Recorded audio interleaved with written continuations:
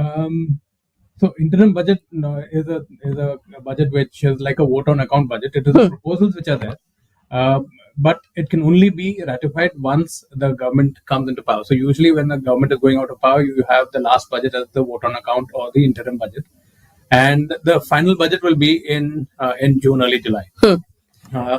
That said, this interim budget, we are expecting it to be like a report card for the government, what all they had planned in the last 1 year and whether they have achieved that. I think the biggest target was the fiscal deficit. It was 6.4% last year, and they had a target of bringing it down to 5.9%. And by all estimates, as of now, there was a little economic report that came out 2 days back. It says that, yes, the government is on track of achieving 5.9% as the fiscal deficit this year. The other big number to watch for is inflation. Inflation is expected to be around 5.4% in this financial year, and they're expecting it to drop to 4.4 next year, which is a good thing, especially for us salaried professionals. अगर हमारा appraisal थोड़ा 5% के ऊपर होता है, तो that means you're beating inflation. That said, let us come to the expectations sector wise. Of course, first thing would be for personal income tax.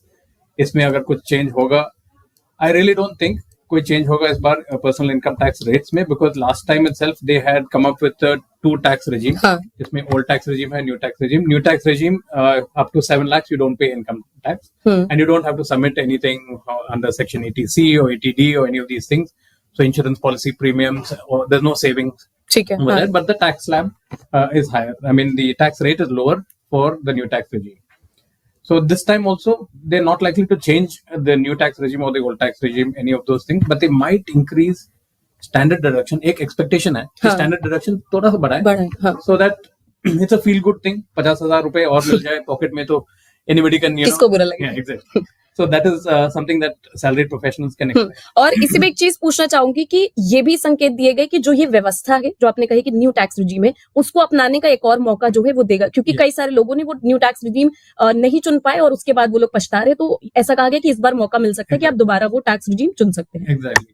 और मैंने भी देखा है, I mean, हमारे ऑफिस में भी ये new tax regime, old tax regime का ऑप्शन है. और ओल्ड टैक्स रिजीम में बहुत सारा पेपर वर्क है. तो जिन लोगों को पेपर वर्क नहीं करना, तो फिर it's actually a good chance to move to the new tax regime, because अगर कैलकुलेशन देखा जाए, other than those who have got running insurance premium for the last many years and whose salary bracket is say between up to 10 lakhs, उनका थोड़ा सा फर्क पड़ेगा. बाकी किसी को फर्क नहीं पड़ेगा अगर if you are in the new tax regime or in the old tax regime, because the new tax regime, one, it does away with the paperwork, and you have up to 7 lakhs, there's no tax that you pay. Then up to 15 lakhs, between 10 to 15 lakhs, you have a 20% bracket. 15 lakhs and above, it is 30% straight. हाँ, लेकिन जैसा आपने कहा कि उम्मीद कम है, लेकिन expect कर सकते हैं ना कि कुछ चीजें जो है वो चेंज हो सकती है. हाँ, वो standard deduction, just for a little bit more money in the pocket, ये सैलरी प्रोफेशनल. ठीक है. अगर मैं इसमें फीमेल्स की बात करूं, क्योंकि कुछ चीजें जो है वो हमें राष्ट्रपति के भाषण से हिंट मिल जाती है, तो उन्होंने हिंट दिया था कि जो ये बजट है वो फोकस करने वाला है महिलाओं पर. तो उनके लिए इस बार खास क्या होने वाला है, क्योंकि पिछली बार जो भी वादे किए गए थे वो पूरे साल में पूरे किए गए, इसलिए कहा गया कि इस बार महिलाओं पर भी ज्यादा फोकस किया जाएगा. Women have been a focus in the budget even last year, and this year also the expectations are that there'll be on women's welfare there'll be a 25% year-on-year jump likely in the allocation for women. There will be steps taken to align it with the Delhi Declaration as well. There will be measures likely to encourage women entrepreneurs. Okay. So, जो महिलाएं business शुरू करने वाले हैं, there'll be some loans, lower interest loans. We're expecting that to be offered to them. ठीक है. There'll be allocations towards the Indira Gandhi National Widow Pension Scheme, the Nirbhaya Fund, Saksham Anganwadi Fund, and the Poshan Scheme. So all of these there'll be increased allocations we're expecting in this interim budget. बाकी जितने भी schemes है already for women, we expect that to continue. I don't think anything else would happen, especially for in the women's sector. ठीक है.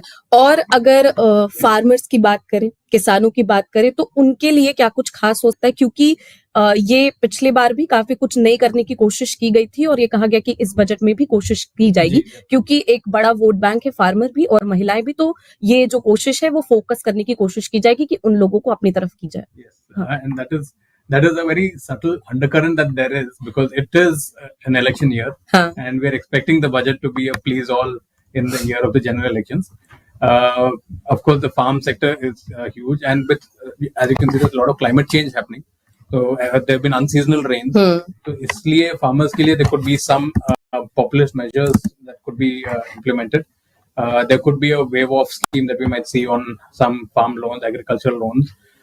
There could be increased MSP for some crops. They might announce the MSP rates to be increased for some certain crops. And maybe certain measures on agricultural exports also will be taken in this interim budget. There might be some measures given for farmers. ठीक है. और हर बार कोई ना कोई interim budget में कोई ना कोई सरप्राइज की उम्मीद जो रहती है, और हर बार कोई सरप्राइज आता भी है, क्योंकि जो इतिहास गवाह है कि हर बार उन्होंने कुछ नया करने की कोशिश की. इस बार कोई ऐसी खास चीज जो जनता जो है एक्सपेक्ट कर सकती है, और कुछ सरप्राइज, मतलब मैं ये नहीं कह रही कि ऑल ओवर पब्लिक के लिए सबके लिए होगा, बट कुछ ऐसी चीज जो है, या फिर वो कोई ऐसी बात बोलती है जो पूरी तरीके से वायरल हो जाती है, और उसके बाद वो सरप्राइज निकल कर सामने आता है कि हाँ, मोदी सरकार की तरफ से ये सरप्राइज जो है वो जनता के लिए है. एक तो मैंने बताया कि हो सकते हैं सैलरी प्रोफेशनल्स के लिए थोड़ा सा इंसेंटिव होगा. दूसरा, होम बायर्स आर एक्सपेक्टिंग कि होम लोन इंटरेस्ट रेट में कुछ फर्क आ सकते हैं, या तो वो जो डिडक्शन लिमिट है टैक्स पेयर्स के लिए वो थोड़ा बढ़ाएं. Like right now it is 2 lakhs, they want to increase it up to 3 lakhs interest paid on home loan. फिर रेंटेड प्रॉपर्टी के लिए they want to remove the cap of 2 lakhs. तो ये सारे एक्सपेक्टेशंस हैं. That's it. सरप्राइजेस के बारे में if you talk about last budget में क्रिप्टो करेंसी का रेगुलेशन के ऊपर काफी एक सरप्राइज था, after which the crypto industry in India is more और लेस डेड. फिर वो टीडीएस भी वो बजट में नहीं था, वो बाद में आया था, that there be a TDS on foreign remittances. वो बाद में आया था. That is expected to continue. I don't think the government is going to roll back any of that. वो तो continue हो जाएगा. This time we're expecting दो चीज में थोड़ा सा emphasis होगा बजट में. एक तो AI. AI is a buzzword. So we will have some kind of allocation set out for AI. And दूसरा थोड़ा बहुत तो regulation भी आ सकते हैं. At least an announcement of some kind of regulation for AI इस बजट में. The second thing is on sustainability. Sustainability is another buzzword. So we are expecting that there will be a lot more allocations for green schemes. Green energy, renewable energy, उसमें focus होगा. Hydrogen production के ऊपर focus होगा. अच्छा. As it is, the government is focusing a lot also. The other sector is on infrastructure. So infrastructure में the outlay is likely to be increased even more. Last year it was 10 lakh crores, which was the infrastructure outlay, which was 3.3% of the GDP. This year they'll probably increase it by another 10%. जैसे आप देख सकते हैं इतने सारे infrastructure projects है अभी country में. रिसेंटली द MTHL बॉम्बे में इनॉग्रेट हो गया था across the harbour. Then in the hills you're seeing all these tunnel constructions happening, and that was in the news for all the wrong reasons. Flyovers are being built. So roadways can see a lot of allocation probably this year, because last year there was 3.25 lakh crores that was allocated for roadways. This year there could be a further increase in allocation for roadways. वो हो सकता है infrastructure में. And then aviation. अभी बहुत सारा नया airports भी आ रहा है. The Bangalore airport, the second terminal was inaugurated last year. And then of course, 2 हफ्ते पहले Ayodhya का airport, and then the Ram Mandir. So there could be in fact special allocation towards Ayodhya also for infrastructure development in Ayodhya, because that is becoming tourist hub. बहुत सारा hospitality projects है अयोध्या में. Travel will be increased to Ayodhya, so they will expect a lot more outlay to be given for that.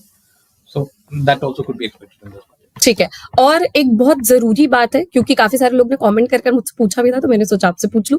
Government employees के लिए, क्योंकि पिछले 3 साल हमने कोरोना देखा, सरकार के लिए बहुत मुश्किल था, हमारे लिए बहुत मुश्किल था, तो गवर्नमेंट एम्प्लॉइज के लिए ज्यादा कुछ हो नहीं पाया. चाहे वो 18 महीने का एरियर हो, काफी सारे जो यहाँ पर फिटमेंट वाले वो चीजें हैं वो भी रह गई. तो इस बार गवर्नमेंट एम्प्लॉइज कुछ उम्मीदें कर सकते हैं सरकार से, और ये कहा जा रहा है कि हो सकता है कि उनके लिए भी कुछ खास हो.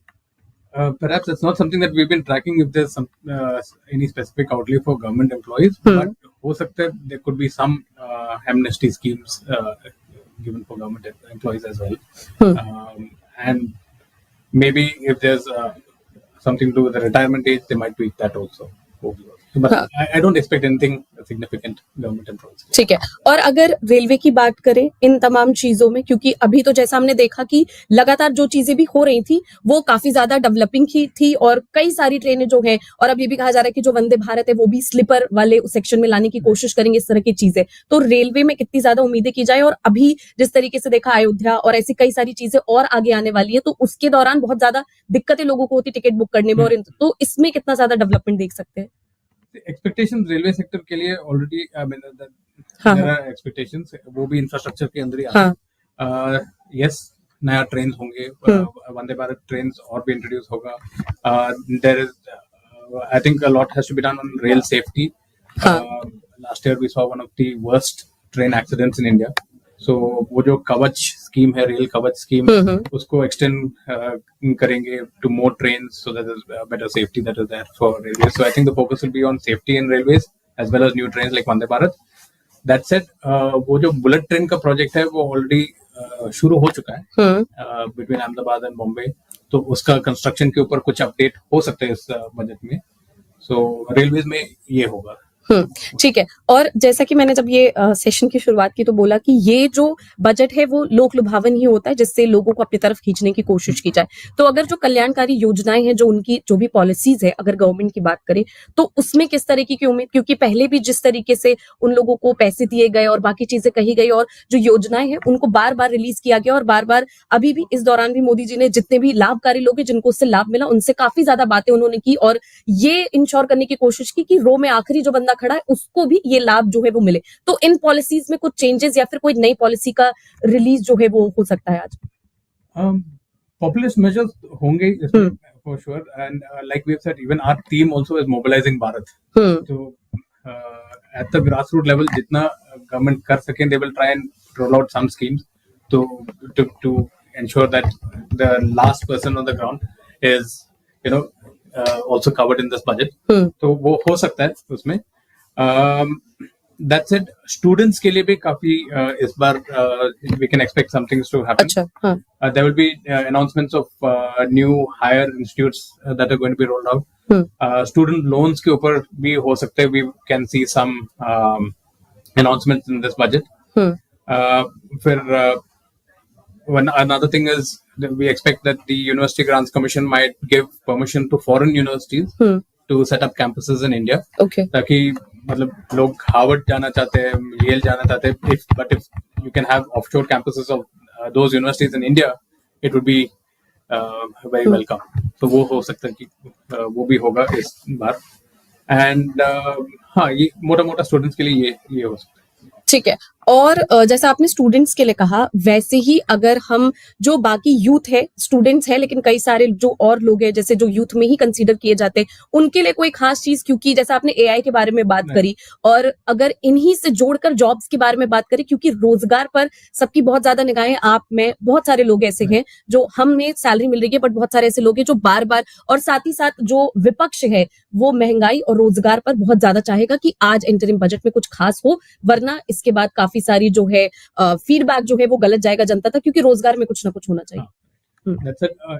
Actually, one good pointer is that the unemployment rate in India has been coming down. अभी 10% के नीचे है. In fact, in November it was at 7.6%, which is actually a good figure compared to many developed countries also, जहाँ पे unemployment rate actually quite high है. So, which is a good thing. But हाँ, India में वैसे schemes है जो पुराना MNREGA scheme था, उसको अभी नया नाम के they've changed the name, I forget what it is, but there is guaranteed employment for 45 days for everybody. So वो ये सारी schemes I expect them to continue so that at least the unemployment rate in India is kept low. ठीक है। और अगर electric vehicle manufacturing की बात करें तो उस पर भी नजर है सबकी, क्योंकि अब काफी सारे लोग बहुत ज्यादा सतर्क हो गए हैं कि इलेक्ट्रिक व्हीकल लेना है, क्योंकि अब जो हम पूरा एक बदलाव है वो देख रहे हैं देश में, और काफी सारी गाड़ी आप सड़कों पर दिखने भी लगी, और लोग जो है थोड़ा सा पैसा लगाकर और इलेक्ट्रिक व्हीकल लेने की कोशिश भी कर रहे हैं, क्योंकि इससे एनवायरमेंट भी और साथ ही साथ अपनी जेब पर भी असर पड़ता है। So government clearly has a push now towards electrification, क्योंकि हमारे जो एनर्जी डिपेंडेंसी है, we are quite dependent on oil and foreign oil, और हमारा जो फिस्कल डेफिसिट है, the large part of that has got to do because of oil import. So इस बार there will be a push I mean, we expect, at least the auto industry is expecting that जितना भी GST rates है vehicles के ऊपर, that will remain constant जैसे है अभी. अभी recently government ने थोड़ा सा GST को tweak करके they had increased the rate on SUVs to kind of discourage larger SUVs, diesel SUVs, discourage करने के लिए. And there is one demand from automakers कि hybrid vehicles के ऊपर थोड़ा सा GST का they want it to be reduced a little bit because hybrid vehicles do not get counted under electric vehicle category with the lowest GST rate. Okay. So maybe the government might bring hybrids into the electric vehicle GST rate or lower the GST rate on hybrid vehicles. वो हो सकता है इस बार. Also, there's been a long-standing demand to bring fuels, petrol and diesel, into GST. That is not under GST. But again, these decisions are taken by the GST Council, which is separate from the budget. So it's not likely that you'll see a significant announcement in the budget on this. Your FAME policy hai, which is an incentive for electric vehicle makers, that might be extended, and we might see certain performance-linked incentive schemes also for electric vehicle manufacture in India, because we have a global EV player who has been lobbying hard in India to try and enter the country. So what domestic manufacturers are saying, they are saying like, give us a level playing field. We don't mind if you reduce the rate, but reduce it for all. Don't specially do it just because one EV player wants to enter the market right now. So I think there will be a focus on EVs this time, or lithium batteries ke upar, there could be a further reduction in tax to make it even cheaper, so that the parity between petrol vehicles and electric vehicles comes closer together. ठीक है. और अगर जैसा कि आपने electric vehicle और इन तमाम चीजों के बारे में बात करी, तो ये भी पूछूं कि जो ये पूरा बजट है, क्योंकि चुनाव पास है, तो इस पूरे बजट का जनता पर कितना असर पड़ता है और उसका असर कितना ज्यादा चुनाव पर पड़ता है, क्योंकि आप लगातार फाइनेंस से जुड़े हुए हैं, इतने सारे बजट देख चुके हैं और खुद निर्मला सीतारमन छठा बजट जो है वो पेश करेंगी. तो इन तमाम चीजों को देखते हुए तो जो ये बजट है उसका असर कितना ज्यादा चुनाव पे और साथ ही साथ हम लोगों पर पड़ता है वोट डालने से पहले.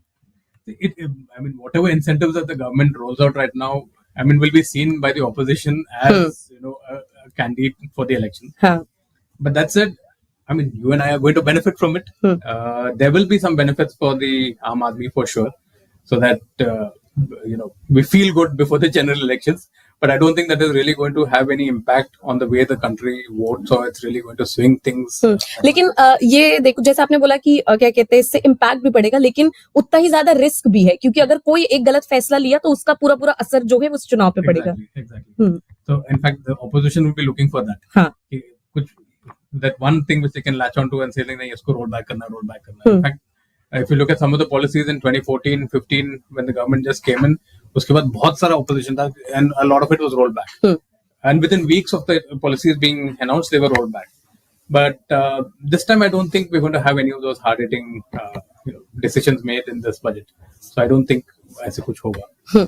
और जैसा आपने महंगाई पर थोड़ी सी बात की थी, लेकिन महंगाई पर भी थोड़ा सा असर है, तो उसके बारे में थोड़ा सा और ज्यादा जानकारी की, जो इन्फ्लेशन है जिससे परेशान है, क्योंकि अगर देखिए कि बाकी चीजें तो कुछ ना कुछ सही चल रही हैं, जॉब्स को लेकर भी आपने कहा भी कि सही ट्रैक पे है जनता, लेकिन इन्फ्लेशन जो है वो सीधे सीधे घर पर असर डालता है, पॉकेट पर असर डालता है, और ऐसी बहुत सारी चीजें, चाहे वो सब्जियां हो, अचानक से उसके रेट बढ़ जाते हैं और ये सारी चीजें. तो इन्फ्लेशन, कैपिटल एक्सपेंडिचर और फिजिकल डेफिसिट के बारे में मैं चाहूंगी कि थोड़ा सा और बताएं. तो जैसे मैंने पहले ही बताया था, it is expected to be around 5.4%. ठीक है. It was hitting a peak of around 6.1%, and it's expected to come down to 4.8% in Q2 of the next financial year. ठीक है. But it will settle at around 5.4%. हाँ, ऊपर नीचे तो होते रहेंगे, and a lot of this is also dependent on agricultural produce, dependent on climate change, dependent on the rain patterns. If we have a good monsoon, don't have a good monsoon, and if you look at it for the last 3-4 years, weather pattern has been changing drastically, which is why I think the government should also focus a lot on green initiatives, focus on afforestation programs. उसके लिए कुछ outlay तो होना चाहिए on one side as well. ठीक है. और जैसा मैंने आपसे बताया भी कि छठा जो बजट है वो पेश करने वाले, तो आप निर्मला सीतारमन को फाइनेंस मिनिस्टर जैसे कैसे देखते हैं, और पुराने जितने मिनिस्टर्स है अगर उनसे कंपेयर करें तो, क्योंकि अगर जैसे बहुत सारी जगहों पर एक रिपोर्ट आई जिसमें कहा गया कि ज्यादातर लोग पसंद करें जिस तरीके से वो जो है पेश कर रही हैं, और साथ ही जितनी भी चेंजेस अभी तक किए गए वो लोग पसंद कर रहे हैं, तो अगर एक विशेषज्ञ के तौर पर आप देखें तो किस तरीके से आप देखेंगे उनको? See, as a finance minister, I mean, I can't give an opinion on Nirmala Sitharaman, but as a finance minister, she has been pretty consistent. Initially, in the first 2 years of her budget, there were a lot of people who were not very happy with some of the policies that she rolled out, and the way she dealt with it. But I think over the last 4 budgets, the first 2 were not all that great, but in the last 4 budgets, she has been consistent. And the policies have been in favor of corporate India. Corporate India is largely happy with the schemes that the finance minister has rolled out. So, in that respect, she is a pretty good finance minister. Even within the BJP regime, you had Arun Jaitley before Nirmala Sitharaman. So, between them, if I compare, I think she has done a fairly good job. ठीक है। और अगर आने वाला चुनाव है, क्योंकि finance के बारे में बात की, लेकिन आने वाला चुनाव है और साथ ही साथ सरकार, तो जितनी पॉलिसीज वो लाई, जितनी चीजें उन्होंने की, आपने कहा भी कि अभी तक सही ट्रैक पे है, लेकिन एज अ financial express.com के एडिटर से अगर पूछूं कि चुनाव आने वाला है तो आगे जो ये फाइनेंस है, बाकी भी सेक्टर अगर सिर्फ फाइनेंस को भी छोड़ दे, तो आपको क्या लगता है कि सरकार जो है वो बिल्कुल सही दिशा में फाइनेंस के अलावा की भी बात कर रही है? Largely the policies have a very long term policies. तो infrastructure पे इतना बड़ा focus है government का, and then we have this target of becoming a $5 trillion economy by 2027. और वो भी अभी on track है. If you look at it, we would be the 3rd largest economy very soon in the next couple of years. So वो भी on track है. So as far as the country goes, I think we're on the right track. The government is on the right track, and what they are doing is they're investing for the future. It's not about just with the general elections in mind. This is about the next, not just the next 5 years. It's actually for the next 20 years. We have a vision of actually vision 2047. So everything is planned with the vision 2047 right now. So hopefully things will be on track. ठीक है। तो जिस तरीके से रोशन sir ने हमसे बात की, जितनी भी चीजें थी उसके बारे में बताया कि कैसे यहाँ पर कई सारे जो सेक्टर्स है जो इससे जुड़े हुए, हालांकि बहुत बड़ी कोई अनाउंसमेंट नहीं हो सकती क्योंकि वो फाइनेंस मिनिस्टर ने खुद ही कहा था कि बहुत बड़ी अनाउंसमेंट इससे उम्मीद मत करिए, लेकिन फिर भी एक सरप्राइज फैक्टर है जो सर ने कहा कि बहुत सारे सरप्राइजिंग फैक्टर है जो हो सकते हैं। टैक्स पेयर्स के लिए भी कुछ ऐसी चीजें हो सकती है, स्टैंडर्ड डिडक्शन में भी कोई चीजें जो है वो हो सकती हैं, और साथ ही साथ इंफ्रास्ट्रक्चर हो गया, महिलाओं के लिए हो गया, किसानों के लिए, लेकिन तमाम लोगों के लिए कुछ ना कुछ इस बजट में उम्मीद की जा रही है कि हो सकता है। फिलहाल हमारे साथ तो जुड़ने के लिए सर बहुत बहुत शुक्रिया। लेकिन लगातार बजट पर बहुत सारे लोगों के बयान आ रहे हैं, कितनी सारी उम्मीदें हैं विपक्ष और पक्ष दोनों की ही, और साथ ही साथ विपक्ष आज बहुत सारे मौके भी ढूंढ रहा है कि किस तरीके से महंगाई और रोजगार पर सरकार को घेरे। बयान आपको सुनाते हैं, लगातार ये कवरेज आ रही है। Roads, rail, airports and build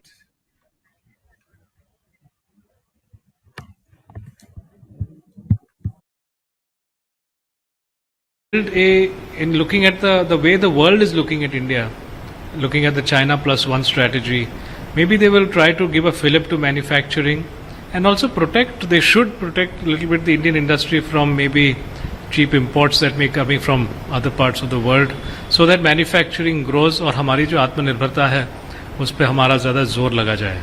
In past 10 years, we have seen this government in every budget comes with something which is a very different kind of initiative. Like just before the election in 2019, we have seen Krishi farmers benefit scheme, which was Kisan Samman Yojana.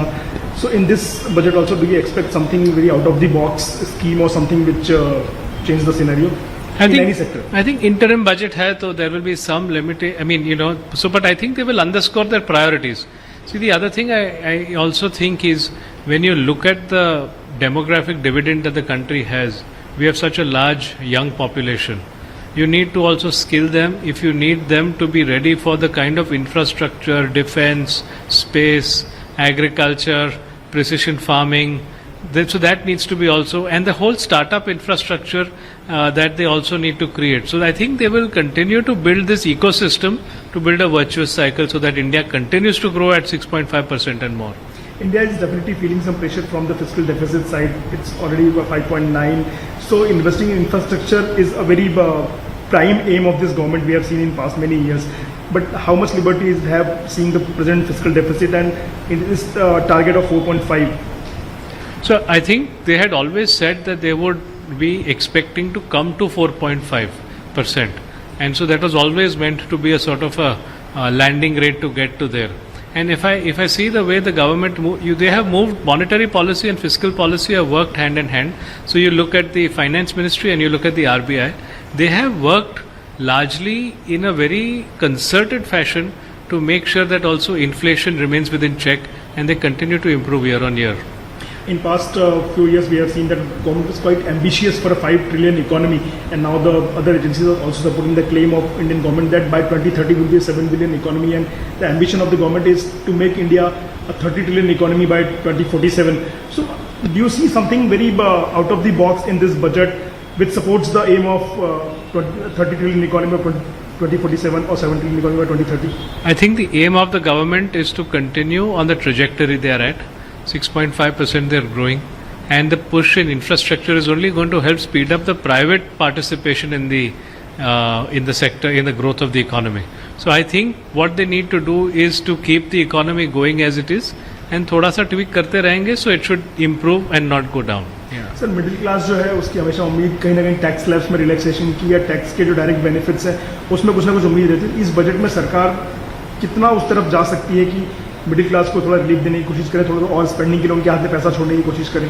Sir IMC की तरफ से तो हमने ये उनसे मांग की है कि थोड़ी जो टैक्स की प्रोसेसेस है वो सिंप्लीफाई की जाए, and so that is how what we look at. Even if you simplify them there will be a great relief along with any rationalization of slabs. और सर हम इनडायरेक्ट टैक्सेस की बात करें तो पहले जीएसटी अपने आप प्लेस में है, लेकिन जीएसटी में भी काफ़ी सारे चेंजेस हो गए हैं, लेकिन अभी भी लोग कई सारे चेंजेस की ज़रूरत महसूस कर रहे हैं. पेट्रोलियम को वैट से हटा के जीएसटी में लाने की एक बड़ी डिमांड है जो कि लोगों को रिलीफ दे सकती है, लेकिन उसमें कुछ खास हो नहीं रहा. तो आप कैसे देखते हैं इस बार बजट में कुछ संभावना है उस बारे में, पेट्रोलियम को वैट से हटा के जीएसटी में लाने के कुछ और? तो पेट्रोलियम के बारे में इतनी हमारी राय नहीं है, लेकिन हमने सरकार से यह दरख्वास्त की है कि जो डायरेक्ट टैक्स हैं, इनडायरेक्ट टैक्स हैं और ऑल्सो जो नॉन प्रॉफिट के लगे हुए टैक्स हैं वो सब प्रोसेसेस और प्रोसीजर्स को सिंप्लीफाई किया जाए. सर मैं बार बार एक बात करूँ कि आउट ऑफ द बॉक्स जाना इस सरकार की परंपरा रही है बजट में जी.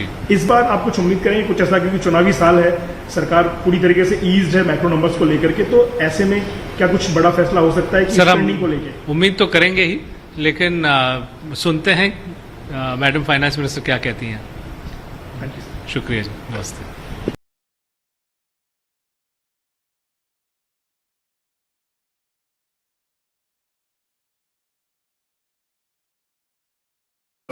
So I think in terms of growth, that trajectory will continue. Would we see any populist measures? I don't think so. I think it would be something that will just be a ongoing. All the issues that are going on would be taken on, but I don't see any major announcement coming. Major announcement would not be there. It's a common understanding of everyone. So can we expect that just before the elections, it's the last budget for the government, so last opportunity to announce something from the platform of the Indian Parliament? So can there be some electoral announcements also, like if we come back to power, where we'll give this and all? No, I don't think. I think this government is pretty mature, and I don't think that they need to be making any such announcements from an electoral point of view. Their focus is very clear. The focus is our country. And whichever government comes after elections, I think we have to look at a balanced approach, not just from an election point of view. And I think this government is pretty mature about it. In past 10 years, we have seen this government has focused a lot on infrastructure, education, innovation and other things. So what are the key sectors which government should focus this year? I think infrastructure has to be a key focus. India has been lagging in infrastructure, and over the last couple of years, we have seen that this current government has put in a lot. We have seen a lot of projects which have come to fruition in this year itself, and many more which are in the pipeline will be implemented. So I think that is going to be a constant infrastructure investment, because infrastructure creates so many other opportunities. It creates investment, it creates employment, plus it develops the area around the infrastructure development. So I think that that's an area we are going to see, and it's for the betterment of the country, and it's an all-round growth. I mean, it's not going to favor any particular state or any particular region. It's growth for the country. So I don't see any letdown in that. Sir Hindi में भी जानना चाहेंगे कि आज सरकार अपना इस कार्यकाल का आखिरी बजट पेश कर रही है, चुनाव से जस्ट पहले का ये बजट है, सरकार के पास कितनी सहूलियत है किसी तरह कोई बड़ा अनाउंसमेंट कर पाने की, या सर जनता के लिए कुछ बहुत ल्यूक्रेटिव ऑफर कर पाने की? सरकार के पास तो सहूलियत तो होती है, लेकिन ये सरकार बहुत मैच्योर सरकार है और उन्हें ऐसी कोई अनाउंसमेंट करने की ज़रूरत ही नहीं है और कुछ अपेक्षा भी नहीं है जनता की कि इस बजट में कुछ स्पेक्टेकुलर अनाउंसमेंट करेंगे। जो है वही जैसे कहते हैं वोट ऑफ अकाउंट है to carry on the expenses that are already in the pipeline. लेकिन ग्रोथ के हिसाब से मुझे लगता है कि इंफ्रास्ट्रक्चर पे ध्यान तो देंगे वो, और फिस्कल डेफिसिट यानी फिस्कल कंसोलिडेशन उस पर तो ध्यान देना ही पड़ेगा, क्योंकि अगर 5.9 को हमें 4.5 पे लाना है तो कुछ ना कुछ तो अभी से ही तैयारी करना पड़ेगी गवर्नमेंट को। सर इंफ्रा पे लगातार ही फोकस किया पिछले 10 सालों में अपने बजट में इस प्रेजेंट सरकार ने। इंफ्रा के अलावा एग्री भी एक बहुत कोर सेक्टर रहा है इनका, और पिछली बार जस्ट चुनाव के पहले का जो बजट 2019 का हमने देखा था उसमें एक बड़ी स्कीम फार्मर्स के लिए अनाउंस की गई थी। तो एग्री सेक्टर को और जो बाकी सेक्टर से जो बहुत क्रूशियल माने जाते हैं सरकार की दृष्टि से, उन पे सरकार का कितना फोकस रहेगा, कितना फोकस आपके हिसाब से देना चाहिए? फोकस तो रहेगा और फोकस देना ही चाहिए, क्योंकि अगर आप कहते हैं कि पोस्ट पैंडेमिक इंडिया का ग्रोथ 7% है और शायद ये FY24 में भी शायद 7% का जो लगातार ग्रोथ चल रहा है वो आगे भी चलेगा, तो वो कैसे होता है अगर इंफ्रास्ट्रक्चर पे गवर्नमेंट ध्यान नहीं देगी, एग्री जहाँ विच इज मेजॉरिटी हमारे सब एग्री इकोनॉमी उधर ध्यान नहीं देगी, तो वही से तो ग्रोथ होती है। तो मुझे लगता है कि इंफ्रास्ट्रक्चर और एग्री पे तो सरकार ध्यान देगी और शायद इस बजट में हमें और कुछ इस क्षेत्र में कुछ अनाउंसमेंट्स दिखाई देंगे। चंद्रयान, गगनयान और सोलर मिशन जो है जो भी, उनके बाद एक बड़ी उम्मीद है लोगों की इनोवेशन सेक्टर को और साइंस सेक्टर को इस बार बजट में काफी कुछ मिल सकने की संभावना है। वहां कितना फोकस करना चाहिए सरकार को कि आने वाले फ्यूचर है अगर वहां इन्वेस्टमेंट जाती है? इनोवेशन तो लगातार दिन पर दिन इनोवेशन हो रहा है। एआई जो एक सबसे बड़ा सेक्टर माना जा रहा है, क्योंकि 2023 और 2024 में ही इतने सारे एआई डेवलपमेंट हुए, तो वो तो इनोवेशन ही है, तो उस पर तो सरकार तो ध्यान देगी। प्लस इनोवेशन से स्टार्टअप जो हमारे हैं, जो एक्चुअली युवा पीढ़ा के लिए है, उसमें तो जो एंटरप्रेन्योरशिप है, जो हम जिसे हम कहते हैं कि जो यंग एंटरप्रेन्योर्स है उनको तो सरकार तो प्रोत्साहन तो देगी। तो सरकार का जनता का सबसे बड़ा वर्ग होता है वो मिडिल क्लास, और मिडिल क्लास की सबसे बड़ी उम्मीद जो होती है टैक्स स्लैब्स को लेकर के, टैक्स में अधिक कुछ और रिलैक्सेशन मिल सकते हैं, उसके साथ टैक्स रिलैक्सेशन या टैक्स के जो स्लैब्स हैं उसमें कुछ चेंज करने की कितनी गुंजाइश आप देख रहे हैं? गुंजाइश तो बहुत है, लेकिन इंटरम में शायद कुछ अनाउंसमेंट नहीं होगी। इन गुंजाइश तो बहुत है कि बस टैक्स स्लैब्स या जो अपने जो नए टैक्स रेजिम है उसमें अगर कुछ और सहूलियतें दी जाएंगी तो शायद लोग न्यू टैक्स रेजिम अपनाएंगे। तो लेकिन इंटरम बजट में ये अनाउंसमेंट होगी कि नहीं, मुझे ज़रा डाउट लग रहा है। टैक्सेशन को लेकर एक चीज़ है कि सरकार ने लगातार पिछले 10 सालों में डीक्रिमिनलाइजेशन ऑफ एनोमलीज जो है उसकी तरफ ध्यान दिया है कि आपराधिक ना मानते हुए इसे गलतियां मानते सुधारने का मौका दिया जाए टैक्सेशन में। इस बार भी क्या वो जो पॉजिटिव अप्रोच है सरकार का टैक्सेशन को बढ़ावा देने के लिए, लोगों को दबाव डालने की बजाय प्रोत्साहित करने के लिए, विवाद से विश्वास का जो नीति रही है सरकार की, उसको आगे बढ़ाएंगे? नहीं, वो तो बढ़ाएंगे, क्योंकि वो तो एक ईज ऑफ डूइंग बिजनेस के लिए बहुत जरूरी है। क्योंकि अगर डीक्रिमिनलाइजेशन जो हमारे इतने सारे लॉज है, इतने सारे लॉज जो बहुत ही यानी ऑलमोस्ट ब्रिटिश काल से वो लॉज है, उनको तो डीक्रिमिनलाइज करने की जरूरत है, और वो तो इज ऑनगोइंग प्रोसेस। उसे हम एक बजट में करेंगे या दूसरे, वो तो ऑनगोइंग प्रोसेस, उसमें तो बहुत साल लगने वाले हैं। और फिलहाल जो हमारे माइक्रो नंबर्स हैं काफ़ी स्टेबल है वो, लेकिन फिर भी महंगाई जो है वो लगातार परेशान किए हुए पिछले 1.5-2 साल से सरकार उससे लड़ रही है। आरबीआई ने भी काफ़ी सारे कदम उठाए, लेकिन महंगाई जो है उसका कहीं ना कहीं बजट में भी असर दिखेगा। तो महंगाई का जो इन्फ्लेशन का जो पार्ट है वो बजट में आप किस तरीके से देख रहे हैं? बजट देखो, महंगाई का जो है वो तो आरबीआई अपने मॉनेटरी पॉलिसी से रेगुलेट कर रही है, हर 2 महीने में वो तो कर रही है। तो मुझे लगता नहीं कि इस बजट में कुछ इन्फ्लेशनरी प्रेशर्स दिखाई देंगे। जो भी है वो बेसिकली वुड बी इन्फ्लेशन तो कंट्रोल करना ही है। और अगर हम फिस्कल डेफिसिट की बात कर रहे हैं, जहां हमें अभी 5.9 पे है, 4.5 पे लाना है, तो उसके हिसाब से ही बजट प्रिपेयर होगा। तो इन्फ्लेशन की I think RBI is in control of it. Sir बहुत सारी लिमिटेशंस हैं इंटरिम बजट होने के नाते, वोट ऑन अकाउंट होने के नाते, तो सरकार के पास कितना ज़्यादा स्पेस है यहाँ पे एक चुनाव से ठीक पहले लोक लुभावने बजट का? सरकार के पास स्पेस है, लेकिन ये सरकार मैच्योर सरकार है, वो लोगों को लुभाने के लिए बजट नहीं प्रिपेयर करेगी। Thank you. Account only.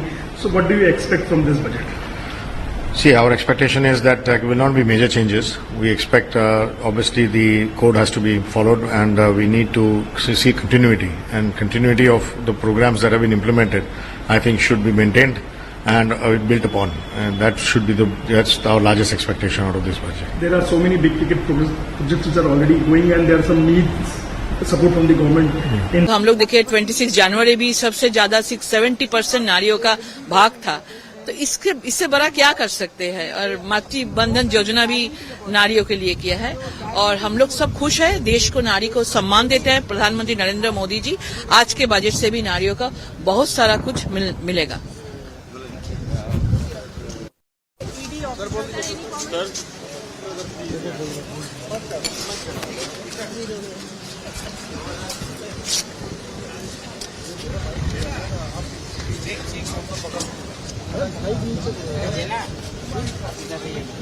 Sir, आज बहुत ही महत्वपूर्ण दिन है, इंटरिम बजट पेश होना है, किस तरीके से देख रहे हैं? लोगों की काफी सारी उम्मीदें भी है, क्या कहना? बजट लोगों के लिए होगा, लोगों के गरीब लोगों को ध्यान में रखते हुए मेरे प्रधानमंत्री हमेशा सोचते हैं कि जो अंतिम लाइन में अंतिम कतार में सबसे पीछे खड़ा है उसके लिए सोचते हैं, सबका साथ, सबका विश्वास, सबके प्रयास से। उसी से देखते हुए बजट आम जनता के लिए बजट होगा। कैसे सर?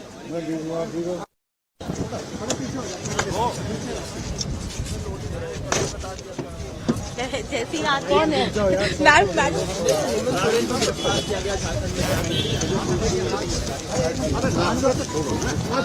रास्ता छोड़ दीजिए प्लीज।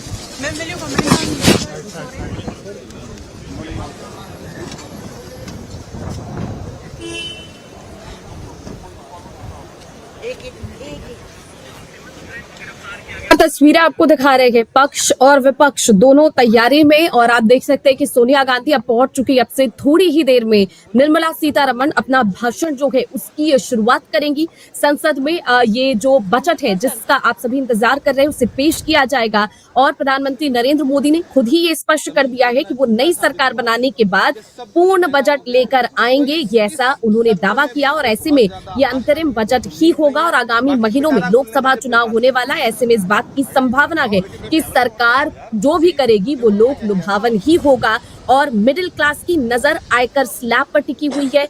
गरीबों को भी काफी ज्यादा उम्मीदें हैं इस बार, और इस वक्त आप देख रहे हैं कि तमाम लोग यहाँ पर दिल्ली एनसीआर में बारिश का जो दौर है वो कल से ही जारी है, लेकिन उसी के बीच तमाम जो नेता है वो यहाँ पर पहुंच रहे हैं। आप देख सकते हैं कि कई बड़े नेता अब तक पहुंच चुके हैं, और अब से थोड़ी ही देर में बाकी लोग भी यहाँ पर पहुंच जाएंगे। लोकसभा चुनाव से पहले आपको बता दें कि आखिरी और अंतरिम बजट जो है वो वित्त मंत्री मतदाताओं को लुभाने के लिए कुछ बड़ी चीजें कर सकती है, लेकिन इसी बीच यहाँ पर बयान जो है इमरान प्रताप का सामने आ रहा है, सुनवाते क्या कह। सारे नारे खोखले हैं, बहुत हुई महंगाई की मार। अब की बार मोदी सरकार का दावा जो है वो जमीन पर इतना झूठा साबित हुआ है कि सब कुछ महंगा हो गया है।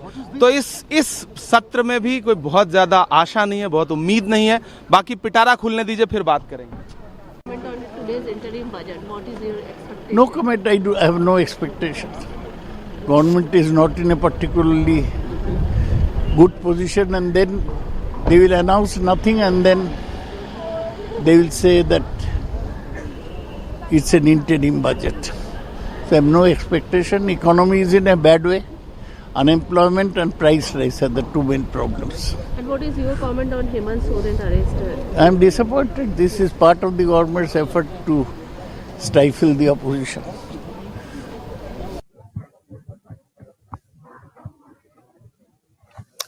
तो लगातार बयान और विपक्ष की तरफ से कहा जा रहा है कि जैसे हर साल बेवकूफ बनाने की कोशिश की जाती है, एक बार फिर से बेवकूफ बनाने वाला बजट जो है वो आपके सामने पेश किया जाएगा। आपको बता दें कि इसी बीच बड़े ऐलान की उम्मीद जो है वो आप सभी लोग कर सकते हैं। सरकार न केवल इंफ्रास्ट्रक्चर बल्कि विकास पर भी खर्च करने के लिए यहाँ पर जो है वो तमाम चीजें रिलीज कर सकती है, और ऐसी योजनाओं का ऐलान करेगी जिससे बड़े पैमाने पर रोजगार जो है वो पैदा होंगे। और वित्त मंत्री के बजट भाषण में पीएम मोदी की गारंटी का जिक्र जिक्र जो है वो प्रमुखता से किया जाएगा। और मोदी ने कई बार अपने भाषणों में देश में विकास की गारंटी को लेकर बात की है और इसी पर आज जोर जो है वो दिया जाएगा। तस्वीरें लगातार आपको दिखा रही है। एक और तस्वीर जिसमें सोनिया गांधी जो है वो संसद पहुंच चुकी है। अब से थोड़ी देर में निर्मला सीतारमन आपको नजर आने वाली है और अब ज्यादा देर का इंतजार नहीं। और विपक्ष की तरफ से कहा जा रहा है कि रोजगार और महंगाई पर अगर आज बात नहीं हुई तो सरकार बहुत बुरी तरीके से गिरने वाली है, क्योंकि न सिर्फ विपक्ष की बल्कि नॉर्मल जनता की भी इस पर नजर है कि यहाँ पर रोजगार के कई सारे ऑप्शंस और साथ ही साथ जिस महंगाई से तमाम लोग परेशान हैं उसके लिए भी कुछ ना कुछ आज रिलीज जो है वो होना चाहिए।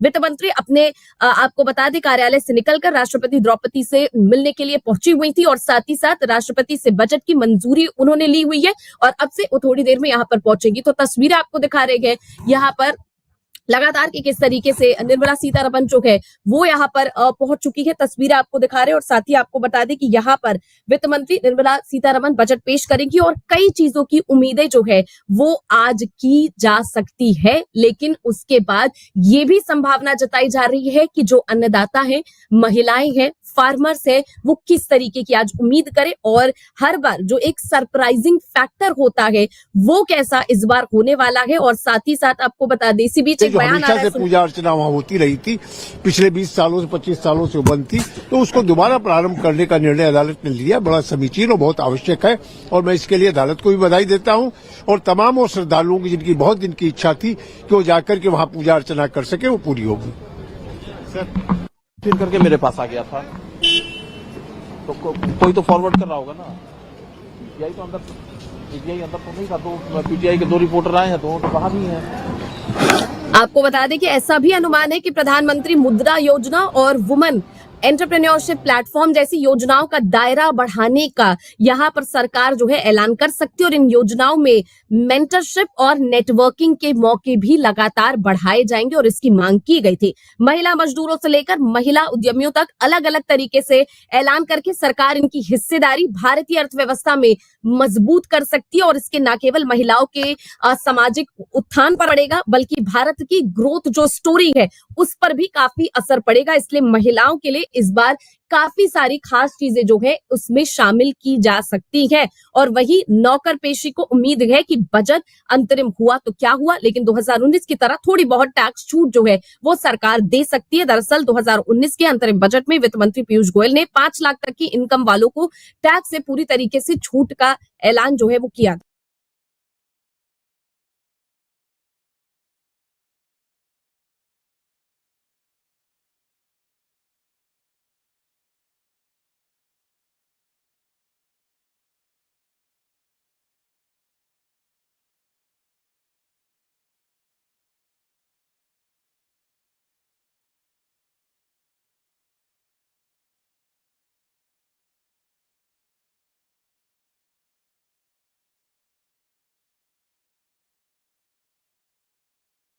Development of all regions of the country.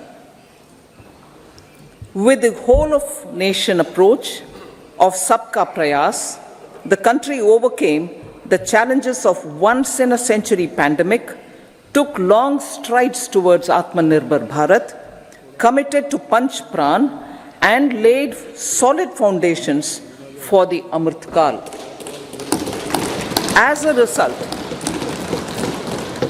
a result, our young country has high aspirations, pride in its present, and hope and confidence for a bright future. We expect that our government, based on its stupendous work, will be blessed again by the people with a resounding mandate. Inclusive development and growth.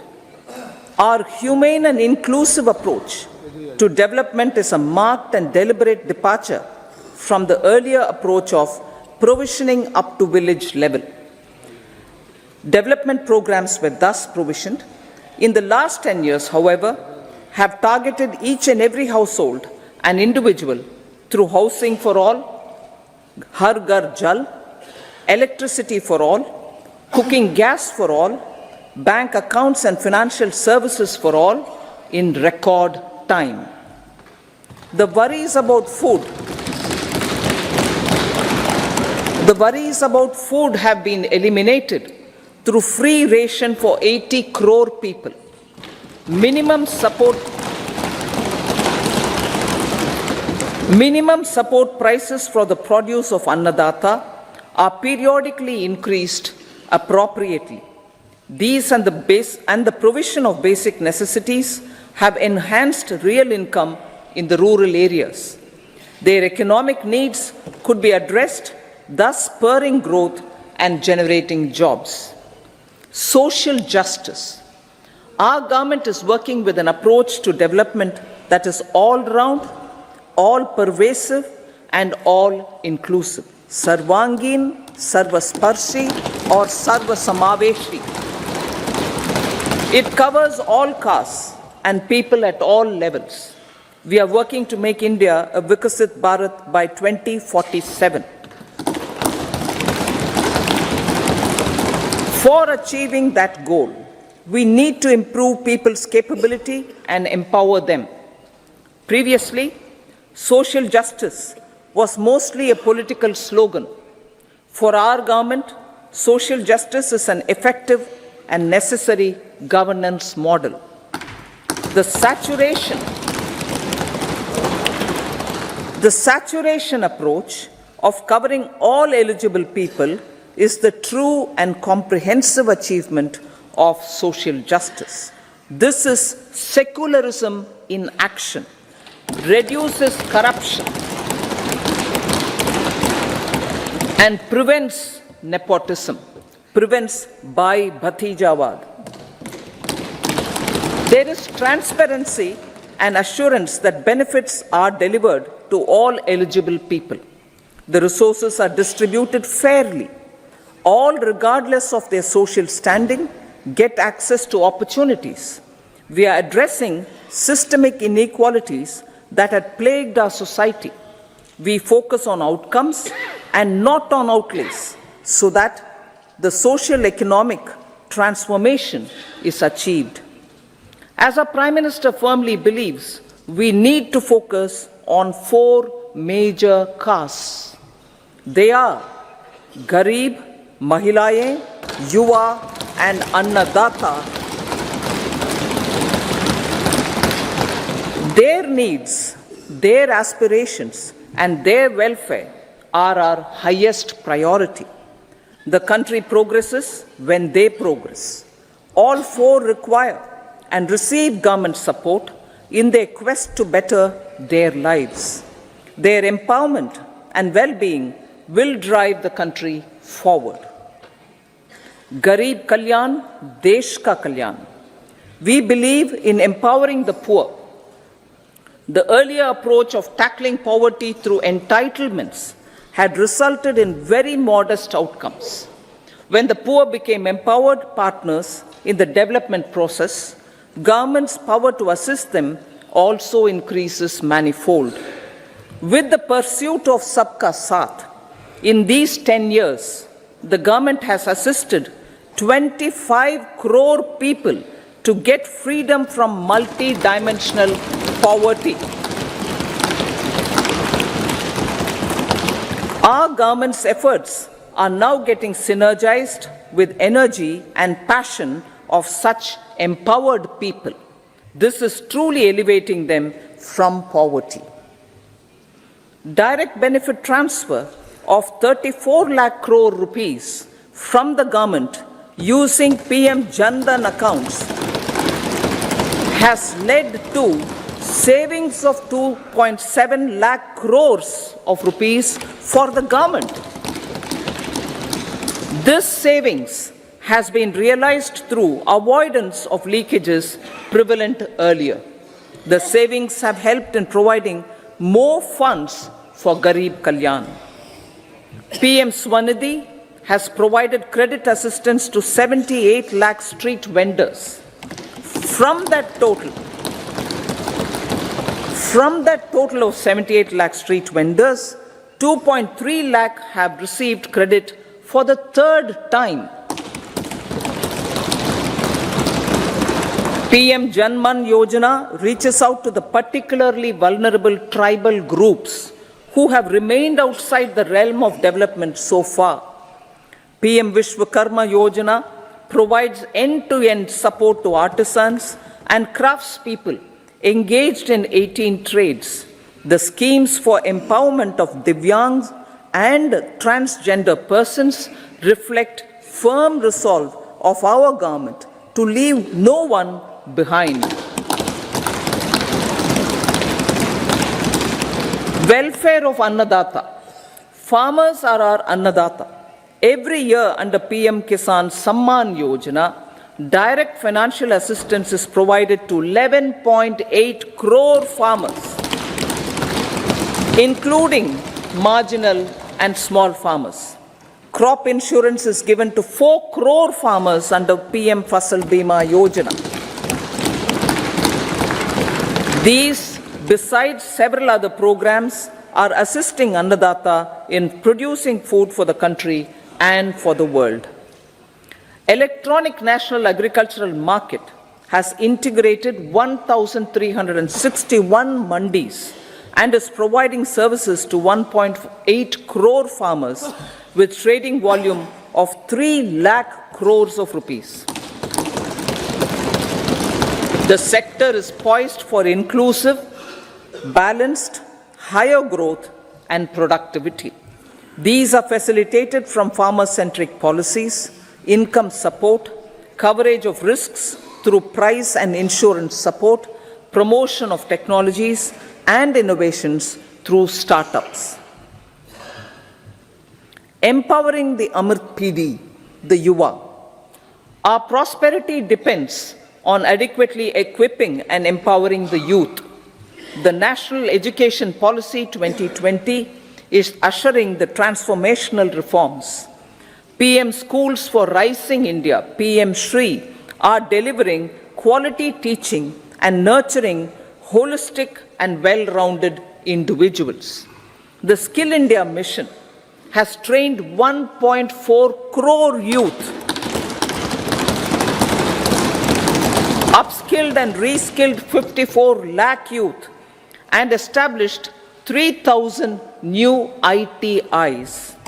A large number of institutions of higher learning, namely 7 IITs, 16 triple ITs, 7 IIMs, 15 AIMS, and 390 universities have been set up.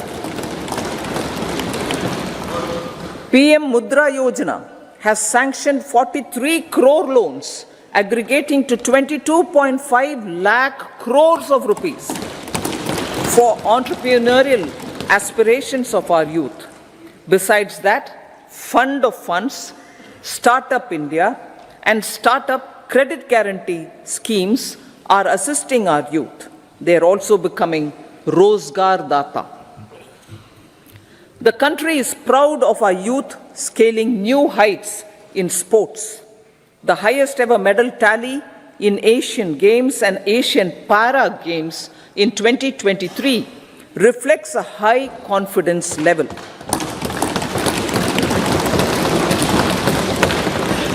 Chess prodigy and our #1 ranked player Pragnananda put up a stiff fight against the reigning world champion Magnus Carlsen in 2023. Today, India has over 80 chess grandmasters compared to little over 20 in 2010. Momentum for Nari Shakti. The empowerment of women through entrepreneurship, ease of living, and dignity for them has gained momentum in these 10 years. 30 crore Mudra Yojana loans have been given to women entrepreneurs. Female enrollment in higher education has gone up by 28% in 10 years. In STEM courses, girls and women constitute 43% of enrollment, one of the highest in the world. All these measures are getting reflected in the increasing participation of women in workforce. Making triple talaq illegal, reservation of 1/3 seats for women in the Lok Sabha and state assemblies, and giving over 70% houses under PM Awas Yojana in rural areas to women, and giving over 70% houses under PM Awas Yojana in rural areas to women as sole or joint owners have enhanced their dignity. Exemplary track record of governance, development and performance. Besides delivering on high growth in terms of gross domestic product, the government is equally focused on a more comprehensive GDP, that is, governance, development and performance. Our government has provided transparent, accountable, people-centric and prompt, trust-based administration with citizen first and minimum government, maximum governance approach. The impact of all-round development is discernible in all sectors. There is macroeconomic stability, including in the external sector. Investments are robust. The economy is doing well. People are living better and earning better, with even greater aspirations for future. Average real income of the people has increased by 50%. Inflation is moderate. People are getting empowered, equipped, and enabled to pursue their aspirations. There is effective and timely delivery of programs and of large projects. Economic management. The multi-pronged economic management over the past 10 years has complemented people-centric, inclusive development. Following are some of the major elements. 1. All forms of infrastructure, physical, digital, or social, are being built in record time.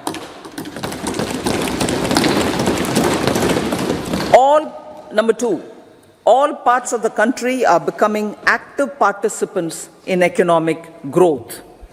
Number 3, digital public infrastructure, a new factor of production as if in the 21st century, is instrumental in formalization of the economy.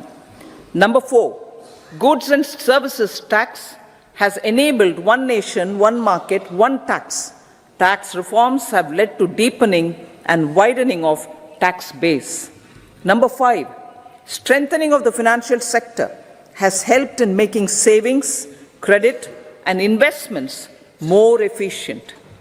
Number 6, GIFT, IFSC, and the Unified Regulatory Authority, IFSCA, are creating a robust gateway for global capital and financial services for the economy.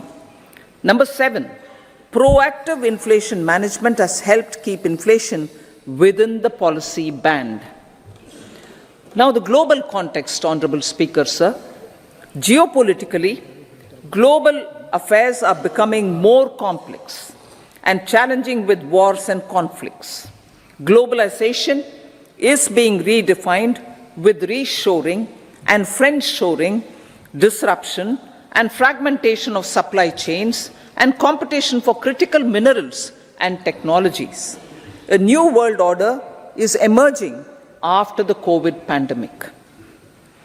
India assumed the G20 presidency during very difficult times for the world. The global economy was going through high inflation, high interest rates, low growth, very high public debt, low trade growth, and climate changes. The pandemic has led to a crisis of food, fertilizer, fuel, and finances for the world, while India successfully navigated its way. The country showed the way forward and built consensus on solutions for those global problems.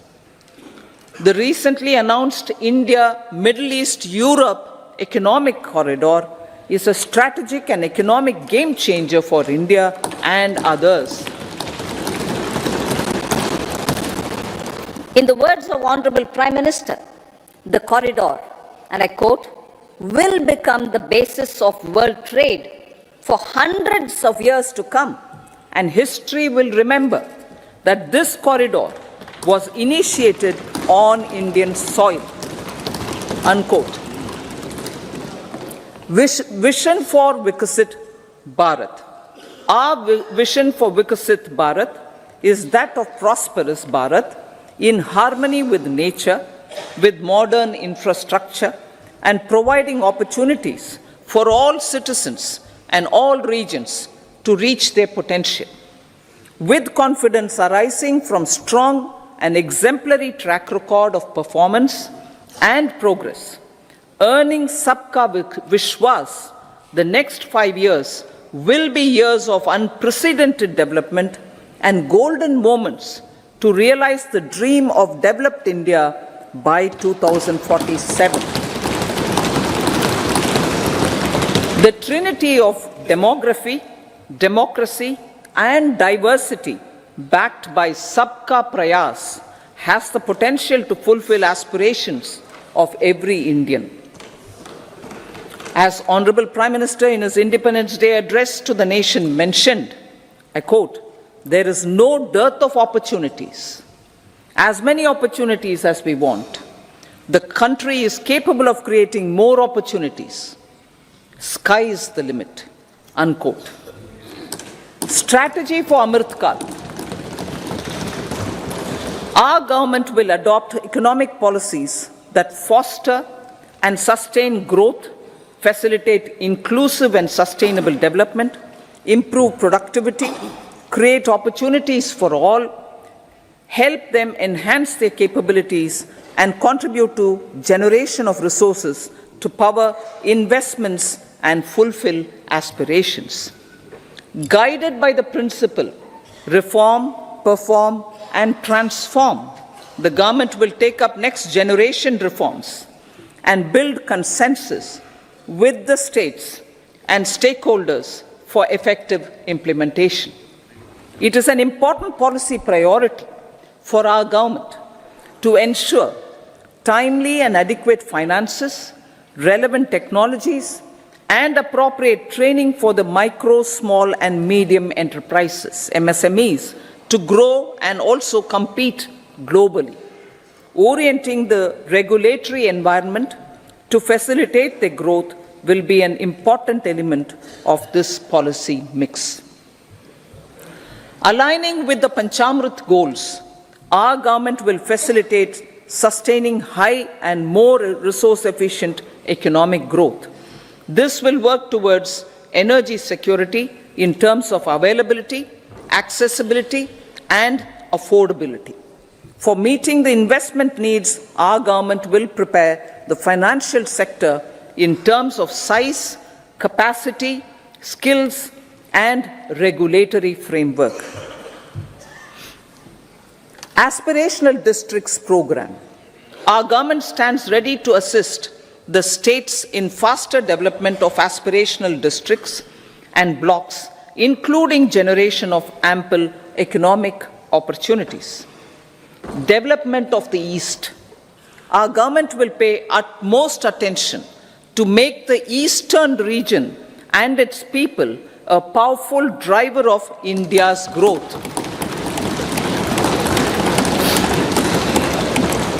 PM Awas Yojana Gramin.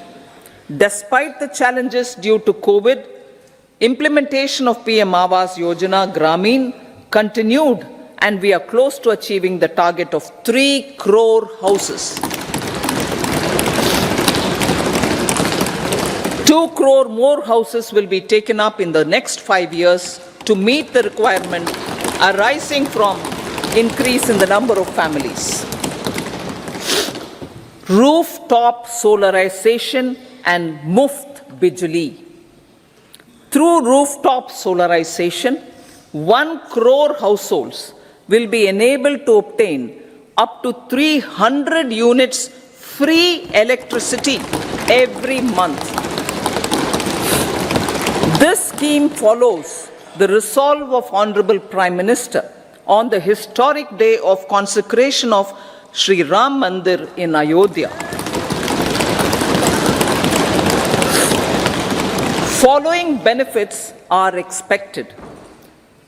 Savings up to 15 to 18,000 rupees annually for households from free solar electricity and selling the surplus to the distribution companies. Charging of electric vehicles. Entrepreneurship opportunities for a large number of vendors for supply and installation. Employment opportunities for the youth with technical skills in manufacturing, installation, and maintenance.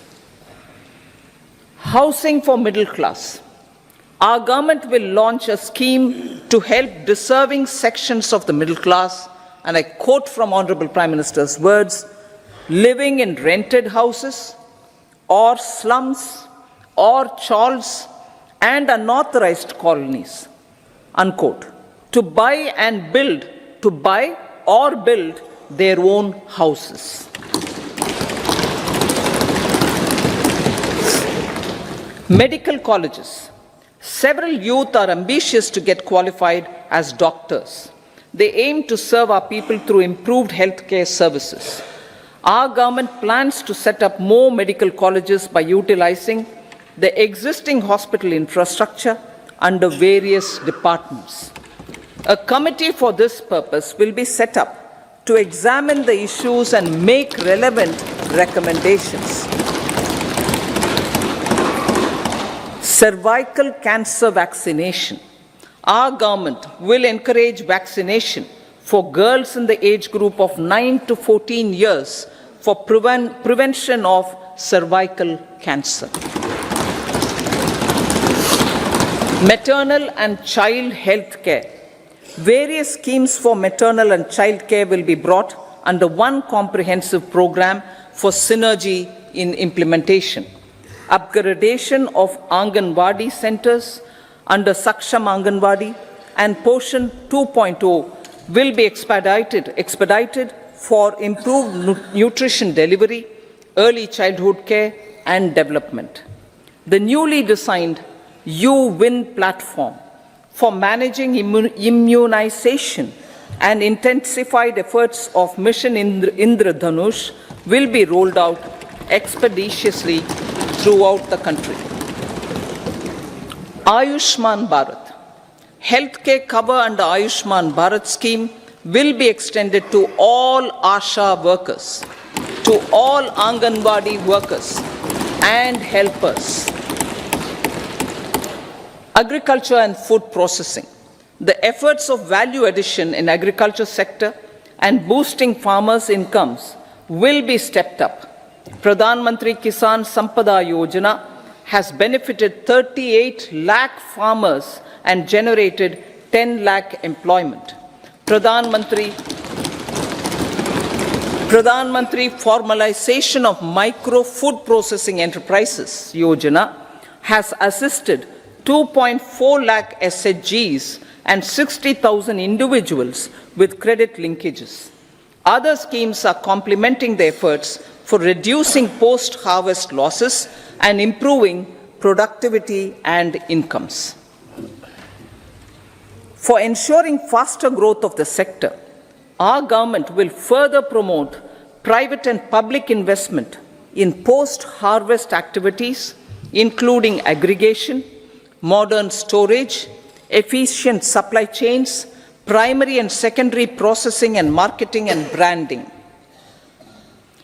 Nano DAP. After the successful adoption of nano urea, application of nano DAP on various crops will be expanded in all agroclimatic zones. Atmanirbhar Oil Seeds Abhiyan. Building on the initiative announced in 2022, a strategy will be formulated to achieve Atmanirbharta for oil seeds such as mustard, groundnut, sesame, soya bean, and sunflower. This will cover research for high-yielding varieties, widespread adoption of modern farming techniques, market linkages, procurement, value addition, and crop insurance. Dairy development. A comprehensive program for supporting dairy farmers will be formulated. Efforts are already on to control foot and mouth disease. India is the world's largest milk producer with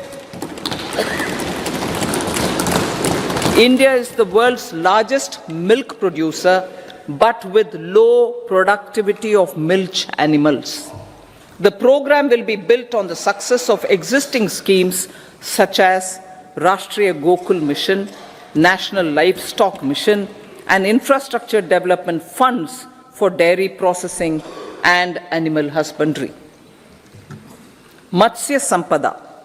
It was our government which set up a separate department for fisheries, realizing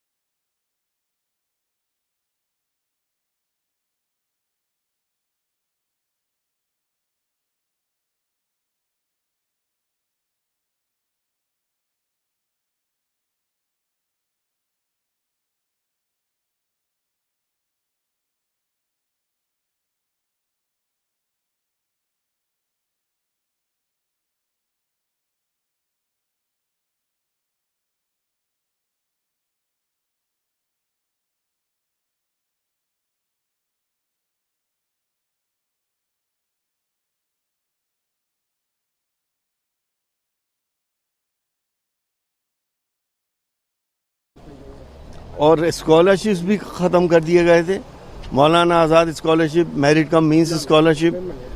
तो हम minority के लोग क्या उम्मीद कर सकते हैं? अब पता नहीं कि देंगे भी नहीं देंगे। सर ज्ञान व्यापी पे क्या कहेंगे आप, क्योंकि जैसे अखिलेश यादव जी ने ट्वीट भी किया इस बारे में कि जितनी जल्दी दिखाई जा रही है, लगता है कि दूसरा पक्ष है उसके लिए कोई लीगल कोर्स ऑफ एक्शन भी नहीं देने दिया जा रहा है।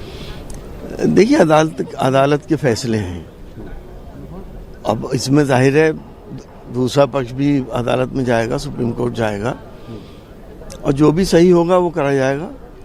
बहुत इल्यूजन सा पैदा कर दिया गया है, रिपोर्ट कुछ है और मीडिया में कुछ है। पॉलिटिकल एजेंडे के तहत ये किया जा रहा है। देखिए, इस सरकार ने ना तो महंगाई कंट्रोल करी, ना रोजगार दिया, ना किसानों को खुशहाल करा, ना ही इसने कोई ऐसा काम करा जिससे कि आम जनता खुश हो। आसान सा फार्मूला है कि हिंदू मुसलमान करते रहो, वोट लेते रहो, लेकिन ये सिलसिला आखिर कब तक? ये 3 मस्जिदों के बाद 3000 मस्जिदें और हैं टारगेट पे। 500 साल 1000 साल पहले क्या हुआ था, आज उसको क्यों रिपीट किया जा रहा है? सर हेमंत सोरेन पे कुछ शब्द कहेंगे आप? हेमंत सोरेन को जो अरेस्ट किया गया कल, और राहुल गांधी भी कह रहे हैं कि ईडी, आईटी और सीबीआई जो है बीजेपी की अपोजिशन एलिमिनेशन सेल बन चुकी हैं। तेजस्वी यादव ने भी कहा कि बिहार के बाद चंडीगढ़ और अब झारखंड। जाहिर है पॉलिटिकल इस्तेमाल हो रहा है इंडिपेंडेंट एजेंसीज का, और जिस तरह से सारे अपोजिशन वाले ही करप्ट हैं।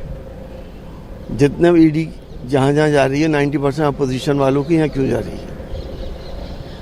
उसको एक टूल बना रखा है अपनी नाकामियां छुपाने के लिए। இது ஒரு இடைக்கால நிதிநிலை அறிக்கை தான். இதில் எனக்கு எந்த ஒரு எதிர்பார்ப்பும் கிடையாது. அரசாங்கம் தன்னுடைய வாடிக்கையான செலவுகளை எல்லாம் பூர்த்தி செய்வதற்காக இதற்கு ஒரு இடைக்கால பட்ஜெட்டை ஒரு தேர்தலுக்கு முன்பாக அரசாங்கம் சமர்ப்பிக்கும், அவ்வளவுதான். இதில் ஒரு பெரிய மாற்றங்கள் எல்லாம் நான் எதுவும் எதிர்பார்க்கவில்லை. Demand for flood relief, sir?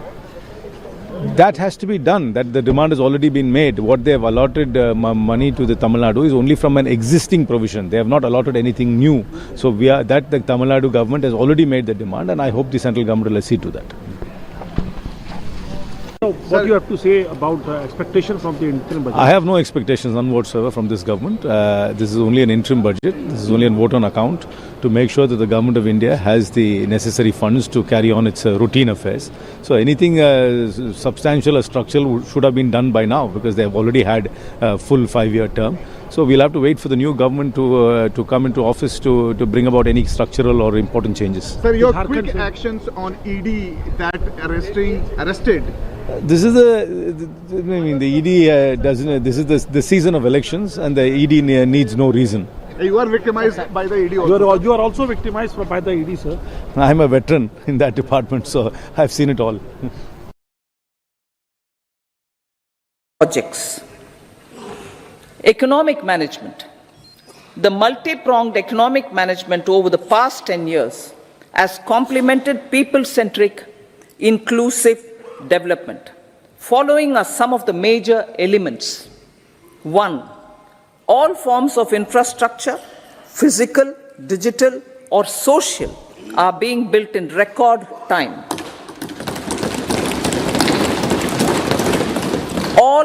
Number 2, all parts of the country are becoming active participants in economic growth. Number 3, digital public infrastructure, a new factor of production as if in the 21st century, is instrumental in formalization of the economy. Number 4, goods and services tax has enabled one nation, one market, one tax. Tax reforms have led to deepening and widening of tax base. Number 5, strengthening of the financial sector has helped in making savings, credit, and investments more efficient. Number 6, GIFT, IFSC, and the Unified Regulatory Authority, IFSCA, are creating a robust gateway for global capital and financial services for the economy. Number 7, proactive inflation management has helped keep inflation within the policy band. Now, the global context, Honorable Speaker, sir.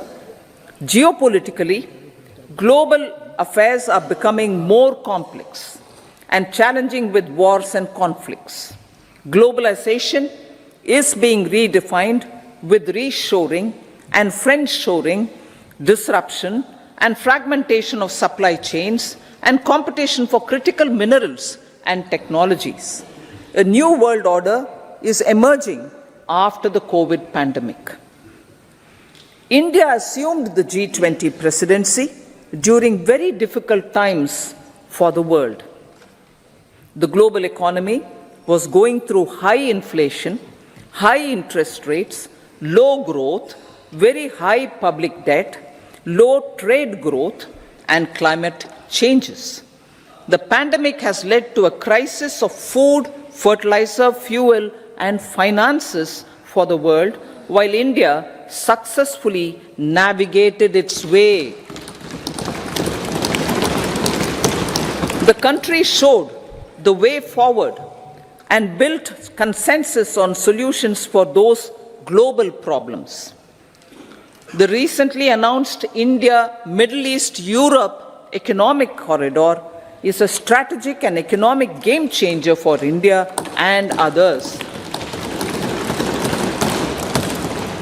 In the words of Honorable Prime Minister, the corridor, and I quote, will become the basis of world trade for what? Coal gasification and liquefaction capacity of 100 metric tons will be set up by 2030. This will also help in reducing imports of natural gas, methanol, and ammonia. Phased mandatory blending of compressed biogas in compressed natural gas for transport and piped natural gas for domestic purposes will be mandated. Financial assistance will be provided for procurement of biomass aggregation machinery to support collection. Electric vehicle ecosystem. Our government will expand this and strengthen the e-vehicle ecosystem by supporting manufacturing and charging infrastructure. Greater adoption of e-buses for public transport networks will be encouraged through payment security mechanism. Biomanufacturing and biofoundry. For promoting green growth, a new scheme of biomanufacturing and biofoundry will be launched. This will provide environment-friendly alternatives such as biodegradable polymers, bioplastics, biopharmaceuticals, and bioagri inputs. This scheme will also help in transforming today's consumptive manufacturing paradigm to the one based on regenerative principles. Blue Economy 2.0.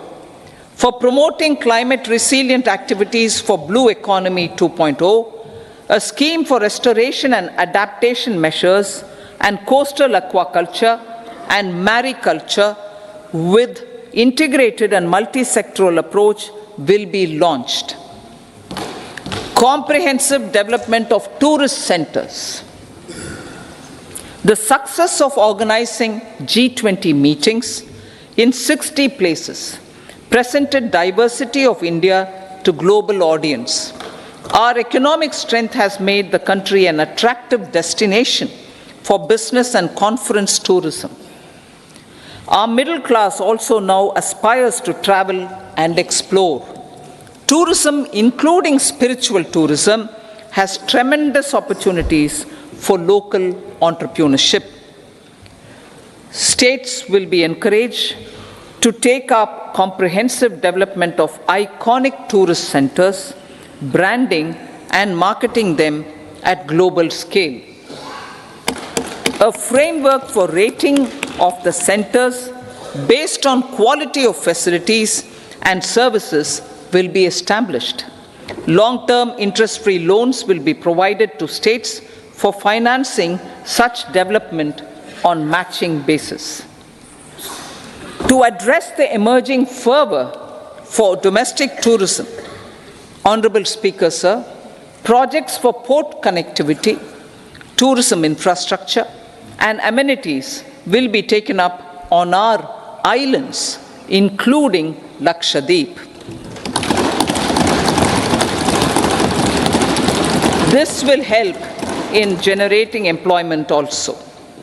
Promoting investments. The FDI inflow during 2014 to 23 was $596 billion, marking a golden era. That is twice the inflow during 2005 to 14. For encouraging sustained foreign investment, we are negotiating bilateral investment treaties with our foreign partners in the spirit of First Develop India. FDI is First Develop India. Reforms in the states for Vikasit Bharat. Many growth and development enabling reforms are needed in the states for realizing the vision of Vikasit Bharat. A provision of 75,000 crore rupees as 50-year interest-free loan is proposed this year to support those milestone-linked reforms by the state governments. Societal changes. The government will form a high-powered committee for an extensive consideration of the challenges arising from fast population growth and demographic changes. The committee will be mandated to make recommendations for addressing these challenges comprehensively in relation to the goal of Vikasit Bharat. Amrit Kal as Kartavya Kal. Our government stands committed to strengthening and expanding the economy with high growth and to create conditions for people to realize their aspirations. Honorable Prime Minister, in his Independence Day address to the nation in the 75th year of our Republic, said, and I quote, "We commit ourselves to national development with new inspirations, new consciousness, new resolutions as the country opens up immense possibilities and opportunities. It is our kartavya kal. Unquote. Every challenge of the pre-2014 era was overcome through our economic management and our governance. These have placed the country on a resolute path of sustained high growth. This has been possible through right policies, true intentions, and appropriate decisions. In the full budget in July, Honorable Speaker, our government will present a detailed roadmap for our pursuit of Vikasit Bharat.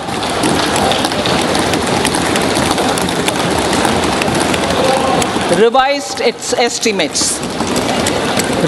estimates of 2023-24. The revised estimate of the total receipts other than borrowings is 27.56 lakh crores of rupees, of which the tax receipts are 23.24 lakh crore rupees. The revised estimate of total expenditure is 44.90 lakh crore rupees.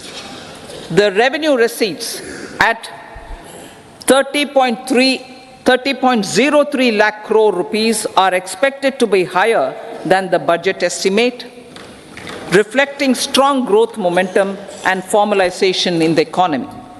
The revised estimate of the fiscal deficit is 5.8% of GDP, improving on the budget estimate, notwithstanding moderation in the nominal growth estimates. Budget estimates for 2024-25. Coming to the year 2024-25, the total receipts other than borrowings and total expenditure are estimated at 30.80 and 47.66 lakh crore rupees respectively. The tax receipts are estimated at 26.02 lakh crore rupees. The scheme of 50-year interest-free loan for capital expenditure to states will be continued this year with an outlay of 1.3 lakh crore rupees. We continue on the path of fiscal consolidation, as announced in my budget speech of 2021-22, to reduce fiscal deficit below 4.5% by 25-26. The fiscal deficit in 2024-25 is estimated to be 5.1% of GDP, adhering to that path. So the gross and net market borrowings through dated securities during 24-25 are estimated at 14.13 lakh crore rupees and 11.75 lakh crore respectively. Both will be less than that in 23-24. Now that the private investments are happening at scale, the lower borrowings by the central government will facilitate larger availability of credit for the private sector. Vote on account.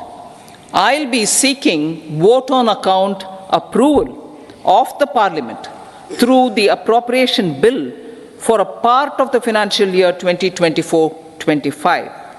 I will now move to Part B. Honorable Speaker, sir, over the last 10 years, the direct tax collections have more than trebled and the return filers swelled 2.4 times. I would like to assure the taxpayers that their contributions have been used wisely for the development of the country and welfare of its people. I appreciate the taxpayers for their continued support. The government has reduced and rationalized tax rates. Under the new tax scheme, there is now no tax liability for taxpayers with income up to 7 lakh rupees, up from 2.2 lakh rupees in the financial year 2013-14. The threshold for presumptive taxation for retail businesses was increased from 2 crores to 3 crores. Similarly, the threshold for professionals eligible for presumptive taxation was increased from 50 lakh rupees to 75 lakh rupees. Also, corporate tax rate was decreased from 30% to 22% for existing domestic companies and to 15% for certain new manufacturing companies. Honorable Speaker, sir, in the last 5 years, our focus has been to improve taxpayer services. The age-old jurisdiction-based assessment system was transformed with the introduction of faceless assessment and appeal, thereby imparting greater efficiency, transparency, and accountability. Introduction of updated income tax returns, a new Form 26AS, and pre-filling of tax returns have made filing of tax returns simpler and easier. Average processing time of returns has been reduced from 93 days in the year 2013-14 to a mere 10 days this year, thereby making refunds faster. Indirect taxation. By unifying the highly fragmented indirect tax regime in India, the GST has reduced the compliance burden on trade and industry. The industry has acknowledged the benefits of GST. According to a recent survey conducted by a leading consulting firm, 94% of industry leaders view the transition to GST as largely positive. According to 80% of the respondents, it has led to supply chain optimization, as elimination of tax arbitrage and octroi has resulted in disbanding of checkposts at the state and city boundaries. At the same time, tax base of GST more than doubled, and the average monthly gross GST collection has almost doubled to 1.66 lakh crores this year. States too have benefited. States' SGST revenue, including compensation released to states in the post-GST period of 2017-18 to 2022-23, has achieved a buoyancy of 1.22. In contrast, the tax buoyancy of state revenues from subsumed taxes in the pre-GST 4-year period of 2012-13 to 2015-16 was a mere 0.72. The biggest beneficiaries are consumers, as reduction in logistic cost and taxes have brought down prices of most goods and services. We have taken a number of steps in customs to facilitate international trade. As a result, the import release time declined by 47% to 71 hours at inland container depots, by 28% to 44 hours at air cargo complexes, and by 27% to 85 hours at seaports over the last 4 years since 2019, when the national time release studies were first started. Tax proposals. As for tax proposals, in keeping with the convention, I do not propose to make any changes relating to taxation and propose to retain the same tax rates for direct and indirect taxes, including import duties. However, certain tax benefits to startups and investments made by sovereign wealth or pension funds, as also tax exemption on certain income of some IFSC units, are expiring on 31/3/2024. To provide continuity in taxation, I propose to extend the date to 31/3/2025. Moreover, in line with our government's vision to improve ease of living and ease of doing business, I wish to make an announcement to improve taxpayer services. There are a large number of petty, non-verified, non-reconciled or disputed direct tax demands,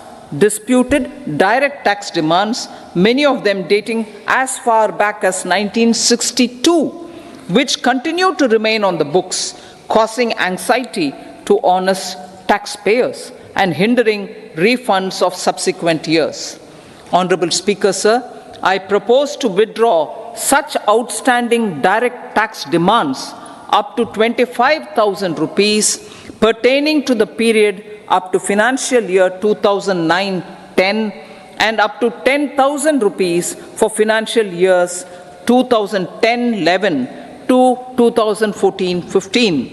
This is expected to benefit about 1 crore taxpayers. 1 crore taxpayers would benefit out of this.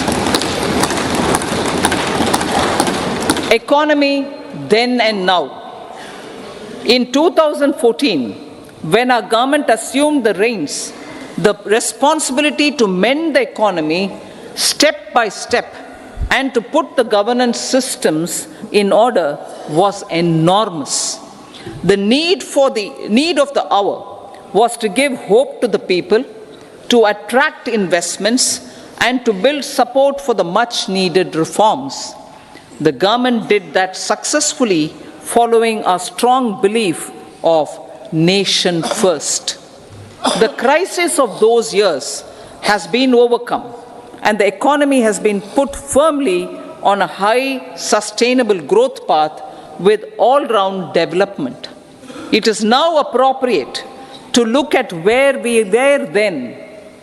I repeat, it is now appropriate to look at where we were then till 2014 and where we are now, only for the purpose of drawing lessons from the mismanagement of those years. The government will lay a white paper on table of the House.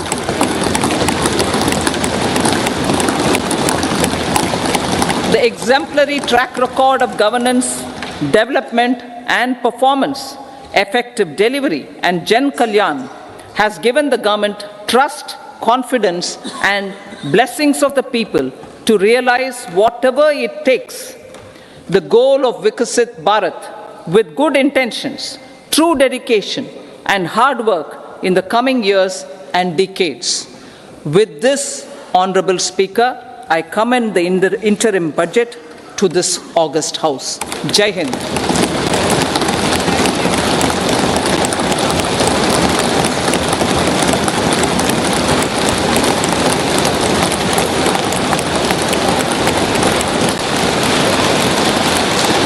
Item number 2 Shrimati Nirmala Sitharaman ji.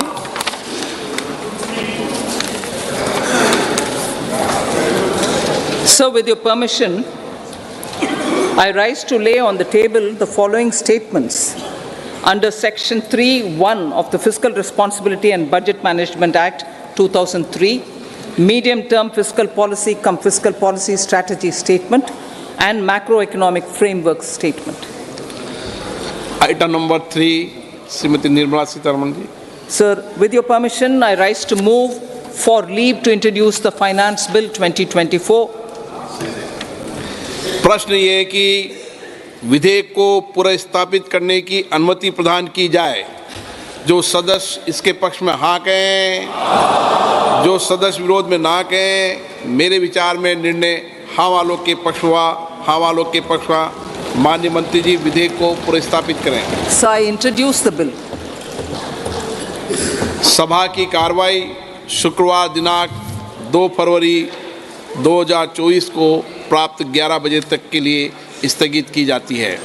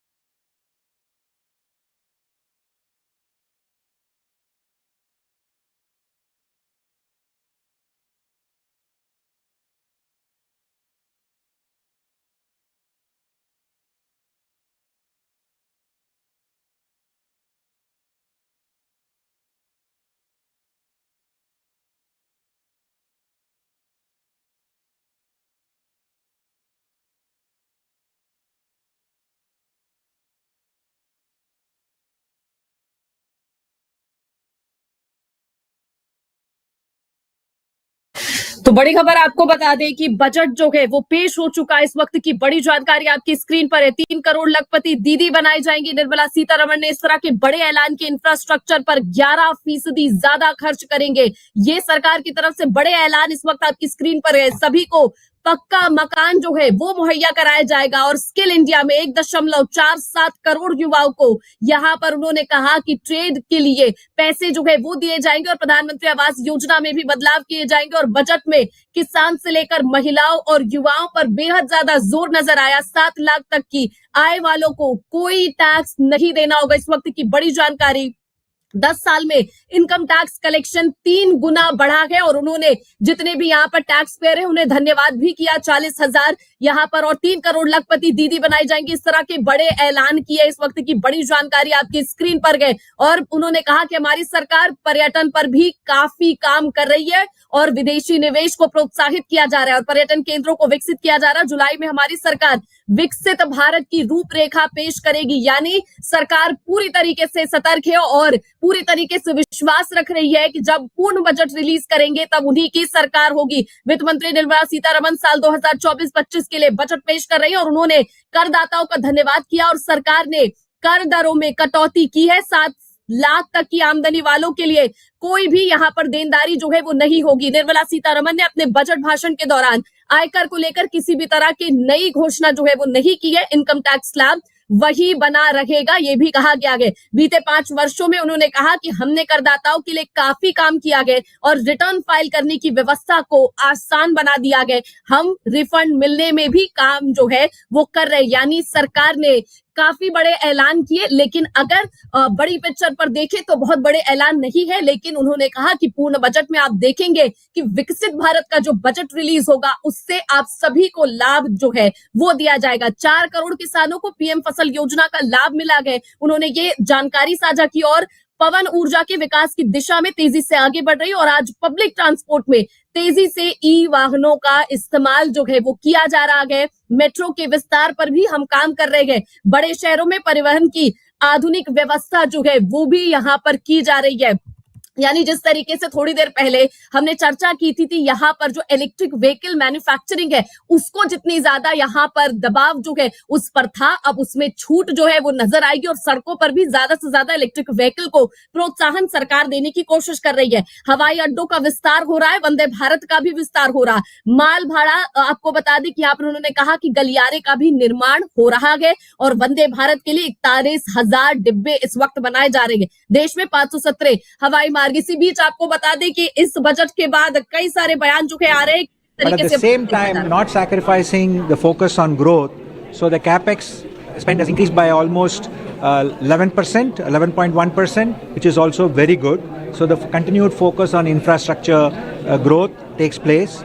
The third aspect, which is very important, is the focus on the rural sector and also the 4 aspects of women, the farmer and the poor being taken care of. The continuation of the housing, both for women as well as for the rural sectors, are all very welcome. So this takes care of the equitable growth approach of the government. And we have to wait and see regarding the direct tax and indirect tax proposals. As the finance minister has said, that will be taken up only in the final budget. So therefore, this budget does not cover that. So as far as we are concerned, it's a very positive step forward with regard to having the headroom available for growth, considering the fiscal deficit and also the focus on equitable growth. From an industry perspective, obviously we will wait for the main budget to come to look at that details. Thank you.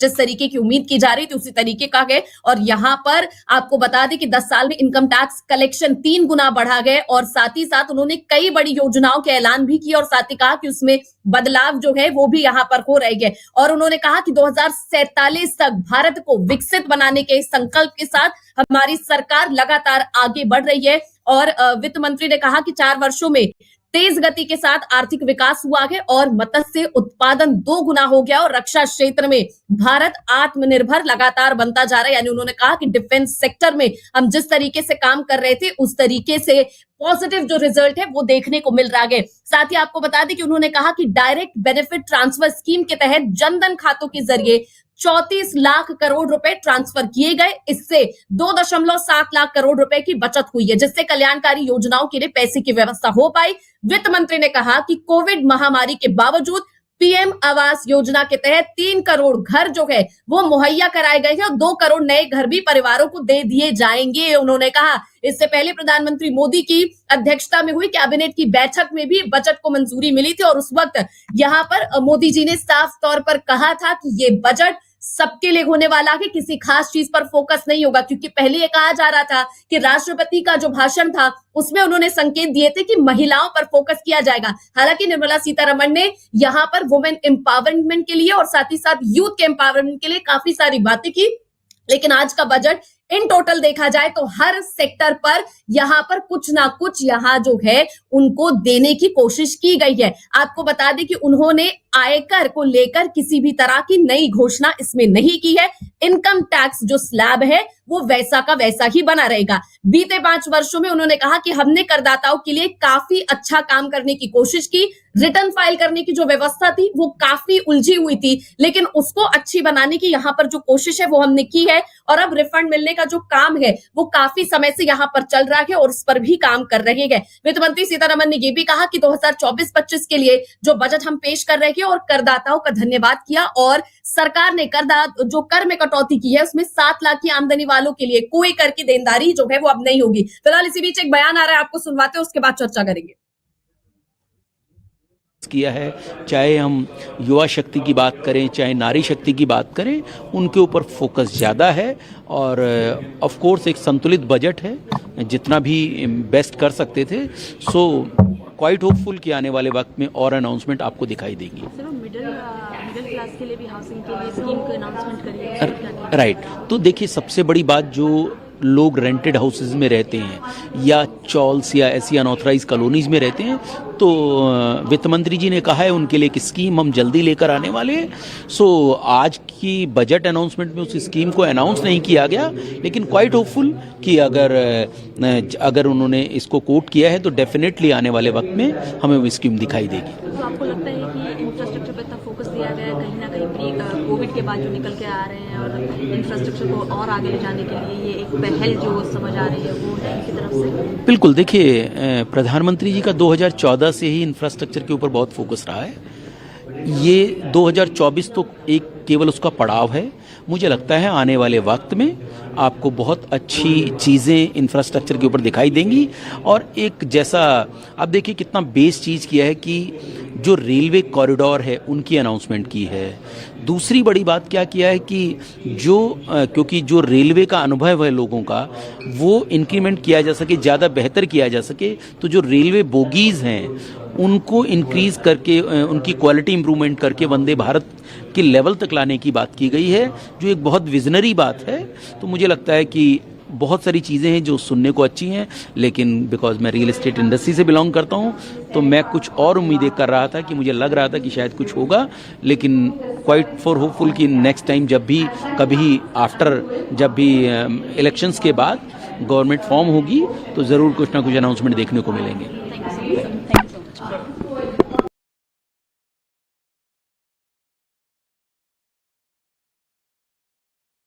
तो लगातार जिस तरीके से budget पेश हुआ उसके बाद reactions जो है वो यहाँ पर आना शुरू हो गए हैं और उन्होंने कहा भी कि जिस तरीके की उम्मीद थी कि जो भी चीजें अब तक चल रही थी उसी को आगे बढ़ाने की सरकार ने कोशिश की है और साथ ही साथ करदाताओं को धन्यवाद किया कि यहाँ पर जो कर है वो 3 गुना ज्यादा कलेक्ट किया गया और उससे देश को फायदा मिल रहा है। और साथ ही उन्होंने कई सेक्टर में और डेवलपमेंट लाने के लिए और 2047 तक का जो विकसित भारत का संकल्प है उस पर जोर देती आई। इसके अलावा वुमेन एम्पावरमेंट पर भी उन्होंने जोर दिया और साथ ही कहा कि युवाओं के लिए भी हम काम कर रहे हैं और जो पूर्ण बजट होगा उसमें आप देखेंगे कि देश के हर एक व्यक्ति के लिए ये कोशिश की जाएगी कि लगातार जो विकसित भारत का सपना है वो बजट वैसा ही होगा। और यहाँ पर जब सुबह आपको बता दें कि कैबिनेट मीटिंग हुई उसके दौरान भी पीएम ने कहा था कि आज का जो बजट है उसमें सभी को कुछ ना कुछ मिलेगा और कोशिश उसी तरीके की गई है। उन्होंने ये भी कहा कि पर्यटन पर भी काफी काम हम लोग कर रहे हैं और विदेशी निवेश को प्रोत्साहित जो है वो भी यहाँ पर किया जा रहा है और पर्यटन केंद्रों को विकसित करने की कोशिश की जा रही है। और जुलाई में हमारी सरकार विकसित भारत की रूपरेखा आपके सामने रखने वाली है। यानी मोदी सरकार पूरी तरीके से पॉजिटिव उसमें है कि आगे जो भी बजट आएगा वो वही रिलीज करने वाले होंगे। और अपने भाषण में भी कई बार पीएम मोदी कह चुके हैं कि वो यहाँ पर जो भी चीजें करेंगे वो आगे उन्हीं की सरकार करने वाली, और बजट हम तब रिलीज करेंगे जब हमारी सरकार आ जाएगी। यानी पूर्ण बजट में एक बार फिर से कई सारे सरप्राइजिंग फैक्टर जो है वो आप इसमें यहाँ पर उम्मीद जो है वो कराए जाएंगे। और साथ ही साथ जो रफ्तार इस बार दिखाई उन्होंने कि किस तरीके से इकोनॉमी और साथ ही साथ यहाँ पर जो बाकी चीजें देश में चल रही थी उसमें दिखाया कि रफ्तार लगातार आगे बढ़ती हुई नजर आ रही थी। और साथ ही हमने आपको बताया कि 7 लाख तक की आमदनी वालों के लिए कोई कर जो है उसकी देनदारी यहाँ पर नहीं होगी, ये बड़ी यहाँ पर उन्होंने बताया। और साथ ही उन्होंने ये कहा कि रेल को लेकर जिस तरीके का काम चल रहा था, डिफेंस में हम किस तरीके से आत्मनिर्भर हो रहे हैं, इसके बारे में भी उन्होंने बात की। और विकसित भारत के लिए ये जो बजट है ये तमाम लोग जो है वो मान रहे हैं। और साथ ही आपको बता दें कि यहाँ पर 4 करोड़ किसानों को पीएम फसल योजना का लाभ मिला है और पवन ऊर्जा के विकास की दिशा में तेजी से आगे बढ़ रहे हैं, ये उन्होंने बताया। और आज पब्लिक ट्रांसपोर्ट में तेजी से ई वाहनों का इस्तेमाल होना शुरू हो गया और मेट्रो के विस्तार पर भी हम लोग काम कर रहे हैं। बड़े शहरों में परिवहन की आधुनिक व्यवस्थाएं जो है वो भी करने की कोशिश की जा रही है। जिस तरीके से हमने पहले भी चर्चा की थी कि किस तरीके से यहाँ पर जो ग्रीन चीजें हैं उनको, ग्रीन रेवोल्यूशन है और साथ ही साथ यहाँ पर जो इलेक्ट्रिक व्हीकल है उनकी मैन्युफैक्चरिंग को उन पर छूट दिया जाएगा और ज्यादा से ज्यादा सड़कों पर इलेक्ट्रिक व्हीकल दिखे, इसके लिए सरकार बार बार लोगों को प्रोत्साहित भी कर रही है। हवाई अड्डों का विस्तार हो रहा है, वंदे भारत का विस्तार हो रहा है, माल भाड़ा गलियारे का भी निर्माण हो रहा है। उन्होंने ये जानकारी दी। वंदे भारत के लिए 41,000 डिब्बे जो है वो बनाए जा रहे हैं। यानी जब इस बजट की शुरुआत हुई तो आर्थिक यहाँ पर कितनी ज्यादा उपलब्धियां जो है वो सरकार की बड़ी उपलब्धियों के बारे में उन्होंने गिनाना शुरू किया कि किस तरीके से सरकार इन तमाम चीजों पर आगे बढ़ रही है और सरकार के पिटारे से क्या कुछ निकला है वो हम आपको लगातार बता रहे। 3 नए रेलवे कॉरिडोर जो है वो बनाए जाएंगे, इसके बारे में उन्होंने जानकारी दी। इससे आर्थिक विकास होगा और यात्रियों के लिए बेहद ज्यादा सुविधाएं जो है वो बढ़ाने की कोशिश की जाएगी। 2047 तक भारत को विकसित बनाने का संकल्प जो है वो हम आगे लेकर बढ़ रहे हैं और सरकार ने कहा कि यहाँ पर 4 वर्षों में तेज गति के साथ आर्थिक विकास हुआ है और मत्स्य उत्पादन 2 गुना उन्होंने बताया। और रक्षा क्षेत्र में आत्मनिर्भरता बहुत ज्यादा बढ़ी है जिसको पूरा विश्व देख रहा है और इस वक्त पूरे विश्व की नजर भारत पर है, क्योंकि जिस तरीके से डिफेंस, और अभी 26 जनवरी बीता जिसमें हमने देखा कि कितना ज्यादा डिफेंस में हम आत्मनिर्भरता दिखा रहे हैं और साथ ही साथ कितनी तेजी से टेक्निक में भी आगे बढ़ते हुए नजर आ रही है। देश के 1 करोड़ से अधिक महिलाएं लखपति दीदी जो है वो बनाई जाएंगी। इसका लक्ष्य 2 करोड़ से बढ़ाकर 3 करोड़ करके अब रखा गया है। 9 करोड़ महिलाओं के जीवन में जो है वो बदलाव आ चुके हैं, ये उन्होंने बताया। और ये महिलाओं के लिए जो वादे सरकार ने किए थे वो धरातल पर नजर भी आए और इसीलिए इस बार महिलाओं की नजर इस पर थी। और हमने आपको बताया भी था कि किस तरीके से राष्ट्रपति द्रौपदी मुर्मू ने भी इसका संकेत दिया था कि महिलाओं के लिए ये जो पूरा बजट है उस पर फोकस करने की कोशिश की जाएगी और वैसा ही यहाँ पर हुआ। और हर बार निर्मला सीतारमन जो साड़ी पहनकर आती है उस पर खूब चर्चा होती है और इस बार कहा गया था कि वो यहाँ पर नीले कलर की साड़ी पहनकर आई है, जिसका मतलब आसमान जिसकी कोई लिमिट नहीं होती और साथ ही नेचर उनकी साड़ी पर नजर आ रहा था। और उन्होंने उसी तरीके से किसानों के लिए और बाकी तमाम चीजों के लिए और साथ ही साथ इन्वायरमेंट के लिए भी कई बातें कही और कहा कि सरकार हर तरीके से कोशिश कर रही है कि यहाँ पर भारत में इक्वालिटी लाने की और सेक्युलरिज्म की बात उन्होंने की कि हम बिना किसी कास्ट के, बिना किसी रिलीजन के ये तमाम चीजें लागू कर रहे हैं और सबको फायदा देने की कोशिश जो है वो इसका दावा करता हुआ सरकार जो है वो नजर आए। फिलहाल आपको बता दें कि यहाँ पर अंतरिम बजट पेश हो चुका है। किसानों की आय बढ़ाने के लिए और तेजी से काम किया जाएगा और किसानों को सशक्त बनाने पर हमारी सरकार जो है वो जोर दे रही है। देश में उन्होंने कहा कि मंडियों को ई-नैम से जोड़ा जाएगा और हमारी सरकार ने 25 करोड़ लोगों को गरीबी रेखा से बाहर निकाला है, जो काफी बड़ी मात्रा है। और साथ ही उन्होंने कहा कि सर्वाइकल कैंसर को रोकने के लिए हमारी सरकार टीकाकरण लेकर आई है और लड़कियों को इससे बचाने के लिए उन्होंने मुफ्त टीका जो है उनको देने का वायदा किया है। और देश के मेडिकल कॉलेज में सुविधाएं जो है वो बढ़ेंगी। आयुष्मान भारत योजना के तहत सभी आशा कर्मी और आंगनबाड़ी कर्मचारियों को सुविधाएं जो है वो दी जाएंगी, यानी इसमें भी महिलाओं को आगे रखने की कोशिश जो है वो की जाएगी। उन्होंने कहा कि हमारी सरकार समावेशी विकास को आगे बढ़ावा देती है और प्रत्येक भारतीय की आकांक्षा को पूरा करने पर जोर दिया जा रहा है। प्रधानमंत्री आवास योजना कोरोना की चुनौतियों के बावजूद ग्रामीण क्षेत्र में 3 करोड़ को लेकर यहाँ पर लक्ष्य हमने प्राप्त किया है। फिलहाल इसी बीच शशि थरूर का बयान आ रहा है, सुनवाते क्या कुछ कह रहे हैं। Rising and particularly inequality at the bottom echelons of our society. So GDP has a very different meaning in what we are seeing in the country than what she is saying. Budget आज जो पेश किया गया उसमें GDP की नई परिभाषा भी दी गई। जी, हिस्टोरिकली मैं ये कहना चाहती हूँ एक शब्द में नहीं, a woman empowering the nation under the leadership of Prime Minister Narendra Modi. He always believed in that the country has to go forward with women leading the country. मुझे लगता है बहुत बड़ी उपलब्धि है। गरीब, किसान, युवा, महिला, हर किसी तबके को हम आगे बढ़ा रहे हैं विकसित भारत के लिए। और प्रधानमंत्री जी सिर्फ भारत को आगे नहीं बढ़ाए, विश्व में भारत को आगे बढ़ा रहा है और विश्व भारत को देख रहा है। एक और बात कही उन्होंने कि जुलाई में जो पूरा बजट पेश करूंगी, तो किस तरीके से इस मतलब को समझते हैं? नहीं, इसका मतलब है जनता प्यार दे रही है। ये प्यार का अवलोकन है। जैसे बजट में हर साल में हम टैक्सेशन का अवलोकन करते हैं, उसका प्रमाण देखते हैं, उसका गणित देखते हैं। ये भी गणित उसी का है कि जनता के प्यार का गणित है कि जुलाई में बजट होगा। लेकिन बहुत जरूरी बात है, उसके पहले जो व्हाइट पेपर आएगा तो हमारा जो नव मतदाता है वो जरूर देखेगा 2014 के पहले भारत की स्थिति कितनी खराब थी और 10 साल में भारत ने क्या क्या नहीं अचीव किया है। Madam,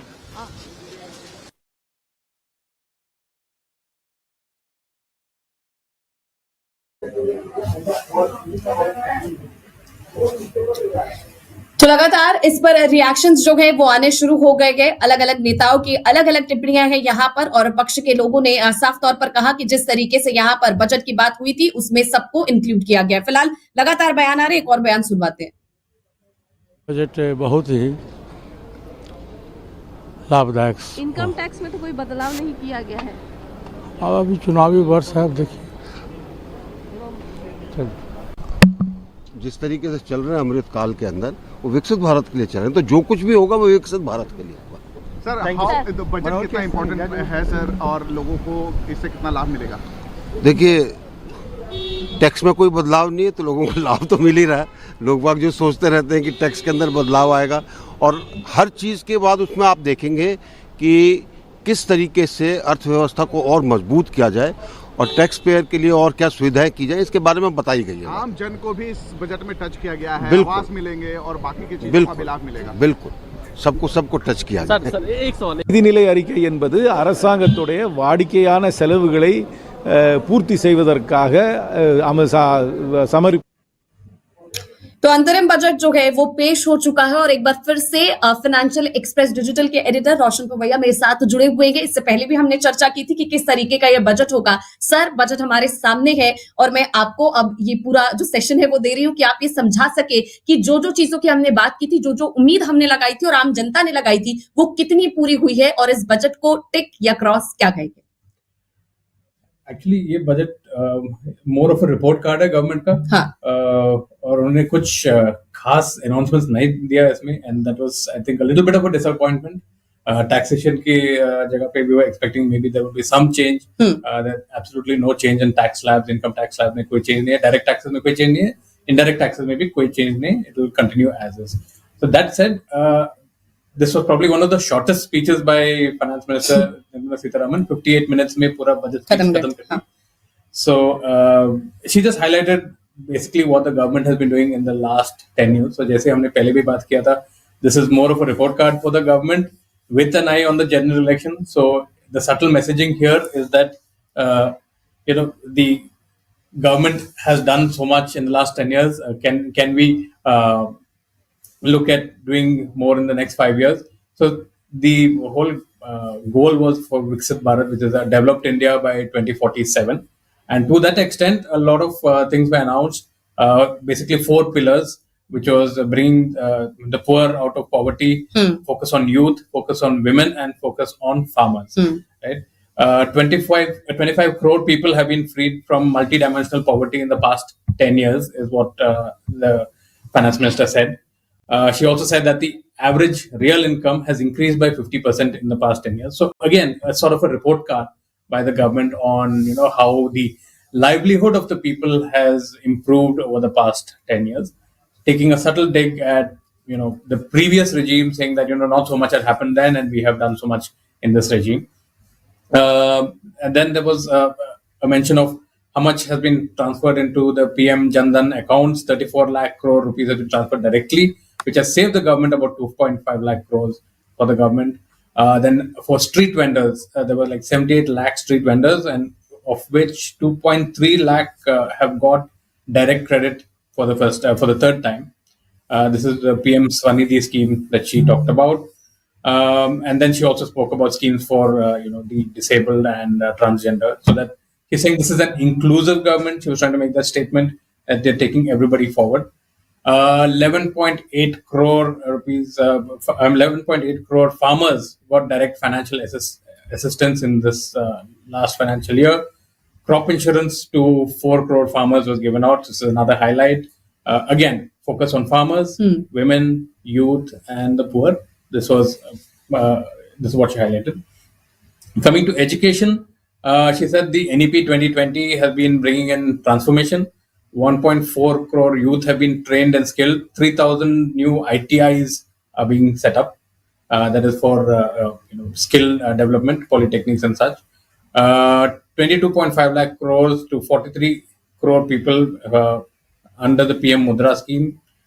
Then she spoke about Startup India, Startup Credit Guarantee Scheme, so that there will be benefits for startups. Again, I should mention here, this was more of a report card and nothing of an announcement by the government. She also happened to mention sports because, yes, India has been doing fairly well in sports in the last 1 year. We had the highest medal tally in the 2023 Asian Games. So I don't know how much of credit the government can take from that, but yes, she had to mention it in the budget. Being an election year, I guess it's one of the things she had to mention. She also mentioned that, chess is coming to the forefront. We now have 80 chess grandmasters in India now.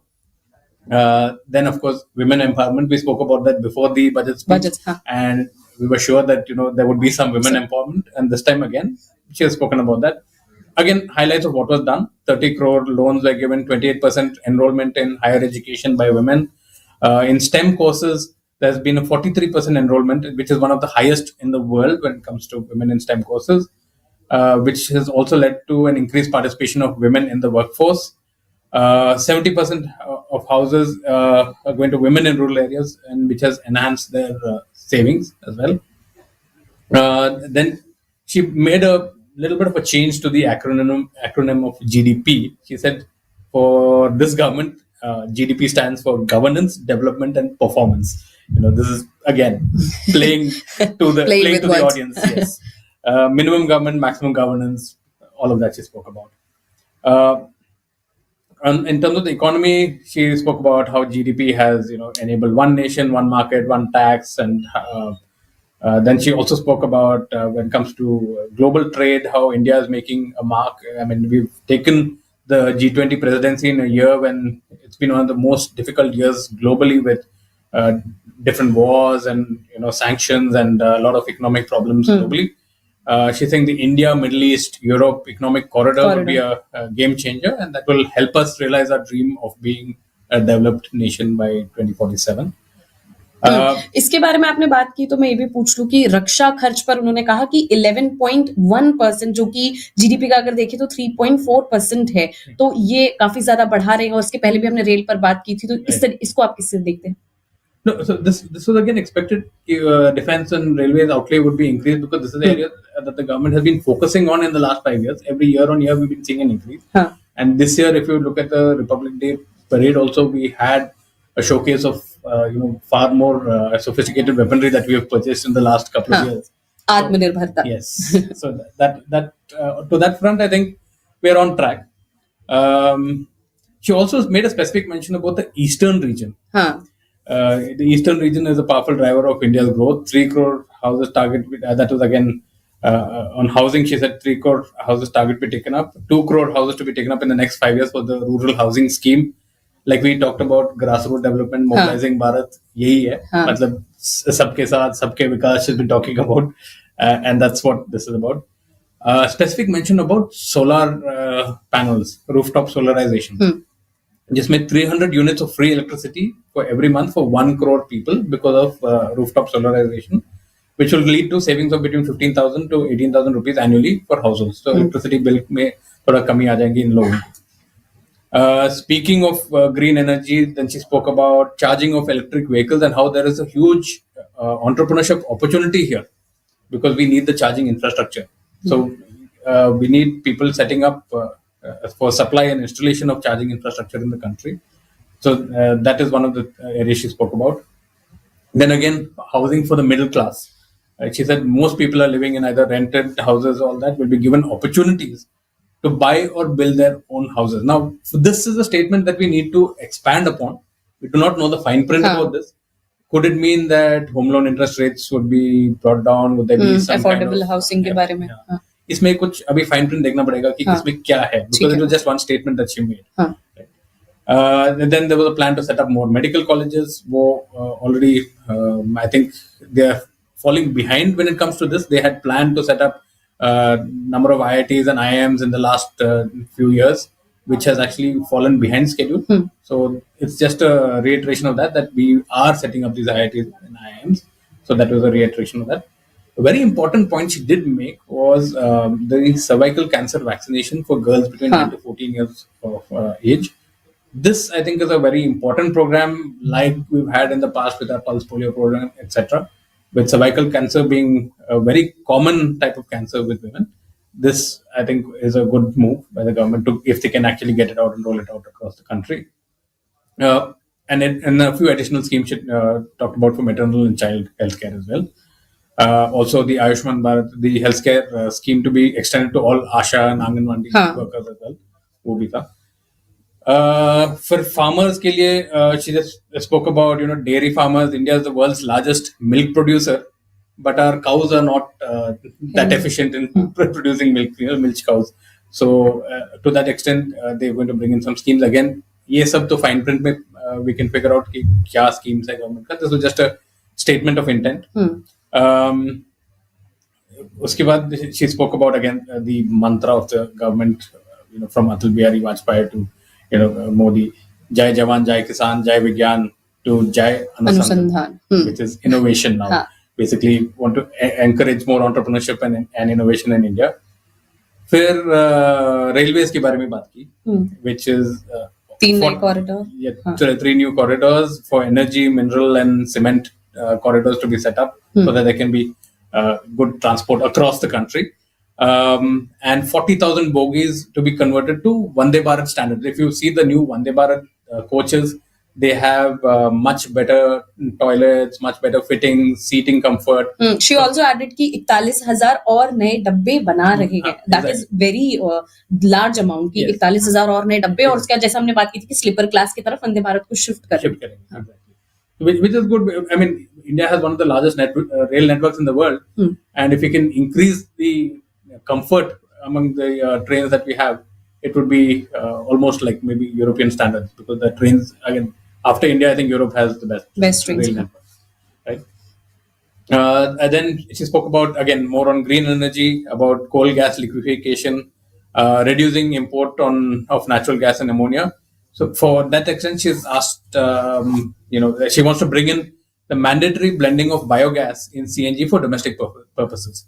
Basically, gobar gas or CNG को मिला के at least domestic households के लिए, this is one thing that they want to start. And for this, they are going to provide financial assistance to procure biomass. And this I see as a plus for rural India, for those who have dairy farms, animals. Gobar gas production will increase and will complement CNG. Like already in petrol now you have ethanol blending. In CNG now you will have gobar gas blending. Okay. Then she spoke about the EV ecosystem. The government will expand the e-vehicle ecosystem. There will be more e-buses, more charging infrastructure. And for this, to bring in this, there will be a payment security mechanism. Again, this will be in the fine print. How does this payment security mechanism work? Will be in the fine print of the budget, which will come out shortly. And we'll have to look at that. GST के बारे में कुछ one market, जो उन्होंने कहा कि one market one tax, उसके बारे में कोई बड़ी बात जो है उन्होंने कही, या फिर सिर्फ जीएसटी के बारे में जो चीजें थी वो? On GST, she just mentioned that one nation, one market, one tax. Okay. And it has just strengthened the financial sector and made things simpler, which has led to savings for individuals because of GST. And that the states are now coming to terms with the GST compensation that has earlier there was a lot of debate over people getting the compensation. Different states had different opinions of it, but now I think they've all come together on that.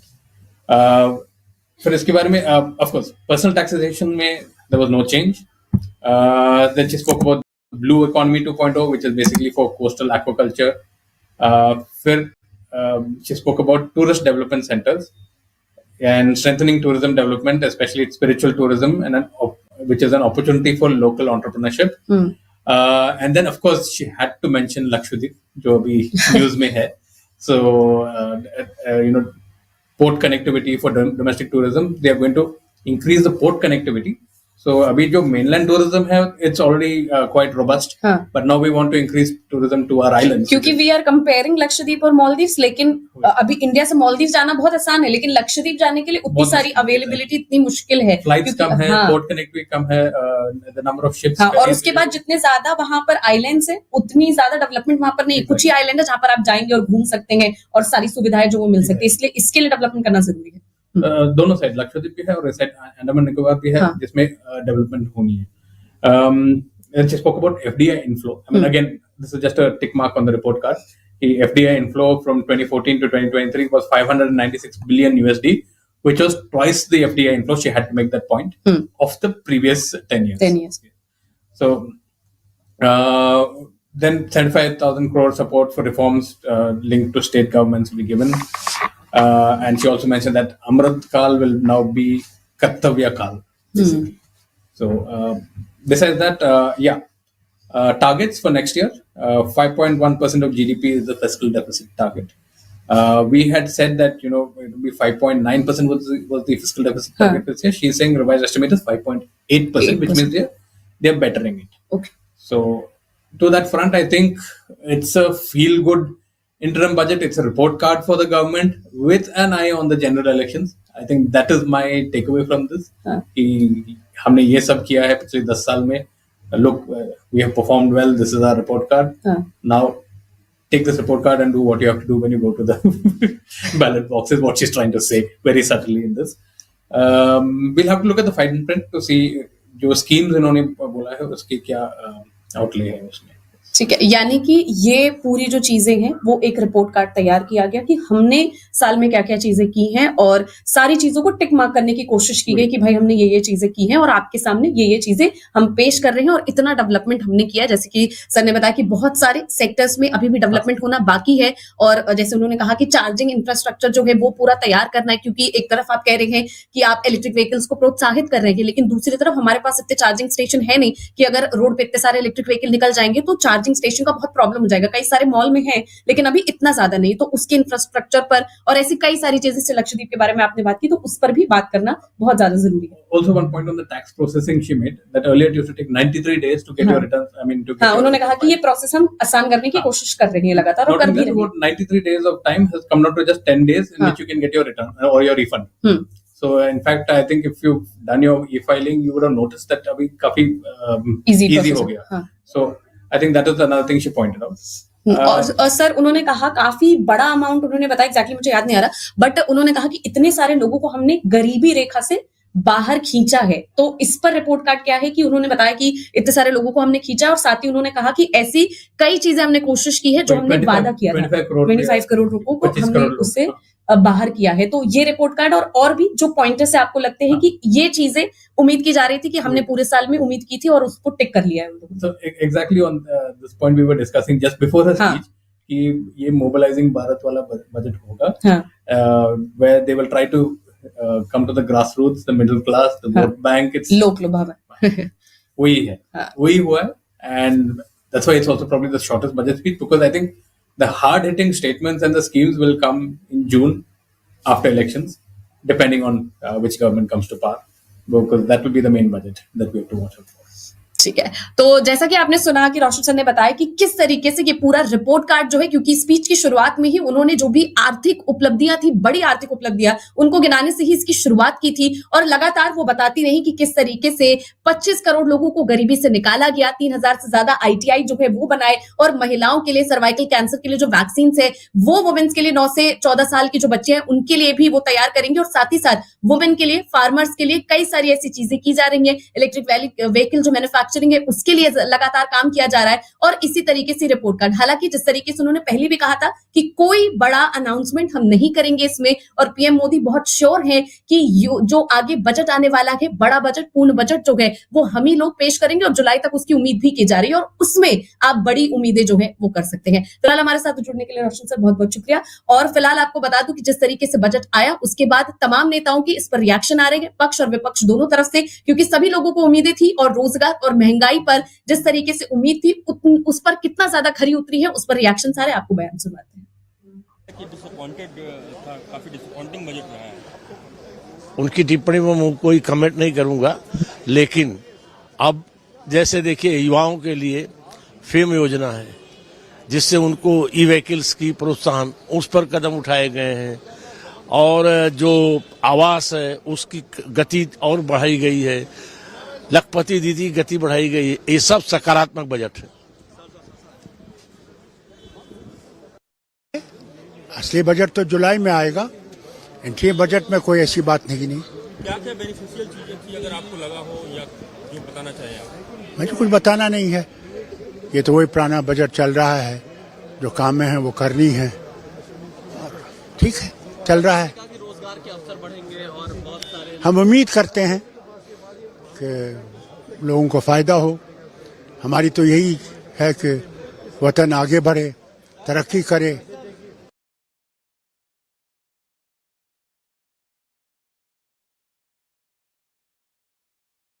कि अंतरिम budget पेश हो चुका है। Income tax slab में कोई खासा बदलाव जो है वो नहीं किए गए हैं, और साथ ही रेलवे से लेकर अन्य सेक्टर में प्रोजेक्ट्स को लेकर सरकार ने अपना विजन जो है वो जनता के सामने रख दिया है। स्टार्टअप के लिए टैक्स छूट 1 साल के लिए बढ़ा दी गई है, और लखपति दीदी योजना की जो विस्तारिता है वो यहां पर उन्होंने की, और राज्यों को ब्याज मुक्त कर्ज योजना जो है वो जारी रहेगी, ये उन्होंने बताया। 3 नए रेलवे जो कॉरिडोर है उनको बनाया जाएगा। इंफ्रास्ट्रक्चर पर 11% ज्यादा जो है वो खर्च करने की तैयारी में है।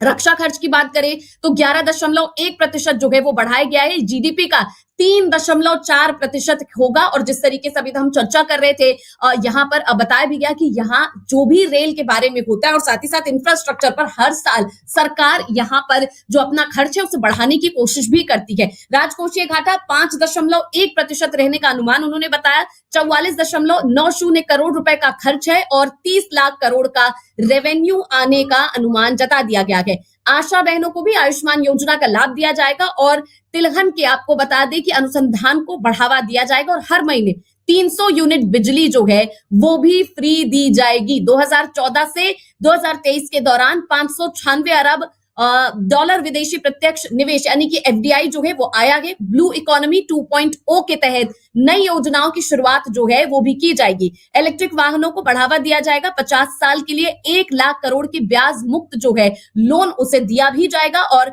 लक्षद्वीप के इंफ्रास्ट्रक्चर को बढ़ावा देंगे। ये सारी जो चीजें हैं वो आप देख रहे हैं कि सरकार आगे क्या क्या चीजें करने वाली और क्या क्या कर चुकी है, उसके बारे में ज्यादा इस पर फोकस किया गया था।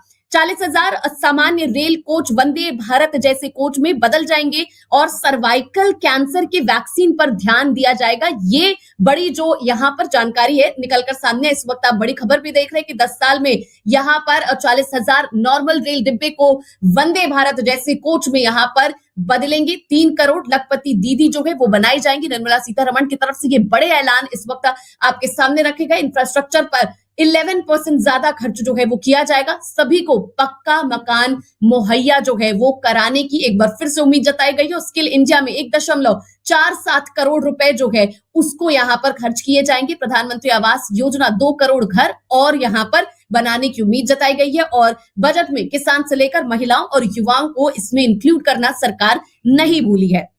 लगातार आपको बता रहे सरकार मध्यम वर्ग के लिए आवास योजना लाएगी। अगले 5 साल में 2 करोड़ घर जो है वो बनाए जाएंगे। पीएम आवास के तहत 3 करोड़ घर जो है वो बनाकर मिलेंगे।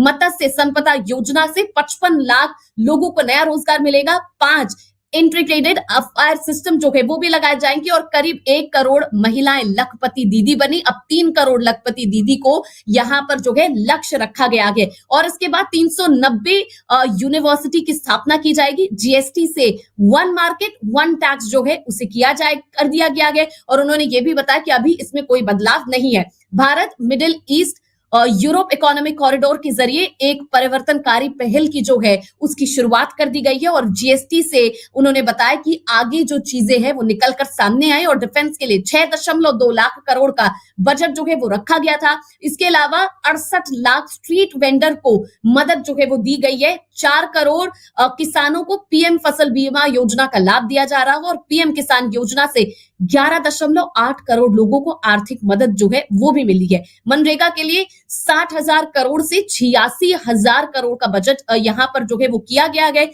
स्किल इंडिया मिशन में 1.4 युवाओं को जो यहाँ पर ट्रेड किया गया है और साथ ही यहाँ पर 3,000 नए आईटीआई जो है वो बनाए गए हैं। 25 करोड़ लोगों को गरीबी से बाहर जो है वो निकाला गया। पीएम मुद्रा योजना के तहत 22.5 लाख करोड़ मूल्यों के यहाँ पर 43 करोड़ लोग जो है वो मंजूर किए गए और महिला उद्यमियों को 30 करोड़ मुद्रा योजना जो है ऋण के तौर पर दिए गए हैं और 11.8 करोड़ किसानों को वित्तीय सहायता दी गई है और गरीब कल्याण योजना में 34 लाख करोड़ खाते में यहाँ पर जो पैसे हैं वो भेजे गए हैं। तो सरकार ने अपना रिपोर्ट कार्ड आपके सामने रख दिया क्योंकि अब चुनाव ज्यादा दूर नहीं है और इसी रिपोर्ट कार्ड के जरिए आपको समझना होगा कि यहाँ पर क्या आपको लगता है कि जो उम्मीदें आपको थी उस पर सरकार खरी उतरी है। ये रिपोर्ट उनने सामने यहाँ पर रखी है और दिखाने की कोशिश की कि आखिरी छोर पर जो व्यक्ति खड़ा है उस तक हमने लाभ पहुंचाया भी है।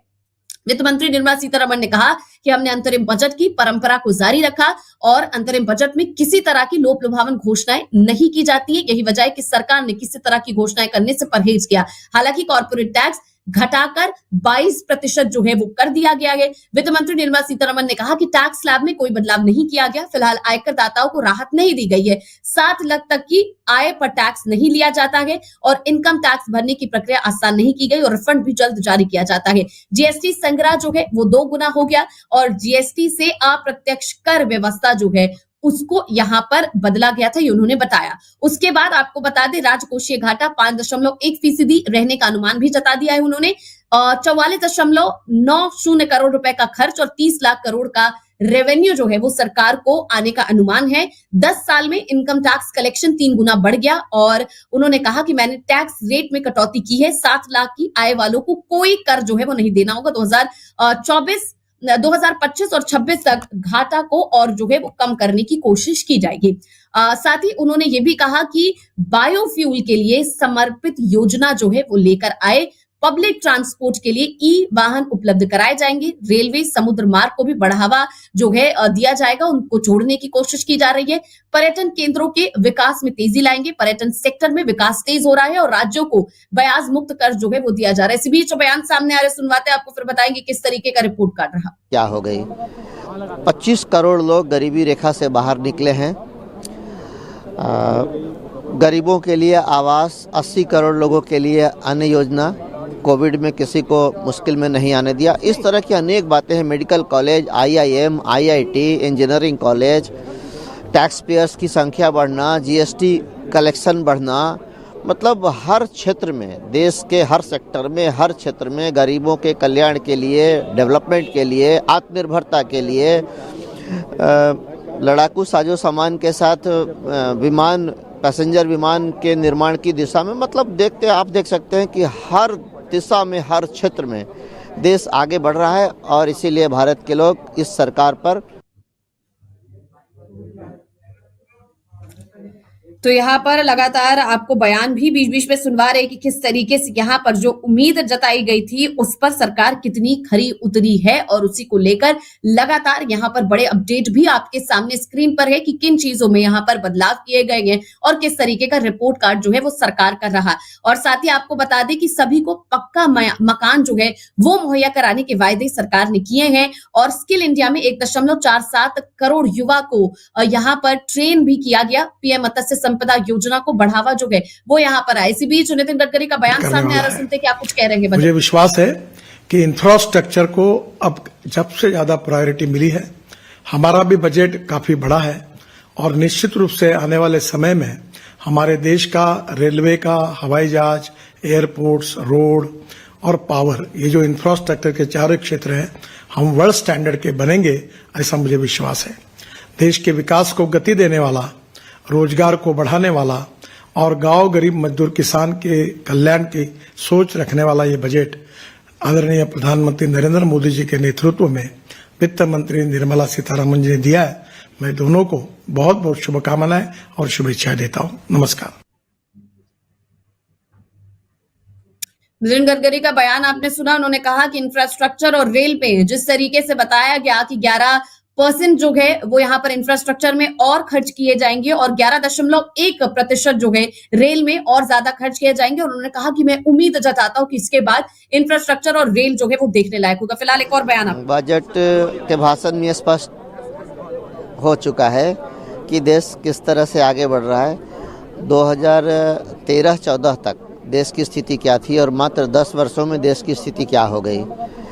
25 करोड़ लोग गरीबी रेखा से बाहर निकले हैं। गरीबों के लिए आवास, 80 करोड़ लोगों के लिए अन्य योजना, कोविड में किसी को मुश्किल में नहीं आने दिया। इस तरह की अनेक बातें हैं। Medical college, IIM, IIT, engineering college, tax payers की संख्या बढ़ना, GST कलेक्शन बढ़ना, मतलब हर क्षेत्र में, देश के हर सेक्टर में, हर क्षेत्र में गरीबों के कल्याण के लिए, डेवलपमेंट के लिए, आत्मनिर्भरता के लिए, लड़ाकू साजो सामान के साथ विमान, पैसेंजर विमान के निर्माण की दिशा में, मतलब आप देख सकते हैं कि हर दिशा में, हर क्षेत्र में देश आगे बढ़ रहा है। और इसीलिए भारत के लोग इस सरकार पर नाज है, उनको गर्व करते हैं।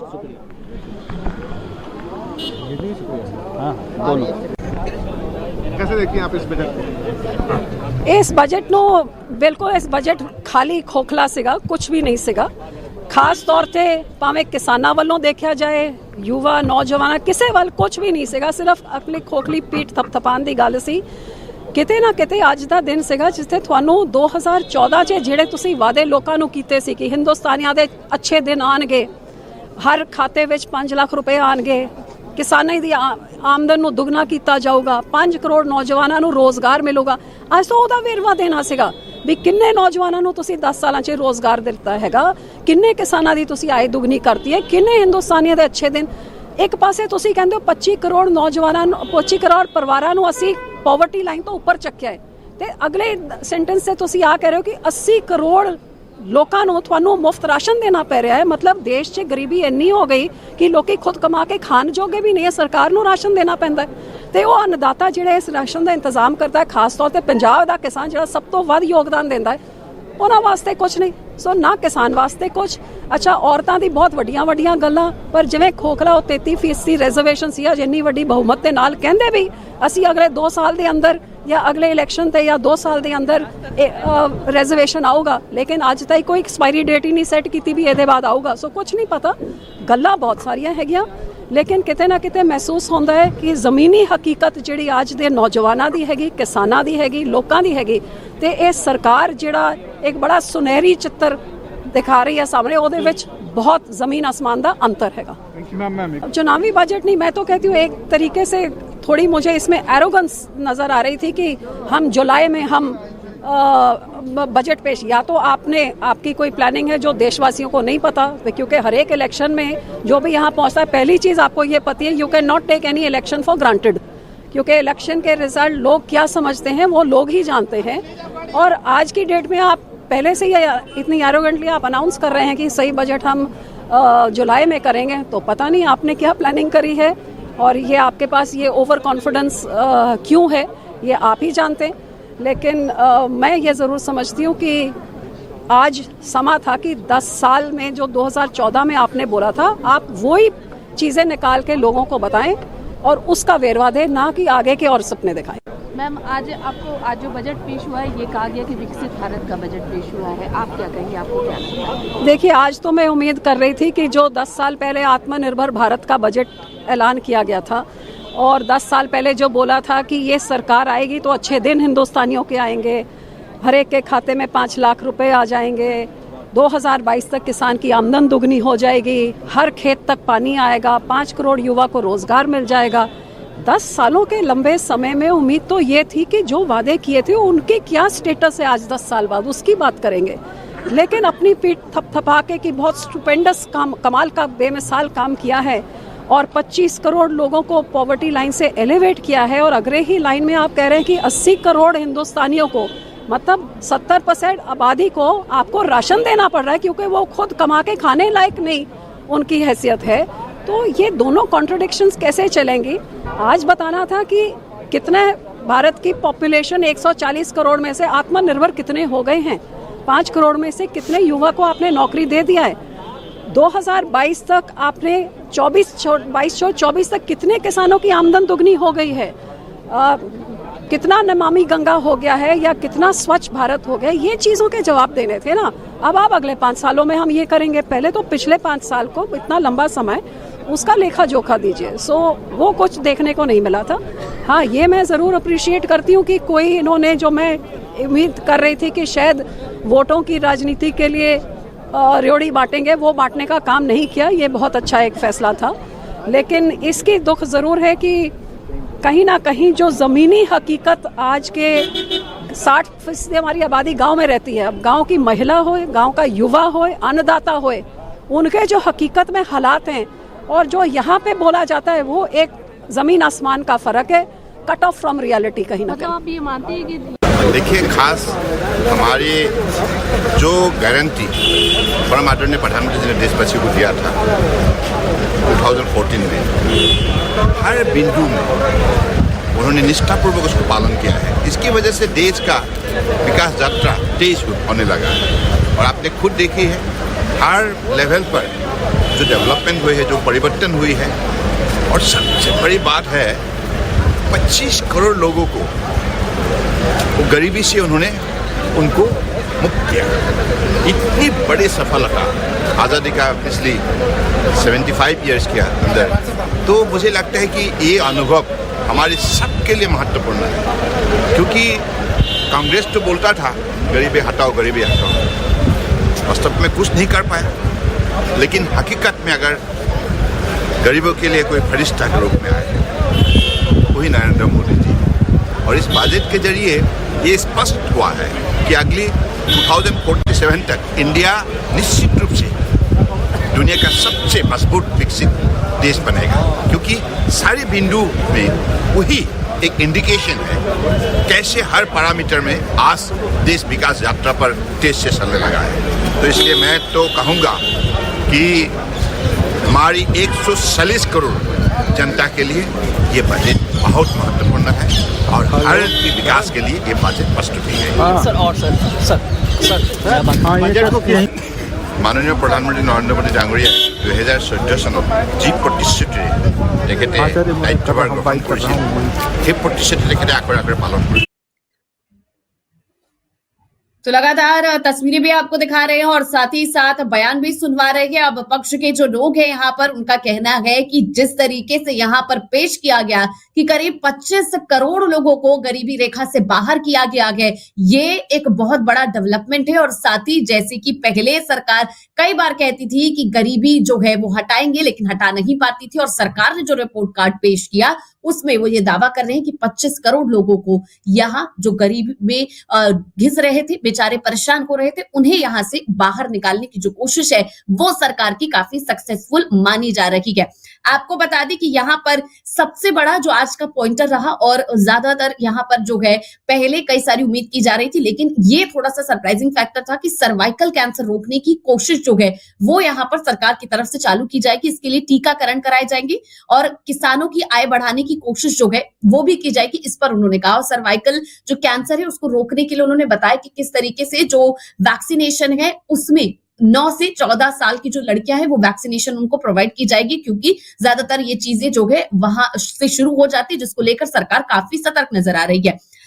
इसके बाद उन्होंने कौन कौन सी बातों पर जोर दिया? उन्होंने कहा किसानों की आय बढ़ाने की जो कोशिश है वो जारी रहेगी, मिशन इंद्रधनुष में टीकाकरण जो है वो बढ़ाया जाएगा, नए मेडिकल कॉलेज खोले जाएंगे और इसके लिए कमेटी जो है वो गठित करी जाएगी। 9 से 14 साल की लड़कियों को मुफ्त टीका जो है वो लगाया जाएगा। फसलों पर नैनो डैप पर इस्तेमाल जो है उसका बढ़ाया जाएगा। डेयरी विकास के क्षेत्र में अच्छा काम जो है वो करने की कोशिश की जाएगी और दुग्ध किसानों को बढ़ावा जो है वो देने की कोशिश सरकार की इसी तरीके से जारी रहेगी। 1361 मंडियों को ई नेम से जोड़ दिया जाएगा और अगले 5 साल में विकास की नई परिभाषा जो है ये तमाम लोग गढ़ते हुए नजर आएंगे। आशा बहनों को भी आयुष्मान योजना का जो है वो लाभ दिया जाएगा और तिलहन के अनुसंधान में बढ़ावा जो है वो दिया जाएगा और हर महीने 300 यूनिट बिजली जो है वो फ्री सरकार की तरफ से दी जाएगी। इसी बीच बयान सामने आ रहा सुनना। The opposition job is to criticize and they'll continue to criticize even when they lose the next election. Sir, do you think that this budget is touch every common person's? Look, the last 10 years, the Prime Minister Narendra Modi's policies, his governance, his corruption-free governance, his use of technology in governance has ensured that every person, every Indian has been touched by the government and governance through various schemes and through the determination to make sure nobody is left behind. So Sabka Saath, Sabka Vikas, Sabka Vishwas has played out not just as a slogan, as a real governance ideology and a governance theme. When are you expecting the white paper? কিছু বাংলায় জগন্নাথ আজকের বাজেটকে নিয়ে কি বলবেন, আপনার কি first reaction? এ budget আজকে স্বাধীনতার পর শ্রেষ্ঠ বাজেট, সবচাইতে অর্থ বরাদ্দ হয়েছে পিছিয়ে পড়া মানুষের উন্নয়নের জন্য এবং কিছু কিছু ক্ষেত্রে যেখানে ট্যাক্স আদায়ের গুরুত্ব দিয়ে সেই অর্থ পিছিয়ে পড়া মানুষের কাজে ব্যবহারের জন্য এই বাজেট। আজকে বাজেট को लेकर लगातार जैसे जैसे बयान सामने आ रहे हैं आपको सुनवा रही कि किस तरीके से यहाँ पर पक्ष और विपक्ष दोनों यहाँ पर for 1 lakh crores is a big positive. It has been a request from industry in the past that research should be supported by the government, and this is a good new initiative in this direction.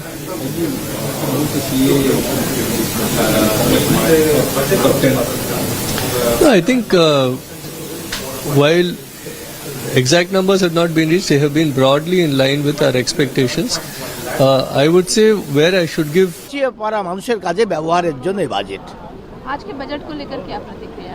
देखिए, ये बहुत बढ़िया budget हुआ। National budget जो होना चाहिए, सबसे अच्छा आज़ादी के बाद जो विकसित भारत, वो विकसित भारत जो कैसे बन रहा है, इसलिए ये जो एक जल्दी चटकदारी से सोच आ जाएगा सबका पिछले वर्ग का उन्नयन के बजट है। बजट बहुत इम्पोर्टेंट था, मतलब जो काम हमने किए हैं, युवा है, महिला है, दलित है, आदिवासी है, किसान है, ऐसे लोगों के लिए जो स्किल ट्रेनिंग है, 1 करोड़ नौजवानों को स्किल ट्रेनिंग दे दिया है। 80 करोड़ लोगों को फ्री अनाज दिया जा रहा है कोविड के टाइम से, और बहुत सारा जो हमारे सरकार का कार्यक्रम है विकास का, वो निर्मला सीतारमन जी ने देश के सामने रखा, और आगे भी हमारी सरकार आएगी तो हम देश को विकास की दिशा में आगे बढ़ाएगी। G20 का देश हमको मिली थी, इसका भी पूरी दुनिया भर में चर्चा हुई थी, इसीलिए देश का नाम पूरी दुनिया की लिस्ट में है। तो इसीलिए अगले 5 साल में हमको मौका मिलेगा, विकास की गाड़ी हमारी बहुत तेजी से आगे बढ़ेगी। Sir, how you see this budget, and do you think that this budget meets a common persons and common man in the country? See, first of all, you must remember this is an interim budget, so you can't expect too much, right? This is government now; it's at the end of its tenure, but it's a statement of this government when it comes into power, as we all expect it to in the next election. And the statement of intent shows that, by and large, they are going to increase all the efforts they have already made successfully as far as the economy is concerned, as far as welfare schemes are concerned, as far as growth is concerned, and as far as fiscal prudence is concerned. So by and large, it covers it. There is something in this budget for everything, and it takes care of all the parameters that are necessary for a healthy economy. As opposition, including Congress, is unhappy about this budget. When was the last time you saw the opposition happy? Budget को लेकर क्या प्रतिक्रिया है? एक बहुत ही अच्छा balanced progressive budget, ज़्यादातर वही स्टेटस को जिन्होंने जिस एक्शंस ने आज तक जो परिणाम दिए हैं, उसी परिणामों को मेंटेन करते हुए, उसी को एक बूस्ट देते हुए आज का बजट रहा। और माननीय प्रधानमंत्री जी का जो वचन विशेषकर महिलाओं के लिए था, वो वचन भी माननीय वित्त मंत्री जी ने इस बजट के माध्यम से महिलाओं को भी कहीं आने वाले दिनों में स्पेशल जो है वो प्रावधान प्राप्त हो, उस प्रकार का बजट हुआ है। तो मैं मानती हूँ कि एक जवाबदेही वाली सरकार जो होती है, एक रिस्पॉन्सिबल जो गवर्नमेंट होती है, जब अपना लास्ट बजट पेश करती है चुनाव से पहले वाला, और जिस प्रकार से प्रोग्रेसिव सरकार रही है, जिस प्रकार से प्रोग्रेस हो रहा है इस देश का, उसकी प्रतीति कराता हुआ ये बजट है। और बहुत ही अच्छा बैलेंस्ड, किसी पे लोड ना देता हुआ, किसी भी वर्ग, किसी भी तबके पे कोई एक्स्ट्रा लोड के बगैर ये बजट को मैं मानती हूँ। बिल्कुल ठंडा बजट कह रहा है। अब वो उनका काम है, उनको पता नहीं, हमेशा 2-3 हाइलाइट्स के माध्यम से उनका बजट पेश करने की हैबिट थी, तो वो वही करेंगे। स्वाभाविक रूप से किसी एक वर्ग, किसी तबके को बेनिफिट करते हुए उनके प्रीवियसली भी बजट रहे हैं। हालांकि और अगर आप देखें तो माननीय प्रधानमंत्री जी का बजट हमेशा से होलिस्टिक, ऑल इंक्लूसिव और प्रोग्रेसिव रहा है, और उसी दिशा में आज का भी बजट रहा है। ये जो बजट है वो सर्वस्पर्शी, सर्वव्यापी और सर्वांगीण विकास का बजट है, और अमृत काल के समय में इस बजट को आत्मनिर्भर भारत बनाने में महत्वपूर्ण भूमिका इस बजट के माध्यम से बनेगी, और हर वर्ग को, हर गरीब को ताकत देने वाला बजट। 11,11,111 करोड़ का बजट आवंटित किया गया इंफ्रास्ट्रक्चर के सेक्टर। ये बहुत महत्वपूर्ण है कि देश के विकास के लिए माननीय प्रधानमंत्री जी का बहुत संकल्प, और इस पर उनका फोकस है कि इंफ्रास्ट्रक्चर के माध्यम से जो विकास को और तेज गति मिलनी चाहिए। इसमें माननीय प्रधानमंत्री जी के विजन के साथ इंफ्रास्ट्रक्चर को और बढ़ा करके भारत के डेवलपमेंट में महत्वपूर्ण भूमिका ये बजट निभाएगा। शुक्रिया सर।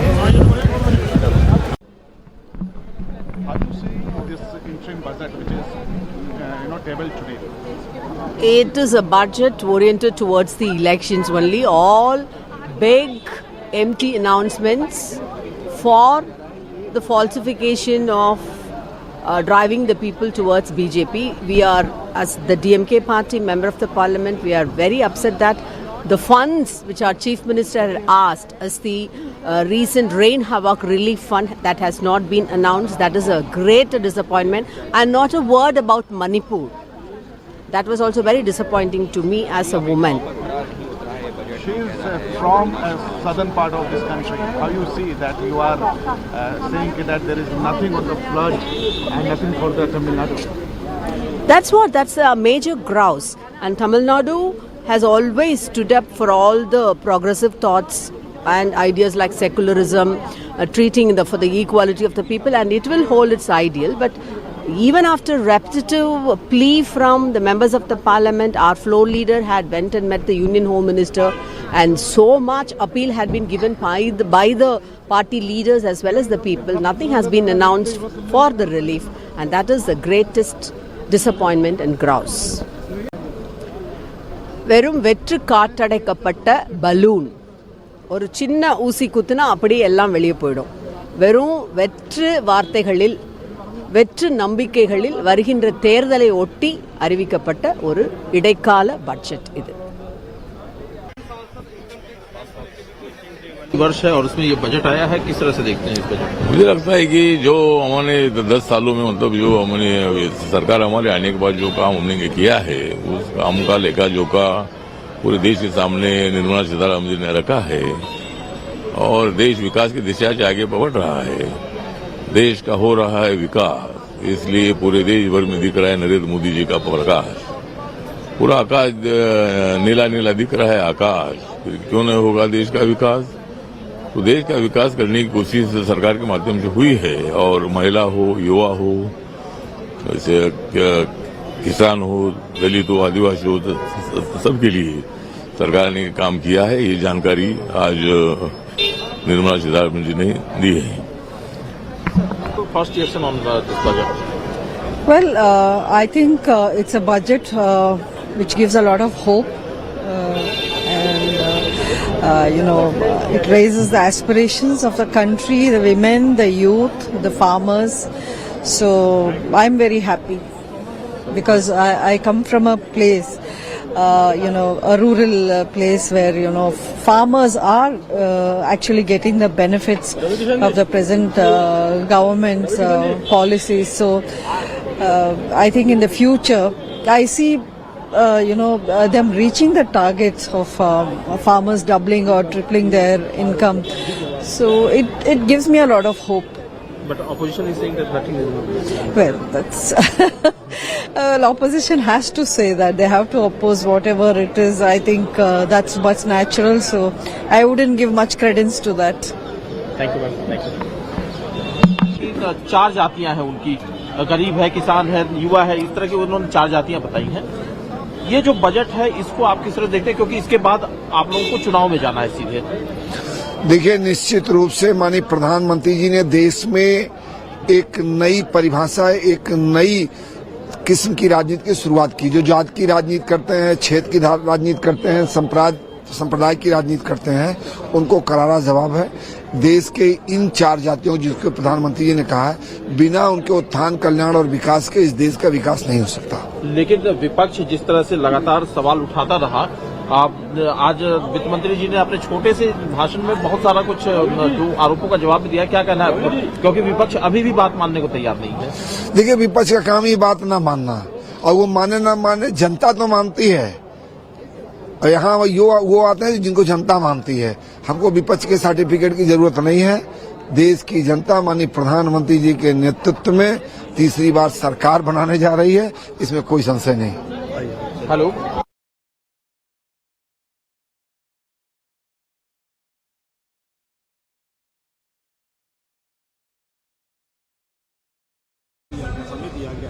लेकिन जो प्रशासन है उसने कल से ही कार्रवाई शुरू कर दी। नीलेश यादव ने भी उसके ऊपर जताया है संदेह कि अपनी टिप्पणी करी है कि इतनी जल्दी जो है सब चीजें हो रही हैं कि जो दूसरा पक्ष है उसको अपना लीगल कोर्स ऑफ एक्शन जो है प्रिवेंटिव मेजर लेने की भी उसको समय नहीं दिया।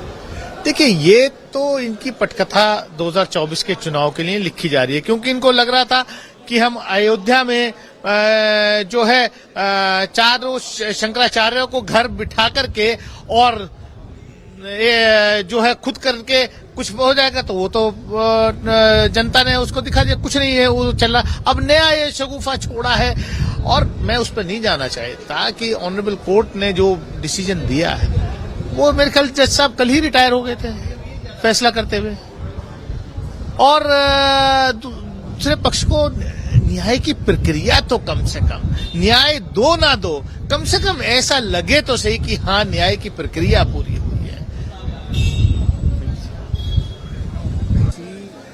Budget presented, interim budget presented today by the finance minister. So many things have been, so many announced for the youth, for the farmers and the women, especially Asha workers and Anganwadi workers. A new definition has been given to the GDP. How do you see this one? See, this budget is, if you speak generally, it's very disappointing. And about the whatever is announced, they had 10 years to implement everything. Now, when there is only less than month left out, what is the point of saying anything? And what is the point of now? This is a election stunt. What else can you expect in a budget like this, when in 10 years they didn't do anything for women, they didn't do anything for the youth, and now they want this to be make it look like a very glossy and bright and nice, and again showing the carrot. They want to show the carrot, so whatever they are showing is only showing the carrot to the people, but people will realize that 10 years में कुछ नहीं किया है, अब क्या करेंगे?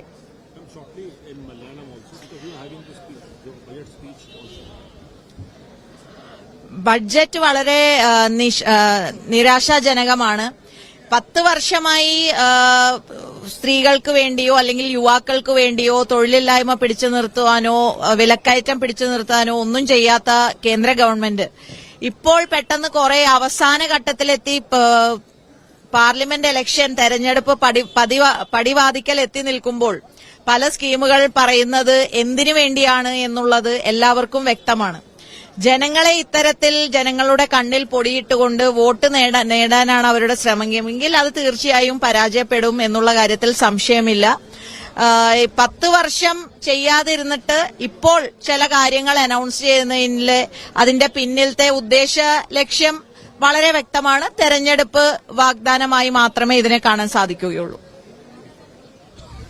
Sir ਕਿਵੇਂ ਵੇਖਦੇ ਹੋ ਅੱਜ ਬਜਟ ਪੇਸ਼ ਕੀਤਾ ਗਿਆ ਜਿਹੜੇ ਸਾਡੇ ਆਪਣਾ ਵਿੱਤ ਮੰਤਰੀ ਸਾਹਿਬਾ ਨੇ ਉਹਨਾਂ ਨੇ ਕਿਹਾ ਬਈ ਇਹ ਬਜਟ ਜੋ ਹੈਗਾ ਕਿਸਾਨਾਂ ਦੇ ਲਈ ਹੈਗਾ, ਨੌਜਵਾਨ ਦੇ ਲਈ ਹੈਗਾ, ਜਿਹੜੀ ਮਹਿਲਾ ਹੈਗੀਆਂ ਉਹਨਾਂ ਦੇ ਲਈ ਹੈਗਾ। ਇਹ ਬਜਟ ਫੁੱਲ ਫਲੈਜ ਬਜਟ ਅਸੀਂ ਜੁਲਾਈ 'ਚ ਪੇਸ਼ ਕਰਾਂਗੇ, ਲੇਕਿਨ ਸਰਕਾਰ ਦਾ 10 ਸਾਲ ਦੇ ਜਿਹੜੇ ਕੰਮ ਹੈਗੇ ਨੇ ਉਹ ਵੀ ਗਿਣਾ।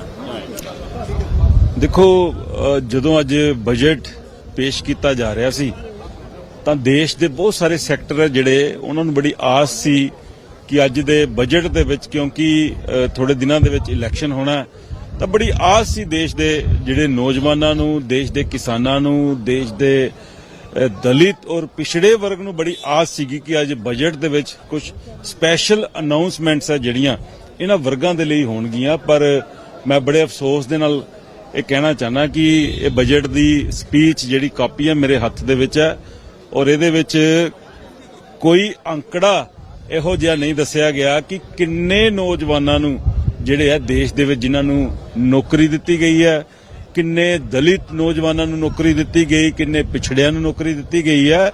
ਔਰ ਇਹਦੇ ਵਿੱਚ ਕਿਸੇ ਤਰ੍ਹਾਂ ਦਾ ਵੀ ਕੋਈ ਪ੍ਰਾਵਧਾਨ ਹੈ ਜਿਹੜਾ ਮੈਂ ਸਮਝਦਾ ਕਿ ਨਾ ਨੌਜਵਾਨਾਂ ਦੇ ਲਈ ਹੈ। ਔਰ ਖਾਸ ਕਰਕੇ ਜੇ ਮੈਂ ਪੰਜਾਬ ਦੀ ਗੱਲ ਕਰਾਂ ਤਾਂ ਜਿਹੜੀ PM ਸਨਮਾਨ ਯੋਜਨਾ ਜਿਹੜੀ ਹੈ ਕਿਸਾਨਾਂ ਦੇ ਲਈ ਜਿਹੜੀ ਬਣਾਈ ਗਈ ਸੀ, ਪੰਜਾਬ ਦੇ ਵਿੱਚ ਜਿਹੜਾ 17 ਲੱਖ ਕਿਸਾਨ ਇਹੋ ਜਿਹੇ ਹੈ ਜਿਨ੍ਹਾਂ ਨੂੰ ਇਹਦੇ ਵਿੱਚੋਂ ਉਹਨਾਂ ਨੂੰ ਵਾਂਝਾ ਕਰ ਦਿੱਤਾ ਗਿਆ। ਸੋ ਮੈਂ ਸਮਝਦਾ ਕਿ ਇਹ ਜਿਹੜਾ ਬਜਟ ਹੈ ਬਿਲਕੁਲ ਖੋਖਲਾ ਬਜਟ ਹੈ। ਇਸ ਬਜਟ ਦੇ ਵਿੱਚ ਸਿਰਫ ਤੇ ਸਿਰਫ ਭਾਰਤੀ ਜਨਤਾ ਪਾਰਟੀ ਨੇ ਜਿਹੜੇ ਹੈ ਆਪਣੇ ਕਸੀਦੇ ਹੈ ਜਿਹੜੇ ਉਹ ਇਹਦੇ ਵਿੱਚ ਗਾਏ ਆ।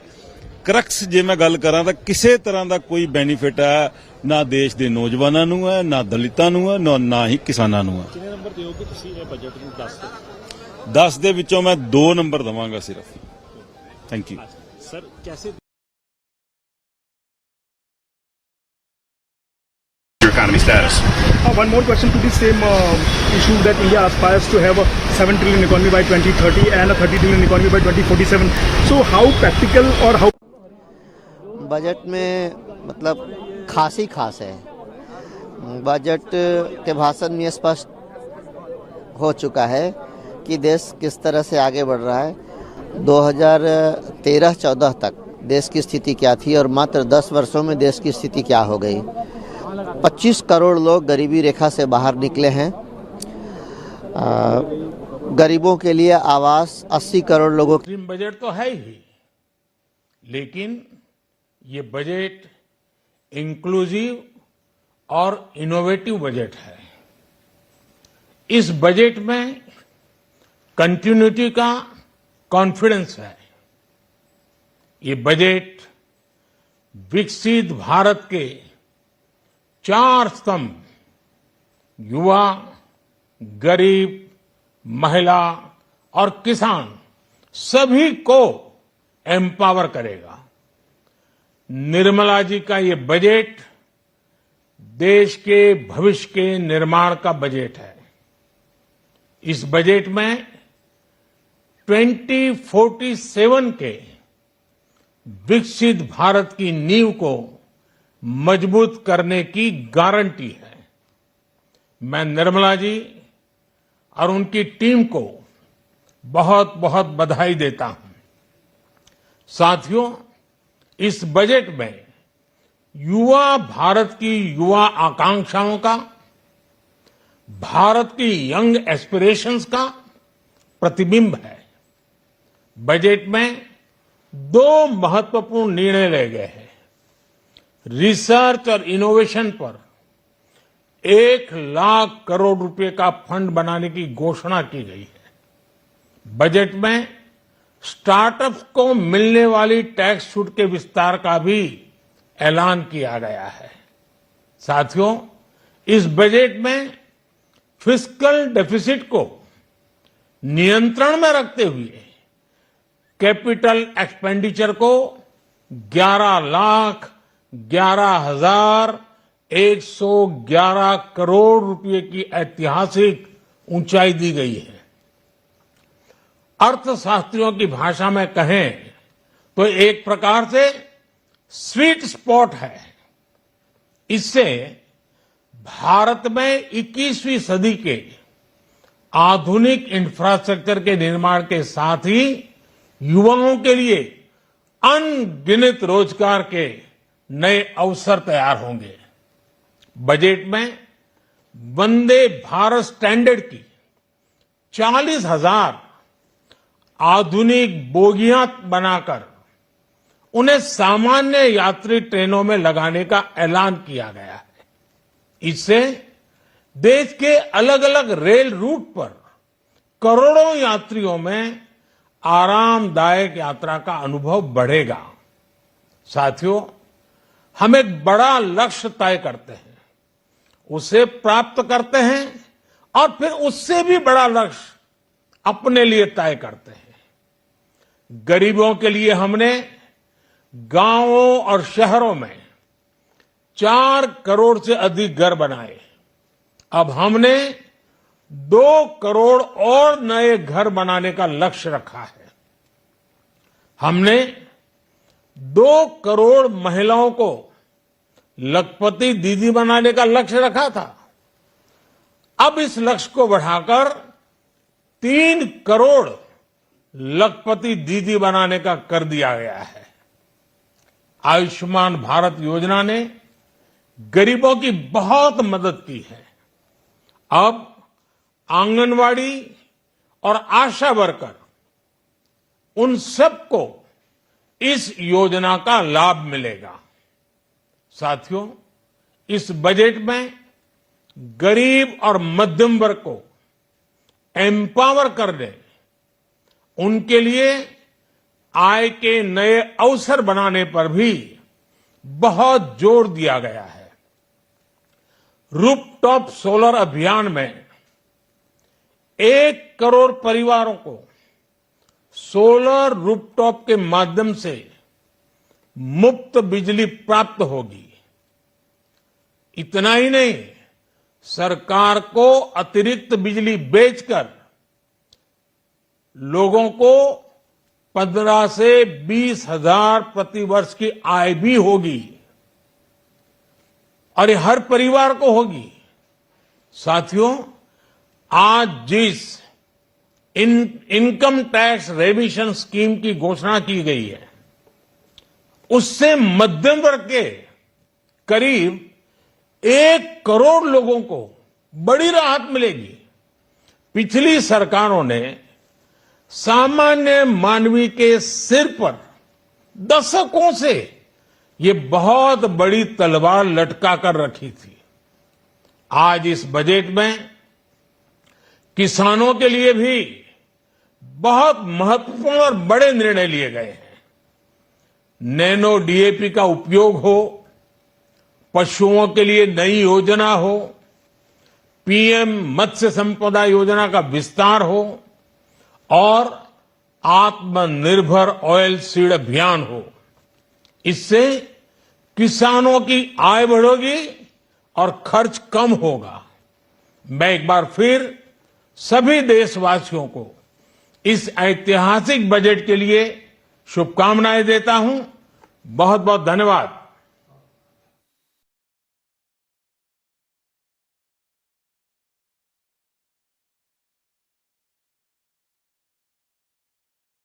के लिए अन्य योजना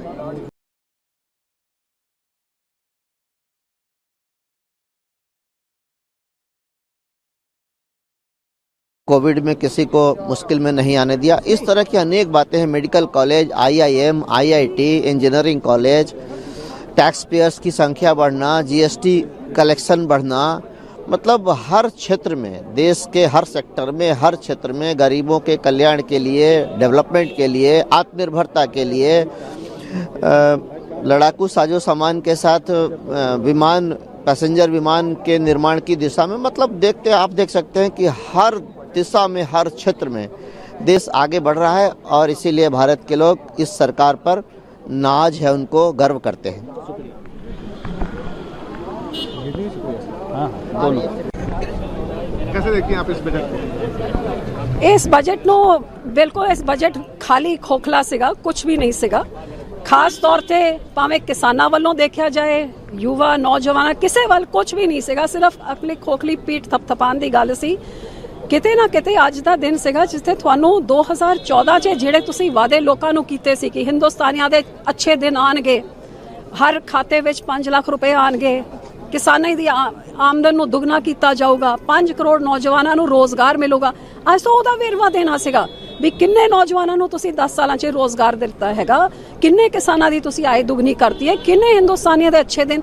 ਇੱਕ ਪਾਸੇ ਤੁਸੀਂ ਕਹਿੰਦੇ ਹੋ 25 ਕਰੋੜ ਨੌਜਵਾਨਾਂ ਨੂੰ, 25 ਕਰੋੜ ਪਰਿਵਾਰਾਂ ਨੂੰ ਅਸੀਂ ਪੋਵਰਟੀ ਲਾਈਨ ਤੋਂ ਉੱਪਰ ਚੱਕਿਆ ਹੈ, ਤੇ ਅਗਲੇ ਸੈਂਟੈਂਸ 'ਤੇ ਤੁਸੀਂ ਆ ਕਹਿ ਰਹੇ ਹੋ ਕਿ 80 ਕਰੋੜ ਲੋਕਾਂ ਨੂੰ ਤੁਹਾਨੂੰ ਮੁਫਤ ਰਾਸ਼ਨ ਦੇਣਾ ਪੈ ਰਿਹਾ ਹੈ। ਮਤਲਬ ਦੇਸ਼ 'ਚ ਗਰੀਬੀ ਇੰਨੀ ਹੋ ਗਈ ਕਿ ਲੋਕੀ ਖੁਦ ਕਮਾ ਕੇ ਖਾਣ ਜੋਗੇ ਵੀ ਨਹੀਂ ਹੈ, ਸਰਕਾਰ ਨੂੰ ਰਾਸ਼ਨ ਦੇਣਾ ਪੈਂਦਾ ਹੈ। ਤੇ ਉਹ ਅੰਨਦਾਤਾ ਜਿਹੜਾ ਇਸ ਰਾਸ਼ਨ ਦਾ ਇੰਤਜ਼ਾਮ ਕਰਦਾ ਹੈ, ਖਾਸ ਤੌਰ ਤੇ ਪੰਜਾਬ ਦਾ ਕਿਸਾਨ ਜਿਹੜਾ ਸਭ ਤੋਂ ਵੱਧ ਯੋਗਦਾਨ ਦਿੰਦਾ ਹੈ, ਉਹਨਾਂ ਵਾਸਤੇ ਕੁਝ ਨਹੀਂ। ਸੋ ਨਾ ਕਿਸਾਨ ਵਾਸਤੇ ਕੁਝ।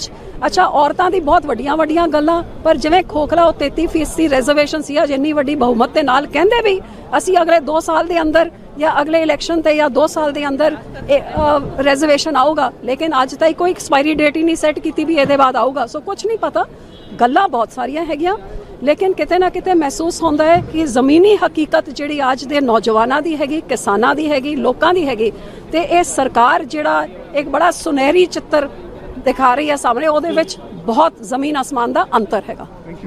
चुनावी बजट नहीं, मैं तो कहती हूँ एक तरीके से थोड़ी मुझे इसमें एरोगेंस नजर आ रही थी कि हम जुलाई में हम बजट पेश, या तो आपकी कोई प्लानिंग है जो देशवासियों को नहीं पता, क्योंकि हर एक इलेक्शन में जो भी यहाँ पहुँचता है, पहली चीज आपको ये पता है, you can not take any election for granted, क्योंकि इलेक्शन के रिजल्ट लोग क्या समझते हैं वो लोग ही जानते हैं। और आज की डेट में आप पहले से ही इतनी एरोगेंटली आप अनाउंस कर रहे हैं कि सही बजट हम जुलाई में करेंगे, तो पता नहीं आपने क्या प्लानिंग करी है और ये आपके पास ये ओवर कॉन्फिडेंस क्यों है, ये आप ही जानते हैं। लेकिन मैं ये ज़रूर समझती हूँ कि आज समा था कि 10 साल में जो 2014 में आपने बोला था, आप वही चीज़ें निकाल के लोगों को बताएं और उसका वेरवा दें, ना कि आगे के और सपने दिखाएं। मैम, आज जो बजट पेश हुआ है, ये कहा गया कि विकसित भारत का बजट पेश हुआ है, आप क्या कहेंगे, आपको क्या लगता है? देखिए, आज तो मैं उम्मीद कर रही थी कि जो 10 साल पहले आत्मनिर्भर भारत का बजट ऐलान किया गया था और 10 साल पहले जो बोला था कि ये सरकार आएगी तो अच्छे दिन हिंदुस्तानियों के आएंगे, हर एक के खाते में 5 लाख रुपए आ जाएंगे, 2022 तक किसान की आमदन दुगनी हो जाएगी, हर खेत तक पानी आएगा, 5 करोड़ युवा को रोजगार मिल जाएगा। 10 सालों के लंबे समय में उम्मीद तो ये थी कि जो वादे किए थे उनके क्या स्टेटस है आज 10 साल बाद, उसकी बात करेंगे। लेकिन अपनी पीठ थपथपा के कि बहुत स्टुपेंडस काम, कमाल का बेमिसाल काम किया है और 25 करोड़ लोगों को पॉवर्टी लाइन से एलिवेट किया है, और अगले ही लाइन में आप कह रहे हैं कि 80 करोड़ हिंदुस्तानियों को, मतलब 70% आबादी को आपको राशन देना पड़ रहा है क्योंकि वो खुद कमा के खाने लायक नहीं उनकी हैसियत है। तो ये दोनों कॉन्ट्रडिक्शंस कैसे चलेंगी? आज बताना था कि कितने भारत की पॉपुलेशन 140 करोड़ में से आत्मनिर्भर कितने हो गए हैं, 5 करोड़ में से कितने युवा को आपने नौकरी दे दिया है, 2022 तक आपने 22-24 तक कितने किसानों की आमदन दुगनी हो गई है, कितना नमामि गंगा हो गया है या कितना स्वच्छ भारत हो गया, ये चीज़ों के जवाब देने थे ना। अब आप अगले 5 सालों में हम ये करेंगे, पहले तो पिछले 5 साल को, इतना लंबा समय, उसका लेखा जोखा दीजिए। सो वो कुछ देखने को नहीं मिला था।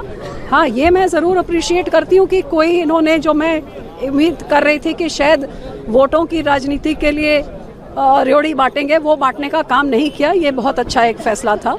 लेकिन इसकी दुख ज़रूर है कि कहीं ना कहीं जो ज़मीनी हकीकत, आज के 60% हमारी आबादी गांव में रहती है, अब गांव की महिला हो, गांव का युवा हो, अन्नदाता हो, उनके जो हकीकत में हालात हैं और जो यहाँ पे बोला जाता है, वो एक ज़मीन आसमान का फ़र्क है, कट ऑफ फ्रॉम रियलिटी कहीं ना कहीं। आप ये मानते हैं कि देखिए, खास हमारी जो गारंटी परम आदरणीय प्रधानमंत्री जी ने देशवासियों को दिया था 2014 में, हर बिंदु में उन्होंने निष्ठापूर्वक उसको पालन किया है। इसकी वजह से देश का विकास यात्रा तेज होने लगा है और आपने खुद देखी है, हर लेवल पर जो डेवलपमेंट हुई है, जो परिवर्तन हुई है, और सबसे बड़ी बात है 25 करोड़ लोगों को वो गरीबी से उन्होंने उनको मुक्त किया। इतनी बड़ी सफलता आज़ादी का पिछली 75 ईयर्स के अंदर। Okay. Hello and welcome to the Indian Express, to this special broadcast on the Union budget. As we know, it's the interim budget for the next financial year, which will start in April 2024-25. I have with me Mr. Vaidyanathan Iyer, and we will also be joined by a whole string of senior editors who track the budget in this broadcast. So let me first kickstart with asking Vaidi, what's your first takeaway from the budget? It looks like fiscal deficit is the big news that is dominating. Yeah, I think, behind the fiscal deficit, I think what is interesting to note is how this fiscal deficit has been achieved at first place, because, you can see a sharp cut in expenditure across, key sectors, be it health, be it education. And even on the capital account, you see the expenditure, coming down by almost 50,000 crore rupees compared with the budget estimate. So I think that is something remarkable in achieving this fiscal deficit of 5.8% of GDP. And going forward, I think they have been ambitious, and they are, expecting slow movements towards fiscal consolidation. That was one thing. The other bit, I think, is the underwhelming assumptions on growth. Because the budget documents clearly suggest that it is a 10.5% nominal GDP growth rate. So I would assume that even if we take the upper band of RBI's inflation at 4%, then the budget makes an assumption of 6.5% of GDP growth rate, real GDP growth rate. Whereas even the chief economic advisor's recent review talks about a 7% plus growth rate. So those two things came out strongly to me. Right. I mean, fiscal deficit coming down is a good news, but if it comes down because capital expenditure is being held back, then that will also perhaps take away from the growth impulse that typically capital expenditure provides. Let us go across to some of our senior editors. I think Sandeep Singh, who's the resident editor in Mumbai, is there with us. Sandeep, can you hear us? Yeah. Hi, Udit. Yeah, hi, Sandeep. So let's first start with you. What is the reaction that you're seeing, and what's your one big takeaway from the budget? I think for me, looking at the corporate sector and all that, I mean, basically government capex has been going on, and they have been pushing it. But the big issue was the crowding in of the private sector into it. And I think the government visualizes that, okay, maybe this year would be a key year when they may come in for investment. So that is what I think they are looking for. So as they reduce their borrowing and stating that it will allow them to borrow more, the private sector. That also led to a softening in the bond yields. I mean, I just saw it had come down to 7.06. So yesterday it was 7.14. So 8 basis points already down. So and that if it softens further, this is like without a rate cut, the borrowing cost for the corporate sector going down, which is one thing. So in a way, both by limiting their borrowing, it has led to this decline in yield, softening of the yield, and also I think the government expects that private sector will come in. So this year, maybe I think they are expecting that should happen for potentially higher growth going forward. Yeah. Right. So I mean, viewers should understand that government borrowing too much is never a great idea, because it tends to eat up all the investable money that is there for the private sector. So at one level, it is a good thing. And as Sandeep pointed out, borrowing costs may soften from here if the government is not borrowing as much itself. But there is another side to the whole story, which is about growth. And as Vaidi also mentioned, the estimates for nominal GDP growth. Let's go to Ishan Bakshi, who's on the edit page with the Indian Express. Ishan, can you give us some macro understanding about how you see the budget, the big numbers? So I'll take up from what Sandeep said. The finance minister has reiterated her commitment to a fiscal deficit target of less than 4.5% by 2025-26. With next year's decline, that means you are going to compress the deficit by about 1.4 percentage points over 2 years. And that's a very steep consolidation path. That does seem to suggest that they believe that the private sector, corporates and households will push up or provide the stimulus to growth. And that is why they seem to be withdrawing in a sense. That is one. Second, the finance ministry review that was released a few days ago sort of seems to suggest that 7% from here on is the new normal, at least till 2030. That's what they seem to suggest. That would mean a nominal growth of about 10.5%, 11%, depending on which way the GDP deflator goes. This year it hasn't. The first advance estimates are much lower than what the budget estimates, but they seem to be in line with most independent assessments as well, including that of the International Monetary Fund, give or take half a percentage point here or there.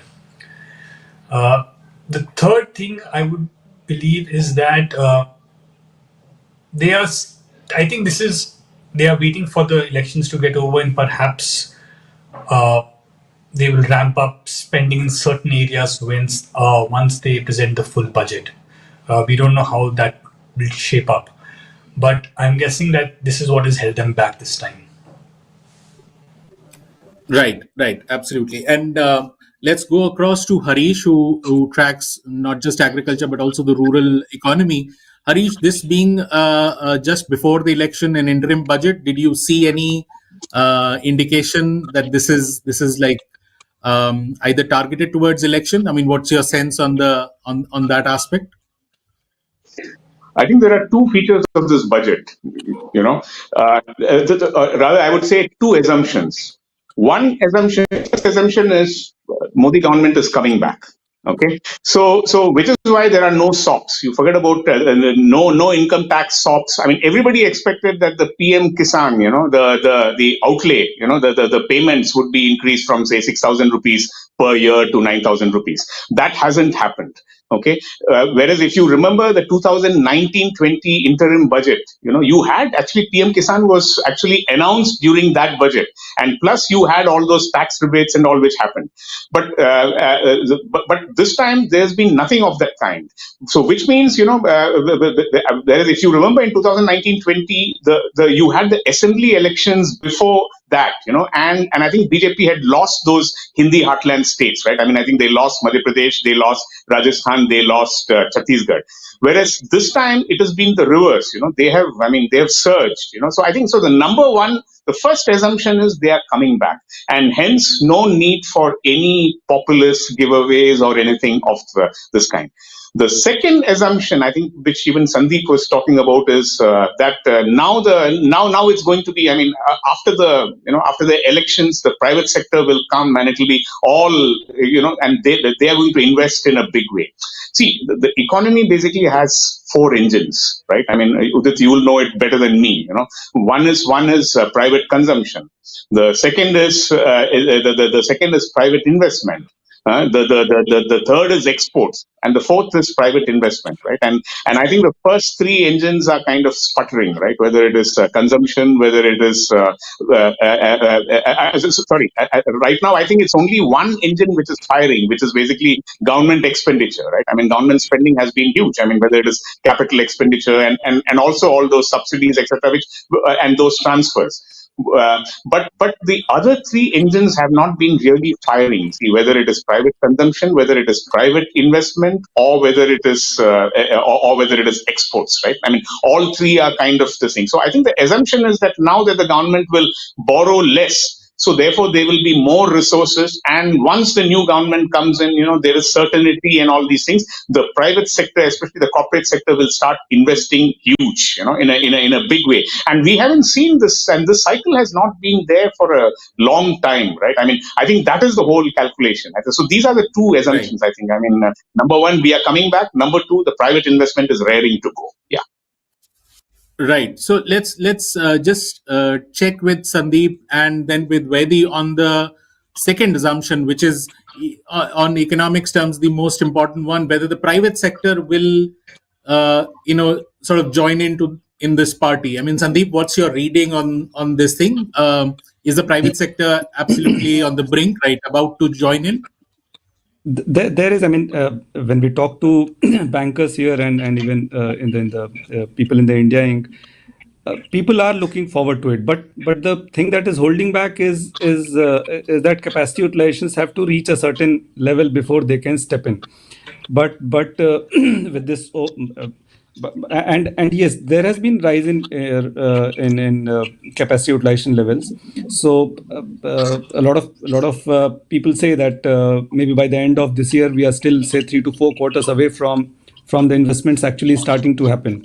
So maybe this is the grounding work that the government has done. Maybe just to let the capital be freed up, and maybe from the RBI side we'll say liquidity also being made available, or all that is there, so that when the capacity utilizations reach at a threshold level, say 80-85% it hits, and then the corporate sector feels okay that in a particular sector, so as to say, and then when they feel that yes, now it's time to start investing, because see, if we are looking at a growth in economy of 7%, if that assumption is taken, maybe and they start building the capacities, it will take 1.5-2 years to build that capacity, or even more, depending on which sector it is. So so whenever it hits 80-85%, they have to build up for the next leg of growth. And they can't be chasing once the demand is there and the other capacities are not there. So maybe we'll see that happening. A lot of people are top bankers say that by the end of this calendar year we'll start seeing progress on that front, activity on that front. Yeah. Yeah. I mean, maybe on the face of it, capacity utilization has been going up. Indian banks are now rid of the NPAs. And government has done both the tax cut on the corporate side and a fair amount of capex. What do you sense? What's holding back private investment? And we are one of the fastest growing major economies. So I mean, like, all the things are there. It's a bit of a conundrum. Yeah, I think, on both the fronts, right? Like the twin deficits that we talked about, or the twin balance sheet problem that we talked about, on the corporate balance sheet as well as the banking sector, financial sector balance sheet, I think they have come clean to suggest that, banks are ready to lend, they have got resources to lend, and corporates balance sheets, even if top lines haven't really grown, their bottom lines have been pretty robust. And you can't also forget that the stock markets are doing well, extremely well, for them to raise finances. So, these are the best times for probably good corporates to raise finances. And when we talk to, say, analysts or to mutual fund experts, or even corporates, they say that the boards are sitting and talking about expansion, but they have not yet just committed. So my sense is that they are waiting for, one, that capacity utilization kind of reaches a threshold level, say 81%, 82%, for them to go towards the next stage. They're waiting on proposals to expand. Second is also, you don't forget that the larger geopolitical alignment that has happened, and where there is a China plus one strategy, which I genuinely think that which is coming to play, and I can see that there are examples of some of the countries or big companies coming to India. So I think, and India's own strategy, which is a without risk no return kind of strategy, where you have that product incentives for product production linked incentive schemes in certain sectors. They're doing well in certain sectors, not doing very well in certain sectors. So the banking on manufacturing as an engine of growth, I think these things put together, my sense is, and with also huge positive impression from FIIs who come to India, and then we also get to interact with them, that this is the India that they kind of saw in when China was opening up in the early 80s. This is what the inflection point they see in India right now. So I think these kind of seem to suggest that investments will take off, and then everything falls in order also. So why expenditure is less this year? Because run up to elections, we always know that capex kind of slows down, so you really don't have capacity to spend. So probably the government is aware that next 2-3 months are not going to be months where they can spend a lot, so they have cut down their expenditure. And this huge reduction in both gross and net borrowings, which the sheet which the finance minister talked about, compared with even last year, suggests that yields will soften, which Sandeep points out too. So I think lower borrowings, implicit assumption that corporate sector will borrow, and you need to prevent that crowding effect. So I think that my sense is that we are on the cusp of that. Okay, I want to go to Ishan for the other big concern on the economy, which is private consumption demand being slightly weak, and that's considered to be a reason why maybe the private sector is also not playing ball. Ishan, what's your sense both on the private consumption demand being weak and also the impact of this kind of a budget or this kind of a thinking, the assumptions of this budget on that? So one reason why capacity utilization is still stuck at the mid-70s levels is because of low demand, right? You have low domestic demand or low external demand. There are two factors, right? So, and low demand, we've seen data from the national accounts, it's been very sluggish for the entire household sector as a whole. Now, when it comes to investments, I have a slightly different view. There are two other sectors apart from private corporate sector. One is the household sector and the other is the MSME sector. What we've seen over the last year and a half or so is household sectors, investments in physical assets, real estate, residential real estate primarily, that is pushing up investments in the economy. You can see those numbers from the bank credit data as well. Now, the thing is, we don't know much about what's happening in the MSME investments. Corporate investments are happening in certain sectors where capacity utilizations have gone up. And also where there is a big export market. You have companies like Apple and the ancillary ecosystem where investments are happening, right? So it's a mix of both domestic and external demand, and where they see some spurts in demand happening. Again, it goes back, the whole domestic demand issue again goes back to I think the fundamental problem that has been highlighted by a lot of experts as well, is the problem of jobs. You've had this massive increase in the labor force participation rate over the last 5 odd years. I mean, the numbers that have come from the PLFS are pretty significant. Yet, I mean, at some level, you have to acknowledge that the last decade, 2 decades, we have not seen a commensurate increase in employment opportunities, either in the casual labor segment or of the regular salaried employment kind, which is what leads to sort of self-employment in less productive, less wage earning, less income earning forms of employment. One could argue that this also shows up in an increased dependence on unsecured personal loans, because you want to maintain a certain level of consumption. And so this is, again, it's a bit, so I don't think that this budget has addressed that. I think there is a belief that there seems to be there that the private sector, and I mean the corporate households and the MSMEs, will sort of pick up the slack from the government reining its expenditure to GDP. So I am less sure about the growth momentum, which seems to have been more sort of exuberantly described in the finance ministry review. That's well put. Okay, last two questions. One to Harish on the issue of this. In the run up to the budget, we were hearing a lot about the GYAN acronym, which was the four castes that the Prime Minister has been talking about: Garib, Youth, Annadata, and Nari Shakti. So, what happened to GYAN? I mean, how do you sort of see this budget in that framework? I mean, is there much for Annadata?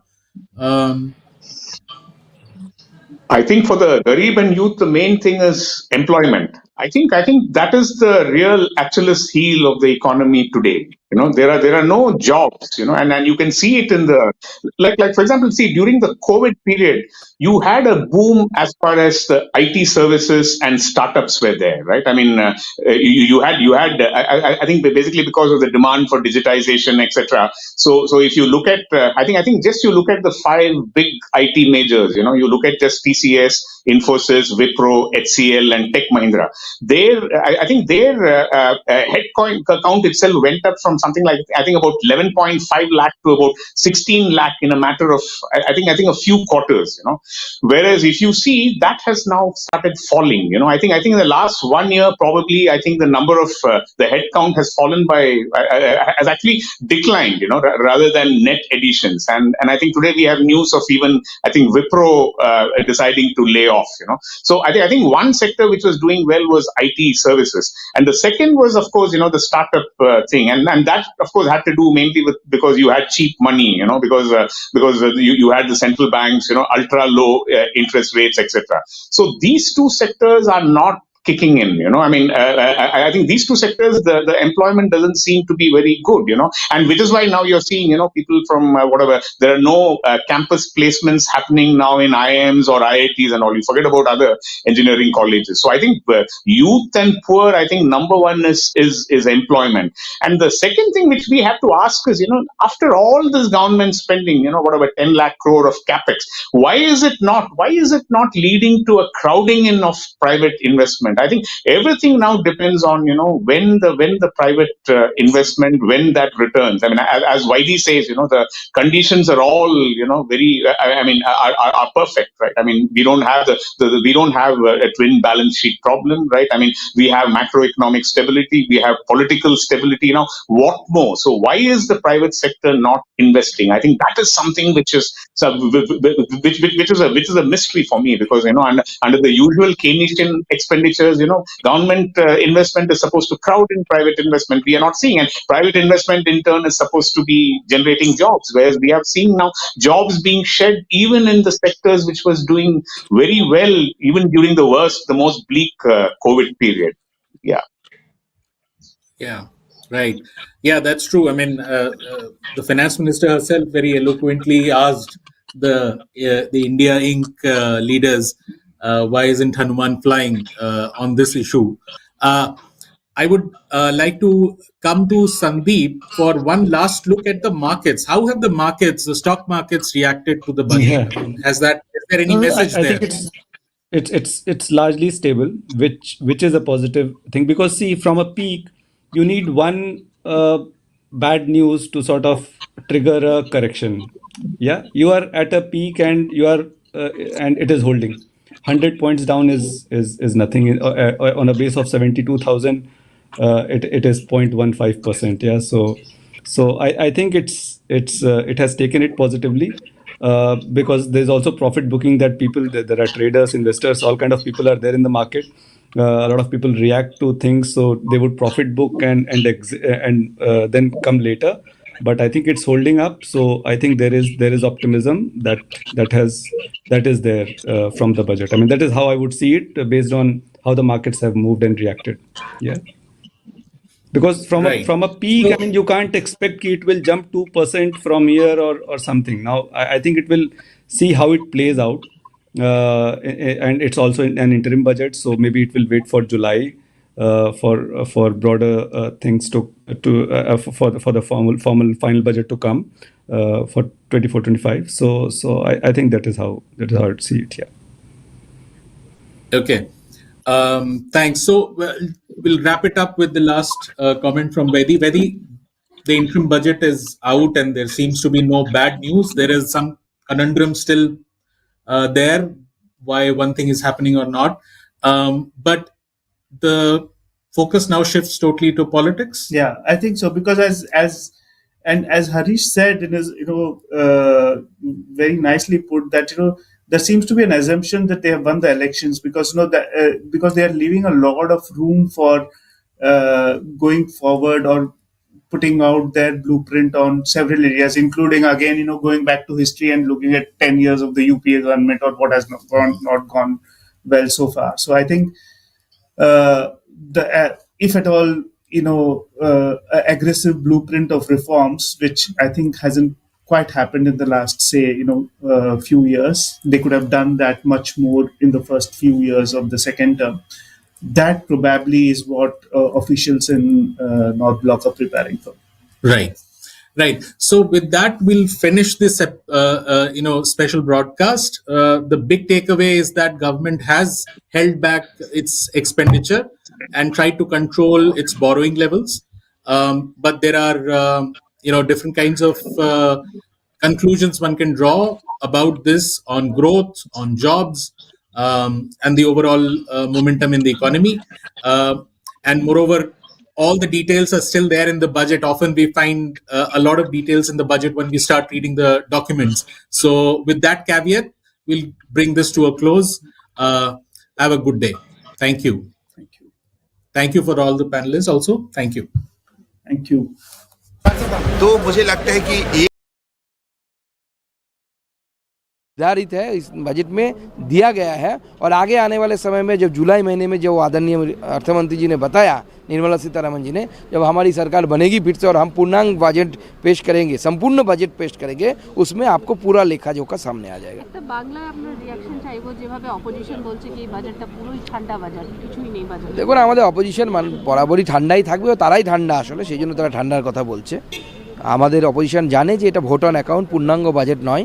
Vote on অ্যাকাউন্টের জন্য পুরো budget থাকে না, কিন্তু তার মধ্যেও 2 কোটি মানুষ আগামী দিনে প্রধানমন্ত্রী আবাস যোজনায় টাকা পাবে। তো তৃণমূলের তো লাভালাভি করা উচিত, বাংলাও কিছু বাড়ি পাবে, সেখান থেকে কাটমানি প্রতি বাড়িতে 20,000 টাকা 30,000 টাকা করে কাটমানি খাবে তৃণমূলের নেতারা। বললে তাদের মহিলাদের জন্য 9 থেকে 14 বছরের বয়সী মহিলাদের টিকাকরণের ব্যবস্থা করা হয়েছে, সার্ভাইকাল ক্যান্সারের হাত থেকে বাঁচার জন্য। মহিলাদের কথা আগে কে ভেবেছে? বিনা পয়সায় টিকাকরণ হবে সার্ভাইকাল ক্যান্সারের হাত থেকে বাঁচানোর জন্য মহিলাদেরকে। অনেকে নারী প্রেমী বলে, কিন্তু নারীদের জন্য কাজ তো কেউ করেনি, মাননীয় প্রধানমন্ত্রী করছেন। যারা রুফটপ সোলার প্যানেল বসাবে তাদের জন্য 300 ইউনিট পর্যন্ত ফ্রি। আগামী দিনে রাজ্যগুলোকে 50 বছরের জন্য কম ইন্টারেস্টে লোন, বিনা ইন্টারেস্টে লোন, রিসার্চের কাজে যারা ব্যবহার করবে, গবেষণার কাজে, তাদের জন্য লোনের ব্যবস্থা বিনা ইন্টারেস্টে অথবা খুব কম ইন্টারেস্টে। এই যে সিদ্ধান্তগুলো সরকার নিয়েছে, নরেন্দ্র মোদী নিয়েছে, এটা প্রমাণ করছে যে আগামী দিনে এই বাজেটের মধ্য দিয়ে বিকশিত ভারত তৈরির রাস্তা প্রশস্ত হবে। बजट इंटरिम बजट आज पेश किया गया है, निर्मला सीतारमन जी ने कहा, लेकिन ऑपोजिशन भी वही कह रहा है कि बजट जो है एकदम अच्छा नहीं है। देखो, इस देश का दुर्भाग्य ये ऑपोजिशन में बैठता है तो उनका काम ही है हर चीज़ का विरोध करना, विरोध करने के लिए विरोधिता करना, ये उनका स्वभाव है। इसलिए मैं उनके ऊपर कुछ नहीं कह सकता हूँ। किंतु इस बजट में सबसे बड़ी बात है, एक शक्तिशाली देश की पहचान दिया, स्थायी सरकार की पहचान दिया, एक कॉन्फिडेंट सरकार की पहचान दिया, जो कि इस देश के लिए बहुत ज़रूरत है। इस बजट में वो दिखता है, जो इसमें एक भारत एक शक्तिशाली देश है, इस बजट में दिखता है। चाहे तो महिला के लिए हो, चाहे युवा के लिए हो, गरीबों के लिए हो, किसानों के लिए हो। और जो जिस तरीके से 2 करोड़ और भी मकान गरीबों को देने का बंदोबस्त, 25 करोड़ परिवार, 25 करोड़ लोग जो गरीबी रेखा से ऊपर उठ के आए कोरोना काल रहते हुए भी, ये बहुत बड़ी उपलब्धि है माननीय प्रधानमंत्री जी की। और युवाओं को आकर्षित करने के लिए उनको रोजगार देने, स्टार्टअप में सहज तरह लोन देने का बंदोबस्त इसमें है। और कुल मिला के इंफ्रास्ट्रक्चर हो, स्पिरिचुअल सेक्टर हो, हमारे एजुकेशन सेक्टर हो, हमारे बाकी सब जो कम्युनिकेशन सेक्टर हो, एवरीवेयर इस बजट में एक स्थायी, शक्तिशाली, व्यवस्थित, दूरदर्शी सरकार की पहचान दिया। इसलिए मैं माननीय प्रधानमंत्री जी को, निर्मला सीतारमन जी को बहुत बहुत बधाई देता हूँ, साथ साथ सभी पत्रकार बंधुओं को भी देता हूँ।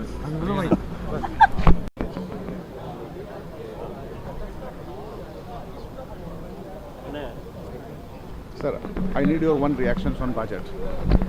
I have not studied that budget. So have you listened to Nirmala Sitharaman has said in the House that all classes and masses are taken care of in upcoming budget? Yes, that's true. I appreciate that. Thank you. Any expectations in upcoming? In coming days, it will be definitely, the growth is going on continuously. So I am sure that Prime Minister and government is taking care properly. Thank you so much, sir. ये अनुभव हमारे सबके लिए महत्वपूर्ण है, क्योंकि कांग्रेस तो बोलता था गरीबी हटाओ गरीबी हटाओ, वास्तव में कुछ नहीं कर पाया। लेकिन हकीकत में अगर गरीबों के लिए कोई फरिश्ता के रूप में आए वही नरेंद्र मोदी जी। और इस बजट के जरिए ये स्पष्ट हुआ है कि अगली 2047 तक इंडिया निश्चित रूप से दुनिया का सबसे मजबूत विकसित देश बनेगा, क्योंकि सारे बिंदु में वही एक इंडिकेशन है कैसे हर पैरामीटर में आज देश विकास यात्रा पर तेज से चलने लगा है। तो इसलिए मैं तो कहूँगा कि हमारी 140 करोड़ जनता के लिए ये बजट बहुत महत्वपूर्ण है और हर के विकास के लिए ये बजट प्रस्तुति है। सर और सर बजट को माननीय प्रधानमंत्री Narendra Modi for young girls and for against the cervical cancer. So all these things are very important addition to what we have. But more importantly, offering of Ayushman coverage for Anganwadi workers and Asha workers is a big move. And I think that will go down very well and boost the morale of our frontline health workers. And that is what we are dependent on as we improve the health of the nation, that those are the real people. Once we can actually upskill them over a period of time, they will be a big asset to us. So I think overall, in spite of the fact that it is a limited presentation, a lot of our expectations about medical education, increasing the number of the medical colleges and the other facilities for the paramedical personnel, I think is excellent. And so my compliments. Okay. Thank you.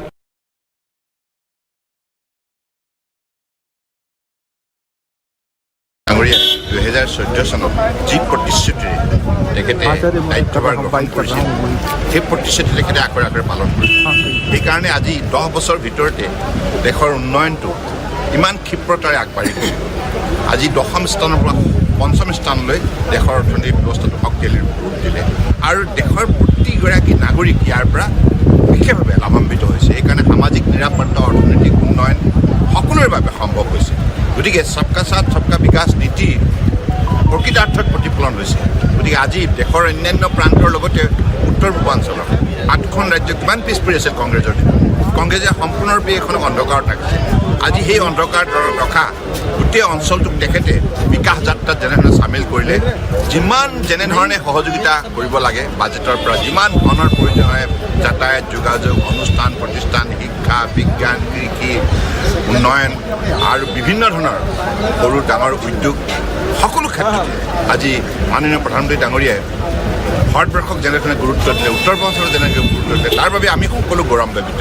গতিকে এইখন budget সম্পূৰ্ণৰূপে ভাৰতবৰ্ষৰ 140 কোটি মানুহৰ বাবে প্ৰস্তুত কৰা budget আৰু 2047 যে এই বাজেটে এই কথাটো সম্পূৰ্ণৰূপে স্পষ্ট ইংগিত দিছে যে 2047 নিশ্চিত ৰূপে ভাৰতবৰ্ষ বিশ্বৰ সৰ্বশ্ৰেষ্ঠ উন্নত ৰাষ্ট্ৰ হ'ব।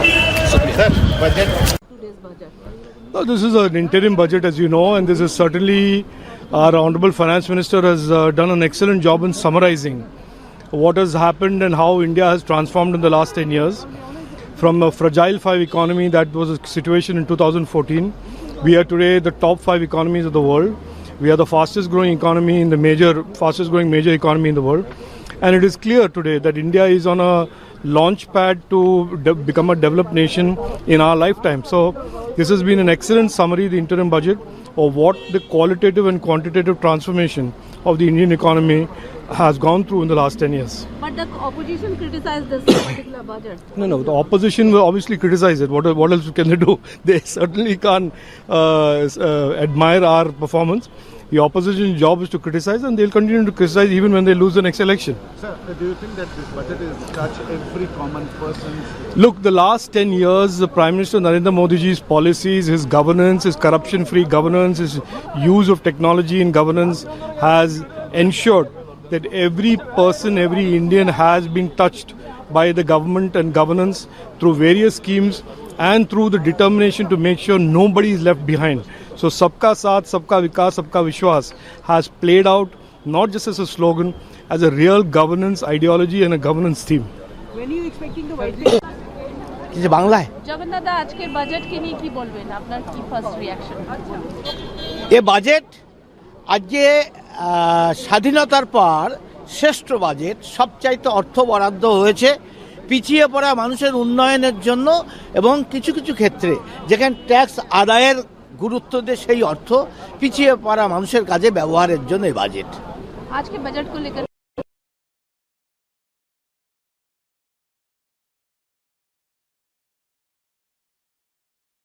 হয়েছে পিছিয়ে পড়া মানুষের উন্নয়নের জন্য এবং কিছু কিছু ক্ষেত্রে যেখানে ট্যাক্স আদায়ের গুরুত্ব দিয়ে সেই অর্থ পিছিয়ে পড়া মানুষের কাজে ব্যবহারের জন্য এই বাজেট। आज के बजट को लेकर क्या प्रतिक्रिया? देखिए ये बहुत बढ़िया बजट हुआ, नेशनल बजट जो होना चाहिए। सबसे अच्छा आज़ादी के बाद जो विकसित भारत, वो विकसित भारत जो कैसे बन रहा है, इसलिए ये जो एक जल्दी चटकदारी से सोच आ जाएगा सबका पिछले वर्ग का उन्नयन के बजट है। बजट बहुत इम्पोर्टेंट था, मतलब जो काम हमने किए हैं, युवा है, महिला है, दलित है, आदिवासी है, किसान है, ऐसे लोगों के लिए जो स्किल ट्रेनिंग है, 1 करोड़ नौजवानों को स्किल ट्रेनिंग दे दिया है, 80 करोड़ लोगों को फ्री अनाज दिया जा रहा है कोविड के टाइम से, और बहुत सारा जो हमारे सरकार का कार्यक्रम है विकास का, वो निर्मला सीतारमन जी ने देश के सामने रखा, और आगे भी हमारी सरकार आएगी तो हम देश को विकास की दिशा से आगे बढ़ाएगी।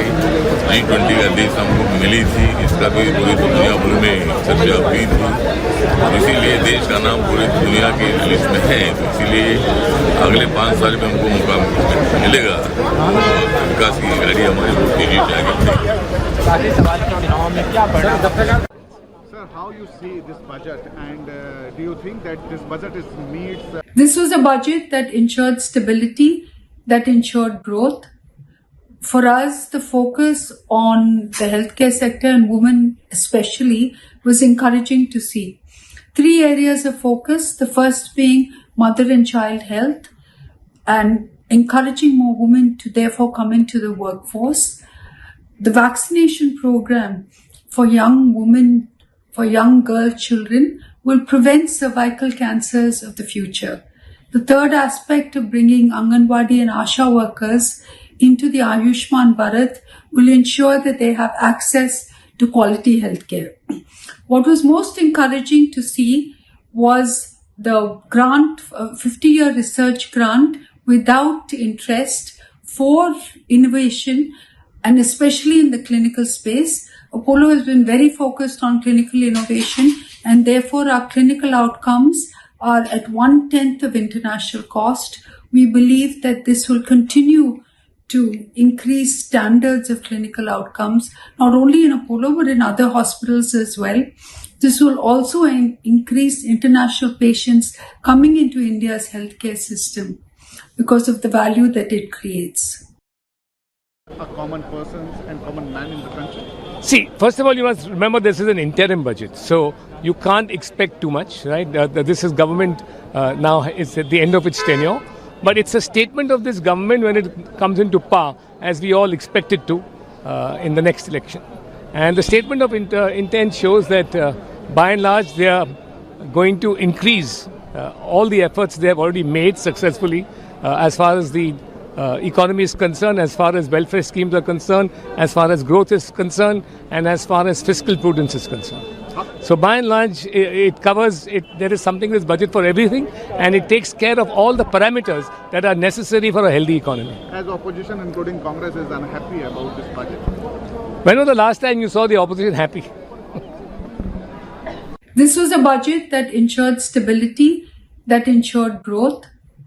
For us, the focus on the healthcare sector and women especially was encouraging to see.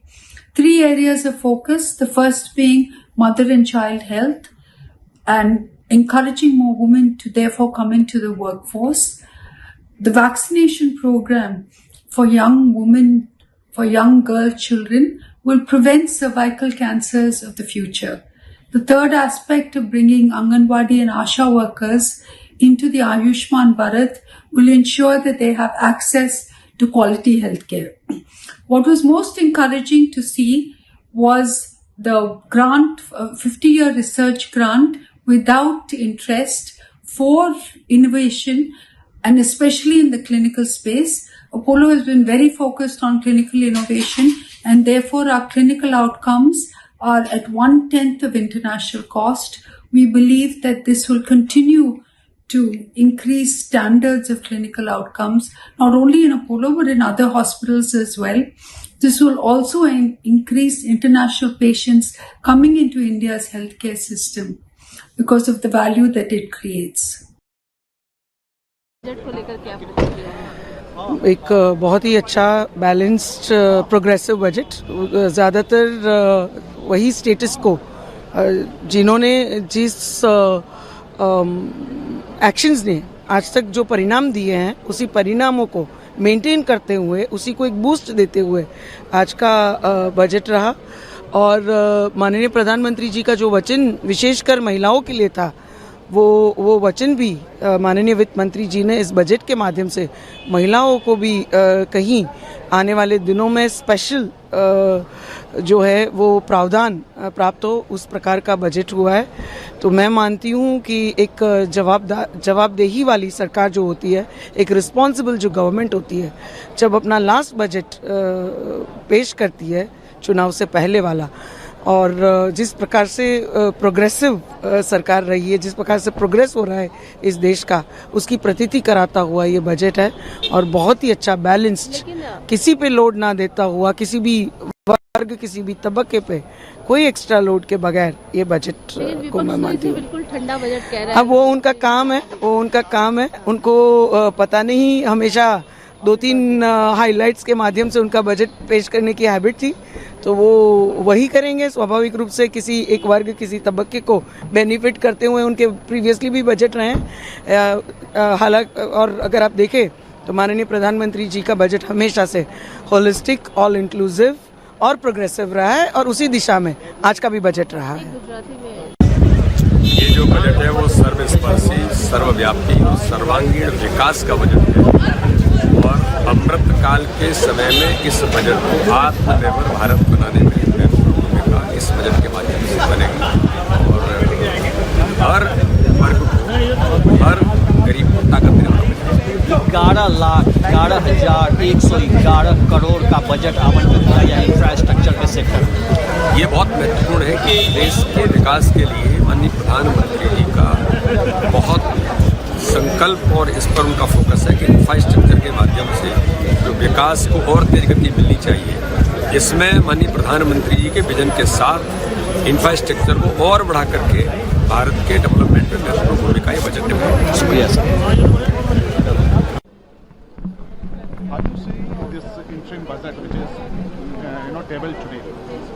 It is a budget oriented towards the elections only. All big empty announcements for the falsification of driving the people towards BJP. We are, as the DMK party, member of the parliament, we are very upset that the समाहित है। ऐसे सर्वस्पर्शी एवं सर्व समावेशी और देश के जन जन और हर क्षेत्र के सर्वांगीण कल्याण के लिए समर्पित बजट है। माननीय प्रधानमंत्री श्री नरेंद्र मोदी जी, वित्त मंत्री श्रीमती निर्मला सीतारमन जी एवं उनकी पूरी टीम को मैं अपनी ओर से और अपनी पार्टी के करोड़ों कार्यकर्ताओं की ओर से हार्दिक बधाई भी देता हूं और उनका अभिनंदन भी करता हूं। पिछले 10 वर्षों में नरेंद्र मोदी जी ने अथक परिश्रम के साथ जहां लगभग 25 करोड़ लोगों को गरीबी की रेखा से बाहर लाया है, तो वहीं दूसरी ओर भारत ने अर्थव्यवस्था में प्रगति के सारे रिकॉर्ड भी तोड़ डाले हैं। यह बजट विकसित भारत के लक्ष्य की बुनियाद है। हम गरीबी हटाने का नारा नहीं देते, बल्कि गरीबी दूर करके दिखाते हैं। हम विकसित और विकास की केवल बात नहीं करते, बल्कि विकास को घर घर पहुंचाने में यकीन रखते हैं। अंतरिम बजट में मध्यम वर्ग के लिए आवास योजना लाए जाने का निर्णय एक क्रांतिकारी कदम है। अगले 5 साल में प्रधानमंत्री आवास योजना ग्रामीण के तहत लगभग 2 करोड़ घर बनाने का निर्णय लिया गया है। अगले 5 साल में अब हमारी सरकार 3 करोड़ से अधिक लखपति दीदी बनाने का सुनियोजित लक्ष्य रख करके चली है। एमएसएमई सेक्टर को ग्लोबल बनाने के लिए सरकार ने जो निर्णय लिया है, वो आत्मनिर्भर भारत के लक्ष्य को साकार करने में मदद देगा। इस बजट में पर्यटन पर भी खासा ध्यान रखा गया है। रिन्यूएबल एनर्जी सेक्टर के लिए हमारी सरकार प्रधानमंत्री सूर्योदय योजना में 1 करोड़ घरों की छतों पर सोलर पैनल लगाए जाने का निर्णय ले रही है। यह अंतरिम बजट में किसान, मध्य वर्ग, महिला से लेकर सभी वर्गों को और उसकी रूपरेखा रखी है, जो भारतीय अर्थव्यवस्था सही रास्ते और उज्जवल भविष्य की ओर बढ़ रही है। मैं पुनः इस लोक कल्याणकारी बजट के लिए आदरणीय प्रधानमंत्री श्री नरेंद्र मोदी जी, वित्त मंत्री निर्मला सीतारमन जी और उनकी पूरी टीम को कोटि कोटि साधुवाद देता हूँ।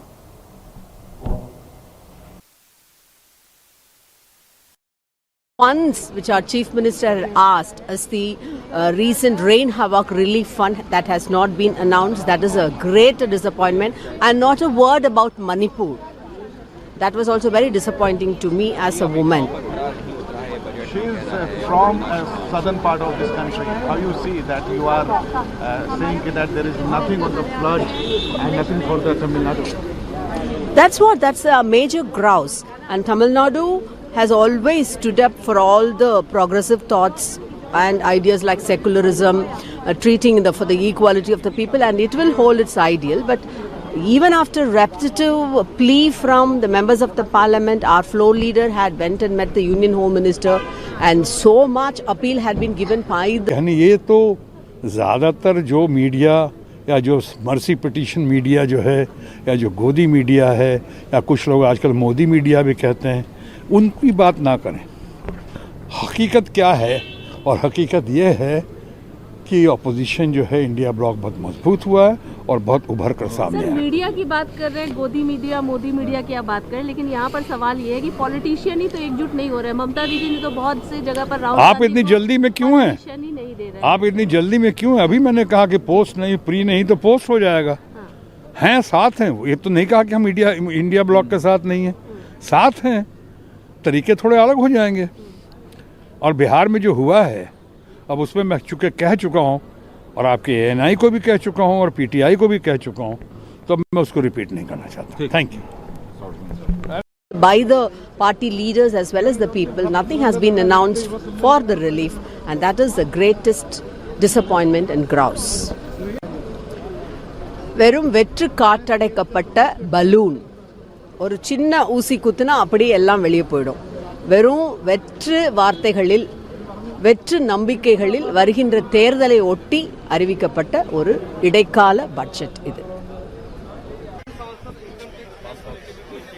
वर्ष है और उसमें ये बजट आया है, किस तरह से देखते हैं इस बजट? मुझे लगता है कि जो हमने 10 सालों में, मतलब जो हमने सरकार हमारे आने के बाद जो काम हमने किया है, उस काम का लेखा जोखा पूरे देश के सामने निर्मला सीतारमन जी ने रखा है, और देश विकास की दिशा से आगे बढ़ रहा है। देश का हो रहा है विकास, इसलिए पूरे देश भर में दिख रहा है नरेंद्र मोदी जी का प्रकाश। पूरा आकाश नीला नीला दिख रहा है आकाश। क्यों नहीं होगा देश का विकास? तो देश का विकास करने की कोशिश सरकार के माध्यम से हुई है, और महिला हो, युवा हो, किसान हो, दलित हो, आदिवासी हो, सबके लिए सरकार ने काम किया है, ये जानकारी आज निर्मला सीतारमन जी ने दी है। First reaction on this budget. Well, I think it's a budget which gives a lot of hope, it raises the aspirations of the country, the women, the youth, the farmers. So I'm very happy because I come from a place, a rural place where, farmers are actually getting the benefits of the present government's policies. So I think in the future, I see, them reaching the targets of farmers doubling or tripling their income. So it gives me a lot of hope. But opposition is saying that nothing is going. Well, that's opposition has to say that they have to oppose whatever it is. I think that's what's natural. So I wouldn't give much credence to that. Thank you, ma'am. Thank you. किसानों का budget पे इस बार Schuler क्या कहना चाहेंगे? ये जो budget है किसानों के साथ एक बहुत बड़ा धोखा है। इसी की लड़ाई हम किसान बहुत समय पहले से लड़ रहे हैं। अब जो कारपोरेट को देने की बात सरकार कर रही है, ये तो जो 3 कृषि कानून थे उसमें भी सरकार ने यही किया था, उसके लिए किसान लड़े। अब ये किसानों को फिर लड़ना पड़ेगा किसान इसकी लड़ाई। और टिकैत साहब ने ये 26 जनवरी को कहा ही था कि किसान सरकार जो है किसानों के हित में काम ना करके कारपोरेट के हित में काम कर रही है। तो ये तो सरासर किसानों के साथ एक जो बजट पेश हुआ है एक सरासर धोखा है। लेकिन बड़े बड़े वायदे किए गए हैं और मोदी जी ने भी कहा है कि वो सब एक दिखावा है, किसान के साथ एक छलावा है। सिर्फ कागजों में बड़े बड़े दावे होते हैं किसानों के लिए, वो सरकार करती ही है, मगर हकीकत में उसका होता कुछ नहीं है। सरकार की मंशा शुरू से ही किसान विरोधी रही है और जो बजट पेश हुआ उससे और क्लियर कर दिया उन्होंने कि हम जो है कारपोरेट को देना ही चाहते हैं जमीन। मेरा नाम जुबैद आलम है, मंडल सचिव भारतीय किसान यूनियन टिकैत। आज सरकार ने किसानों का बजट पेश किया लोकसभा में, इसको लेकर क्या कहेंगे? देखिए, बजट पास किया है, बजट सही है, हम उसका स्वागत करते हैं, इसका स्वागत करते हैं। लेकिन स्वागत के साथ ये है कि इसका जो सीधा लाभ है वो किसान को मिलना चाहिए, ज़मीन पर उतर के किसान के घर तक पहुंचना चाहिए। बीच में ये जो बीच वाले जो मान लो इसमें जो बीच वाले दलाल हैं वो फ़ायदा उठा लेते हैं, किसान को कहाँ मिल पाता है। सही है, सही तो किसान तभी मानेगा जब किसान के हाथ में कुछ लगना चाहिए, मिलना चाहिए। बजट पेश किया, इसको लेकर क्या कहें? इसका हम स्वागत करते हैं, ये सही है। सुभान अली। मेरा नाम रोशन सिंह। किसानों का बजट पेश किया है, किसान ने बड़े बड़े दावे बड़े जो आपने जो बजट पेश किया है उसको चलो ठीक है, जैसे ही मानते हैं, पर किसानों तक तो पहुंचता ही नहीं है। पहुंचता है तो बीच में ही दलाल लोग खा जाते हैं और मतलब जो आता भी है तो हमारे धान या गेहूं कम रेटों में खरीद पाते हैं, तो लोग कभी तो बाढ़ मार जाती है, कभी कुछ हो जाता। हम तो भैया नदी के किनारे के रहने वाले, तो हमारे पास ऐसी हो जाए मेहनत मजदूरी कर रहे हैं और खा रहे हैं, यहाँ तक हमारे पास तक लाभ आता ही नहीं है। और जो योजना अभी तक हमारे पास मिली नहीं है, और सीधी मिलेगी तो आपको स्वीकार करते हैं हम सरकार को।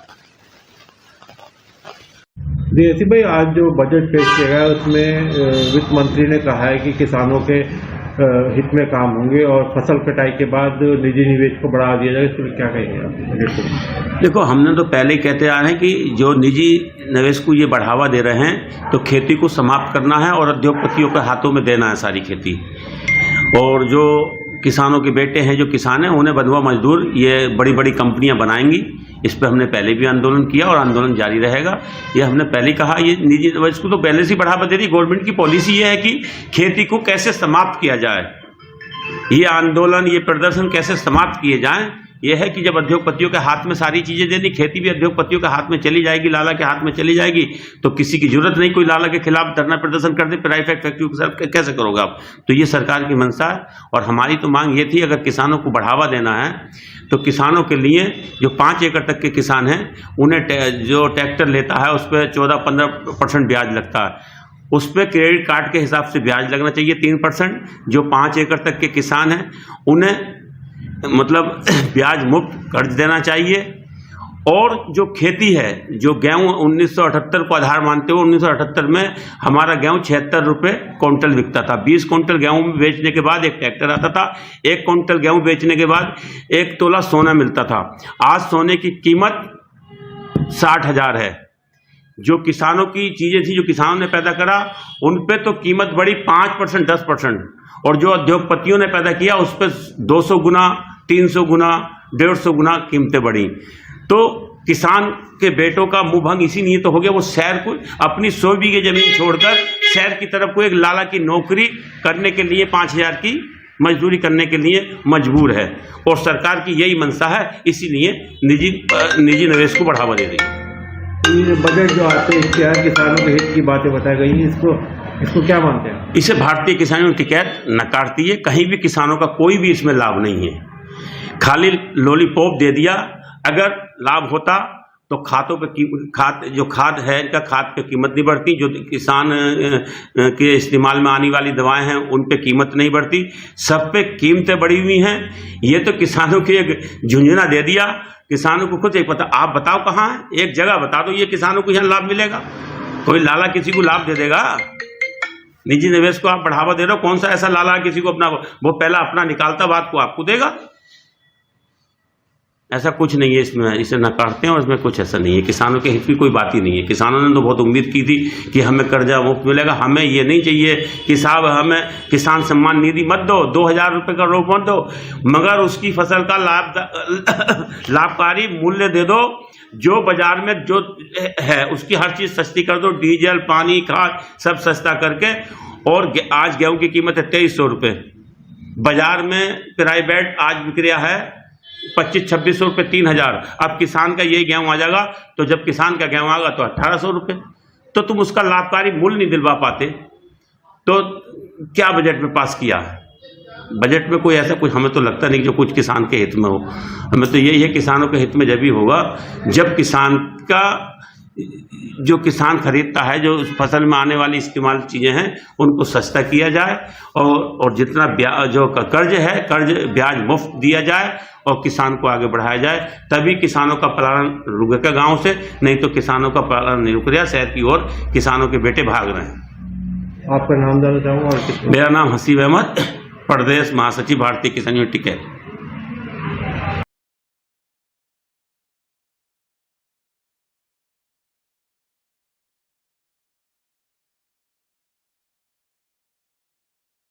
लोगों पर जुनून है अपोजिशन के लिए और ख़ासकर इंडिया ब्लॉक के लिए, तो ये अभी कहने, ये तो ज़्यादातर जो मीडिया या जो मर्सी पिटीशन मीडिया जो है, या जो गोदी मीडिया है, या कुछ लोग आजकल मोदी मीडिया भी कहते हैं, उनकी बात ना करें। हकीकत क्या है? और हकीकत ये है कि अपोजिशन जो है इंडिया ब्लॉक बहुत मजबूत हुआ है और बहुत उभर कर सामने आया। मीडिया की बात कर रहे हैं, गोदी मीडिया, मोदी मीडिया की आप बात करें, लेकिन यहाँ पर सवाल ये है कि पॉलिटिशियन ही तो एकजुट नहीं हो रहे हैं। ममता दीदी ने तो बहुत सी जगह पर राहुल आप इतनी जल्दी में क्यों हैं? नहीं दे रहे। आप इतनी जल्दी में क्यों हैं? अभी मैंने कहा कि पोस्ट नहीं, प्री नहीं तो पोस्ट हो जाएगा। हैं, साथ हैं। ये तो नहीं कहा कि हम इंडिया ब्लॉक के साथ नहीं है, साथ हैं। तरीके थोड़े अलग हो जाएंगे। और बिहार में जो हुआ है, अब उसमें मैं कह चुका हूँ, और आपके ANI को भी कह चुका हूँ और PTI को भी कह चुका हूँ, तो मैं उसको रिपीट नहीं करना चाहता। Thank you. बजट में खास क्या है? सबसे पहले तो बजट अंतरिम बजट था, उसके बावजूद भी 2 करोड़ लोगों को नए मकान देने की बात इस बजट में की गई है। दूसरा कि 10 वर्षों में क्या उपलब्धियां की गई हैं और 10 वर्ष यूपीए के शासन कैसे थे, दोनों पर श्वेत पत्र लाने की बात फाइनेंस मिनिस्टर ने किया है। इससे देश की जनता को, खास करके जो नव मतदाता हैं, जो विगत 10 वर्ष में केवल मोदी जी का ही शासन देखे हैं, उन्हें भी इस बात का निर्णय लेने में सुविधा होगी कि यूपीए का शासन कैसा हुआ करता था और आज का शासन कैसा है। इसके अलावा यह पूरा बजट जो था वह देश आगे कैसे बढ़े, इसके बारे में माननीय फाइनेंस मिनिस्टर ने कहा है कि हम जब जून में आएंगे तो एक विकसित भारत का रोड मैप देंगे और इस बार जो भी 10 वर्षों में हुआ उन सभी का हिसाब फाइनेंस मिनिस्टर ने दिया। Company, but services backend, or country which is using its human capital to serve the needs of the world, but actually lead the world, through our own products and new age, kind of areas. And I think the innovation part is the one that's going to drive that to the best possible way. And what the government is also demonstrating through its increased prioritization of infrastructure of the normal kind that we all know about, but also the digital infrastructure, the entire digital public infrastructure building blocks that we have, in the financial services. Of course, we've seen that, 45% of the world's transactions in digital happen in India. Anybody can just scan a QR code and make a payment through a UPI. So we've demonstrated our ability to create world-class infrastructure there. And I think growing that requires a very strong effort by government, private sector, all, research, all to work together. So my visions, and when I see this, think that, investing in research should become as cool as investing in startups. Because, that is one layer before the startups get created. And the government itself is showing that and demonstrating that by building strong digital public infrastructure. So I think government becoming a buyer of innovation, working with private sector, is a very unique thing for India. And, we can then take this to Africa, which is now part of G20, other countries in the global south, South America, and actually position India much, much stronger. And all of this will enable us to get, of course, much greater and stronger revenue growth. I think we see our tax collections in GST, etc., have doubled in India. So, a good revenue backed by smart expenses, will always drive, your fiscal deficit. And hopefully, in times to come, we will see how India strengthens its size, not only the size of our GDP, which will poised to be the third largest, driven by $1 trillion of our digital economy, which is expected to happen by 2030, but more importantly, do it, in a fiscally prudent manner. I think that's the beauty of this entire budget that has come out pretty well. Earlier, just IMF released a report in which we were the fastest growing economy of the world. And people were saying that the optimism is in the air.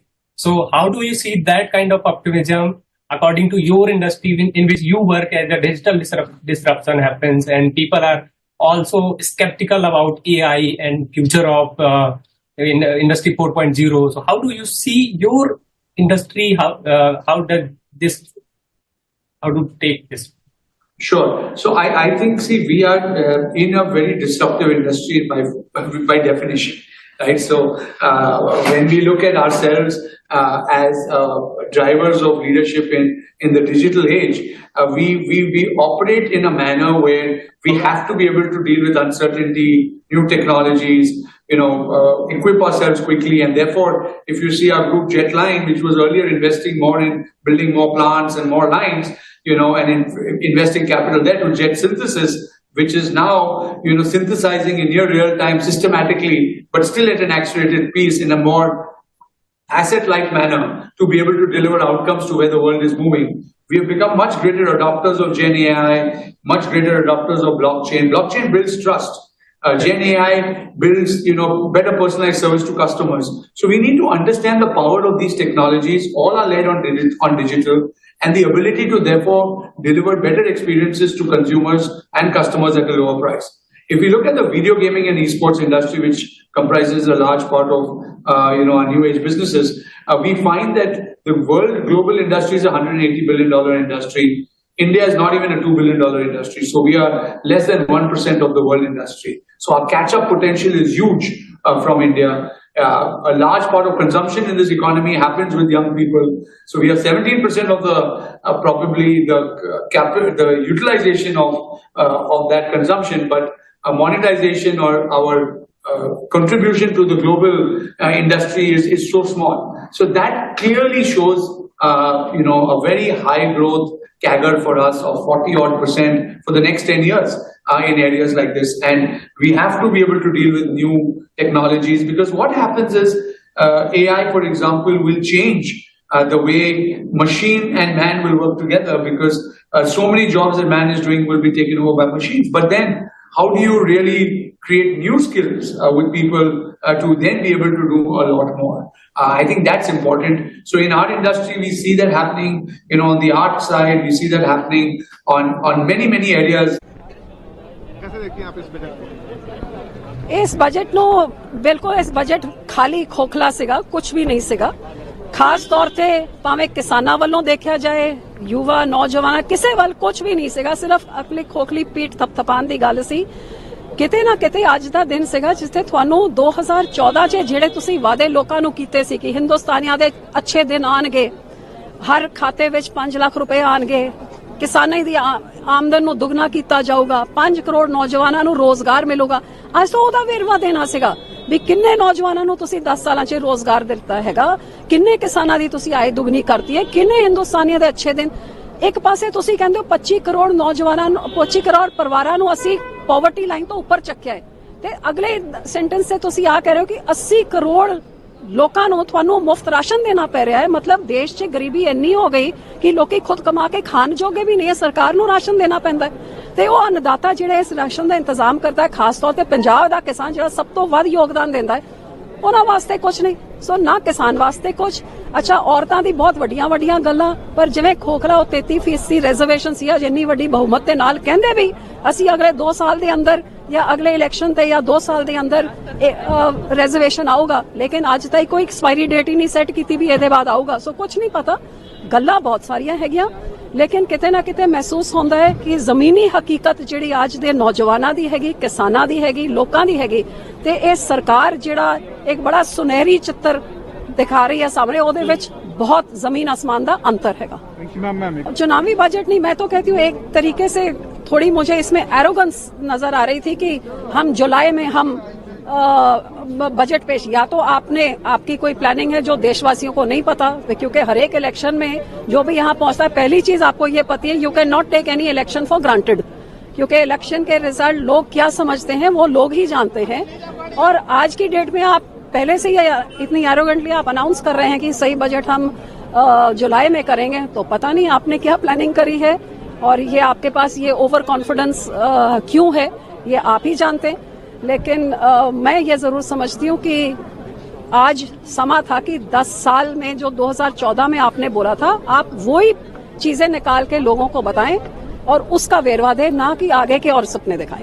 Ma'am, आज जो budget पेश हुआ है, ये कहा गया कि विकसित भारत का बजट पेश हुआ है, आप क्या कहेंगे, आपको क्या लगता है? देखिए, आज तो मैं उम्मीद कर रही थी कि जो 10 साल पहले आत्मनिर्भर भारत का बजट ऐलान किया गया था और 10 साल पहले जो बोला था कि ये सरकार आएगी तो अच्छे दिन हिंदुस्तानियों के आएंगे, हर एक के खाते में 5 लाख रुपए आ जाएंगे, 2022 तक किसान की आमदन दुगनी हो जाएगी, हर खेत तक पानी आएगा, 5 करोड़ युवा को रोजगार मिल जाएगा।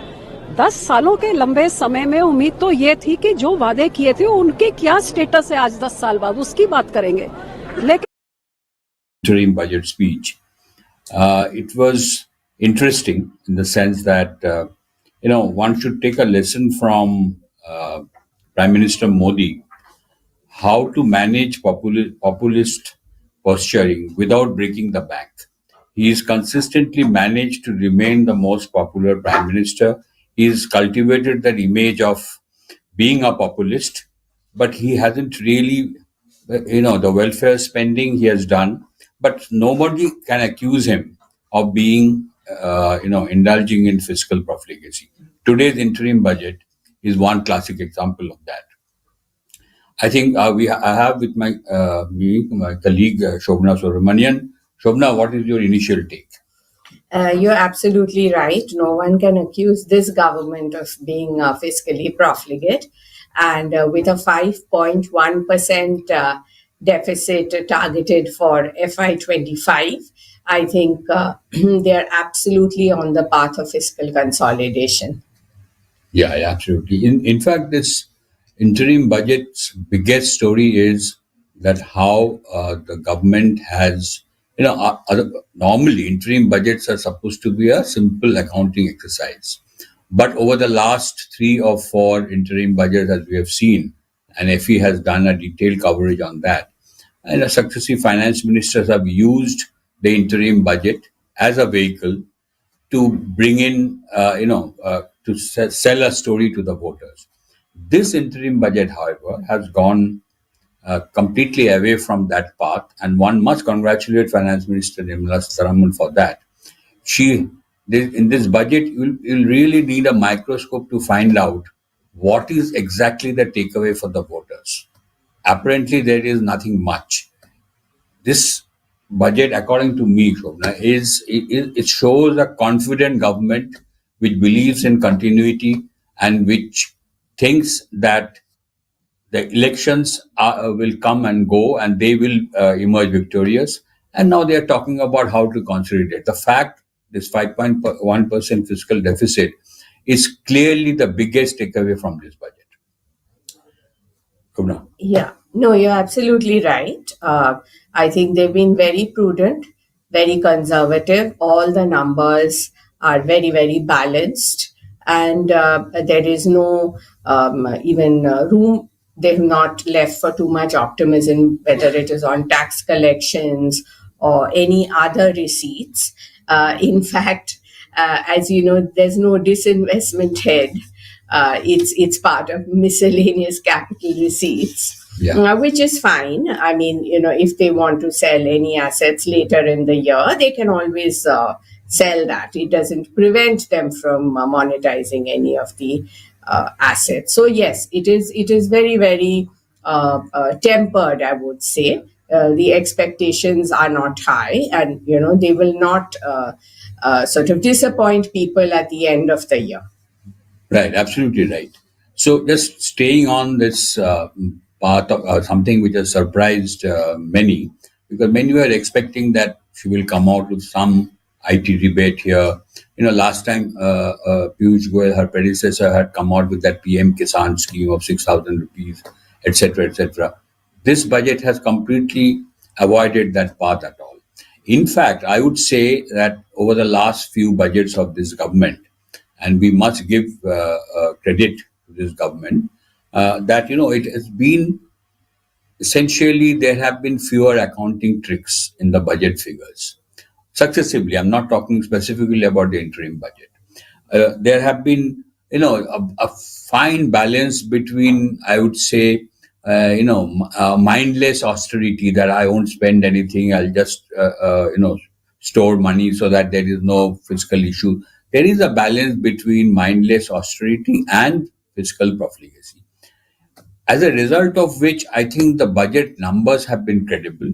This interim budget essentially continues that tradition, and that is the biggest thing. Apart from that, if you come to sectoral issues, do you have any, do you think that there have been any disappointments? No, I don't think. Like you pointed out, she can't make any big announcements on, say, tax measures or any changes in any of the tax regimes. So, so there was no scope for that, which is what really people are looking for.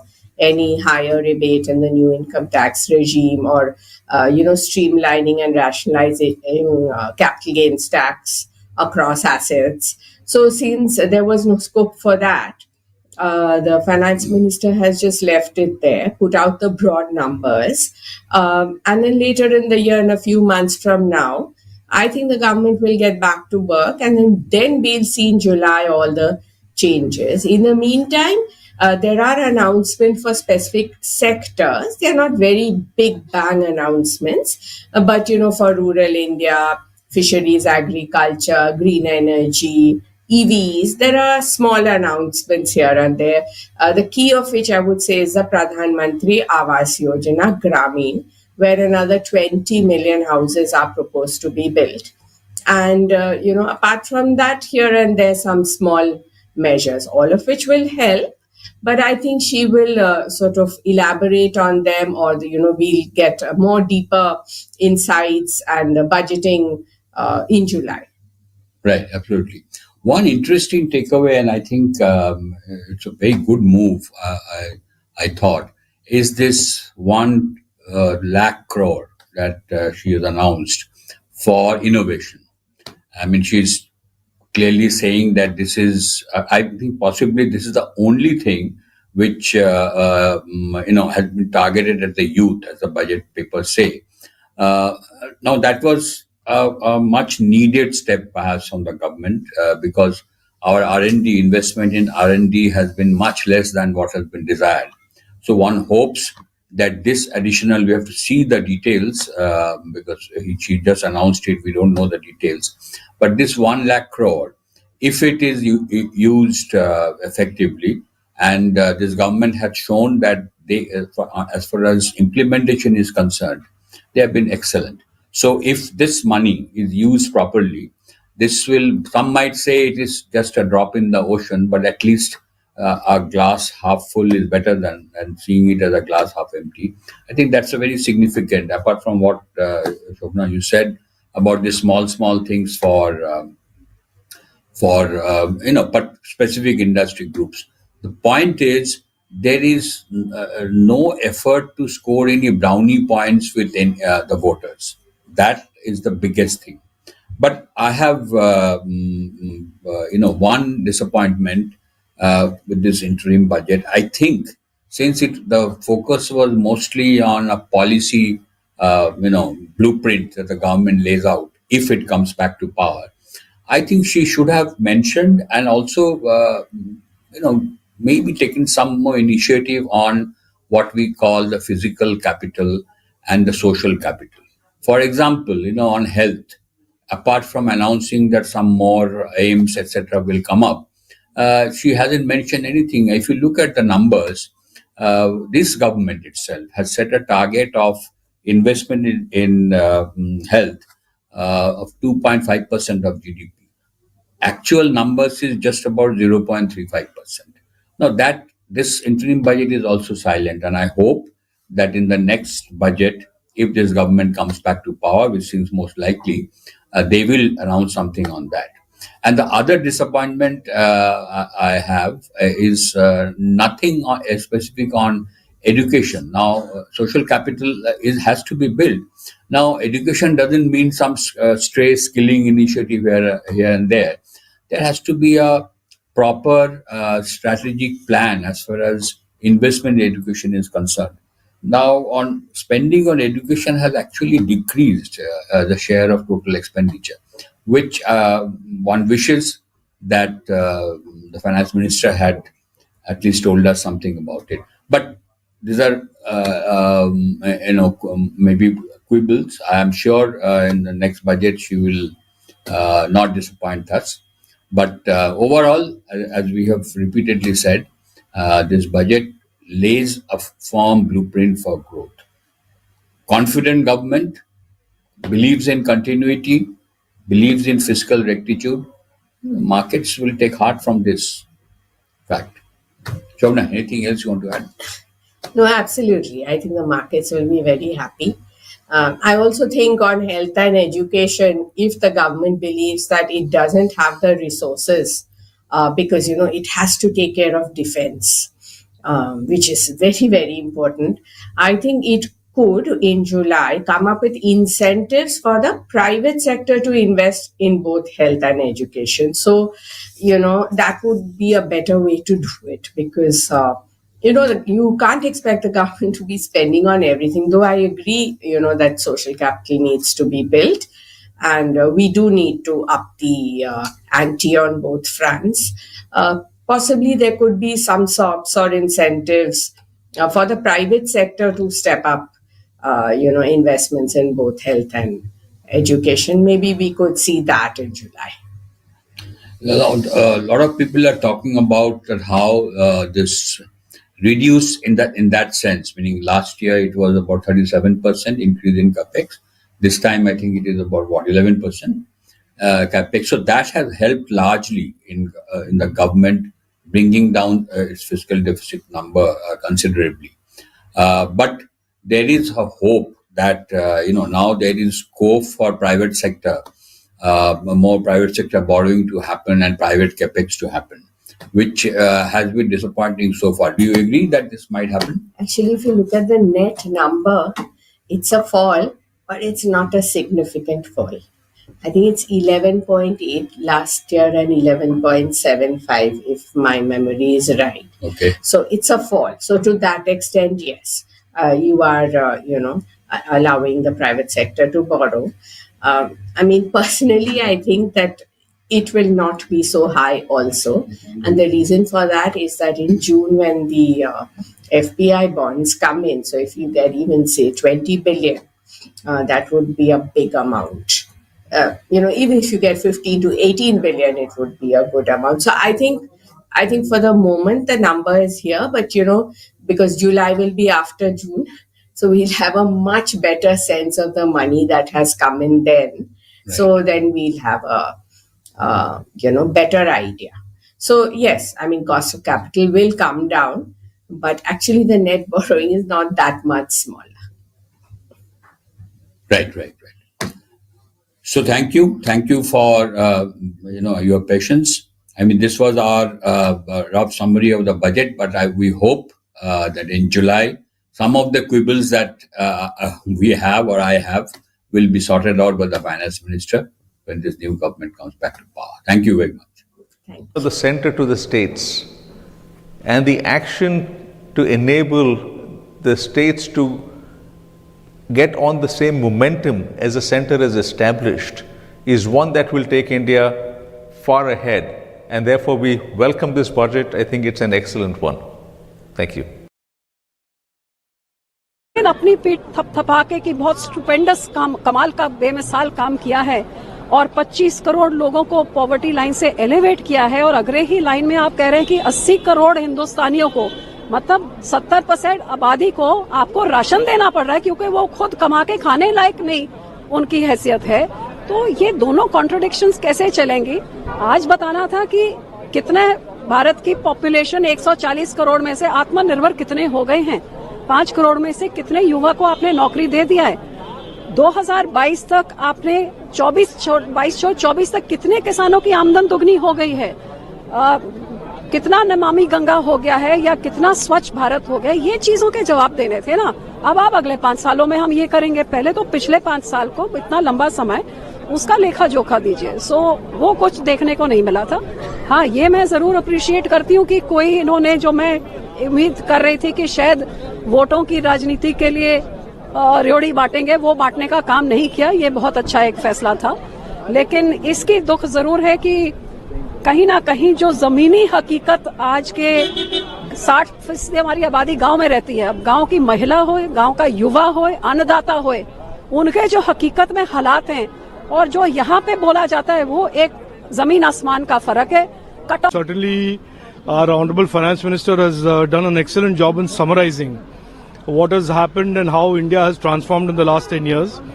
From a fragile 5 economy that was a situation in 2014, we are today the top 5 economies of the world.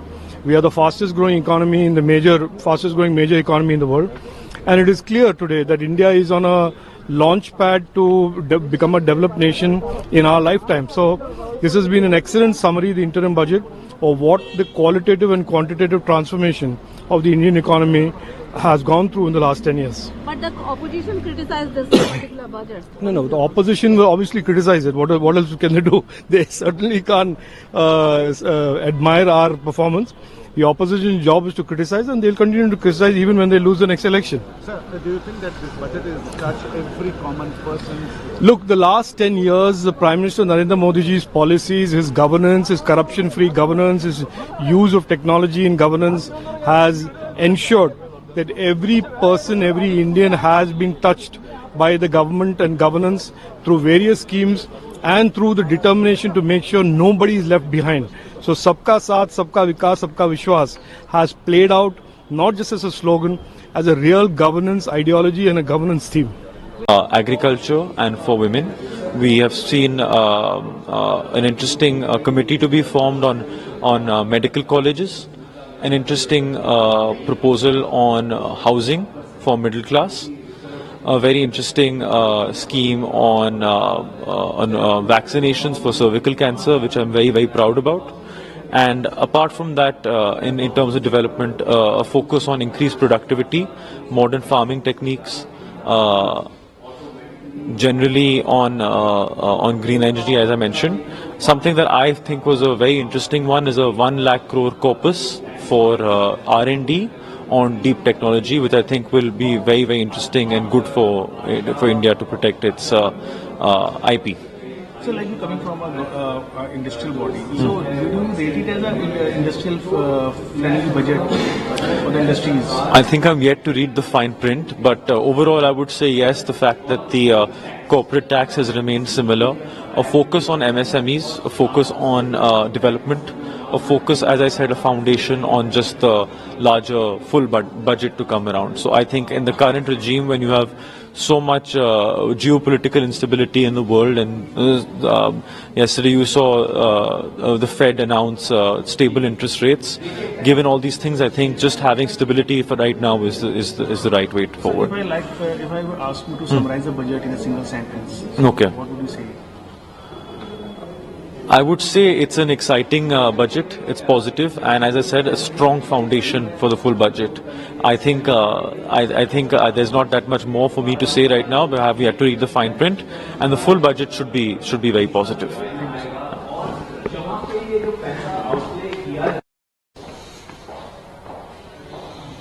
So your first reaction after listening this budget? Okay. First of all, I don't think we should call this a budget. It was more of a vote on count, because a lot of things had been done in the last year's budget as far as the income tax changes were concerned.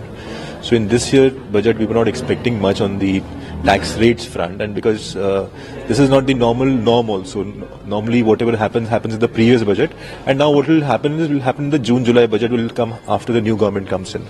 But overall, I think it was fair, I would say, and a little concession which the finance minister has given this time about some old demands which are outstanding on the portals, reflecting on the portals, and people's refunds were getting adjusted against those demands.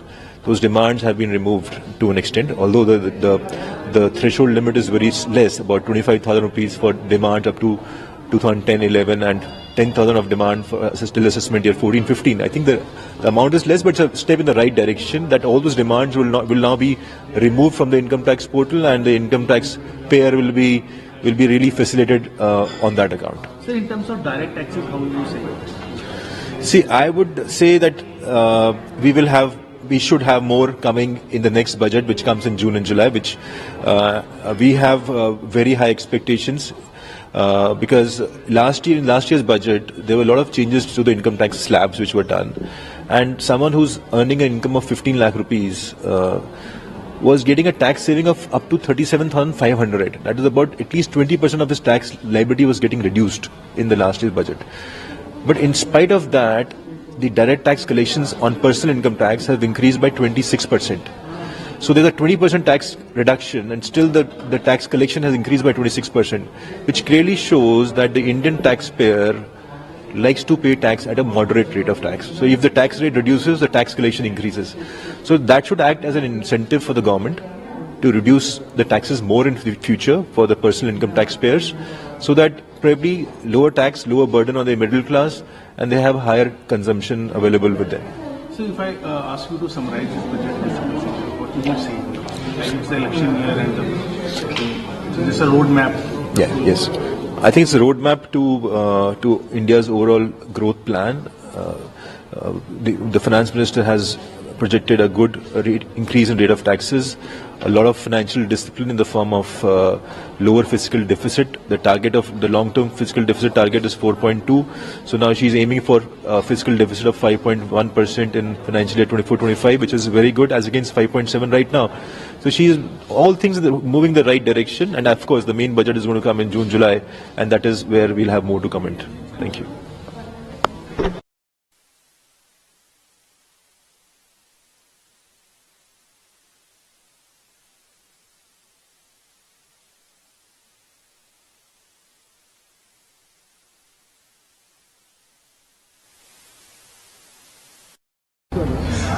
So the budget has been announced. In your opinion, how this budget is going to help Indian economy? This budget has been very good and conducive to the growth of Indian economy. I would congratulate the finance minister on two grounds. A, the fiscal deficit of the country has been brought down from 6.4 in 2022-23 to 5.9%. Secondly, the borrowing program of the country is going to be 11.75 trillion this year compared to 15.43 erstwhile. So these two measures are going to be very instrumental in bringing down the interest rate of the borrowing of the country.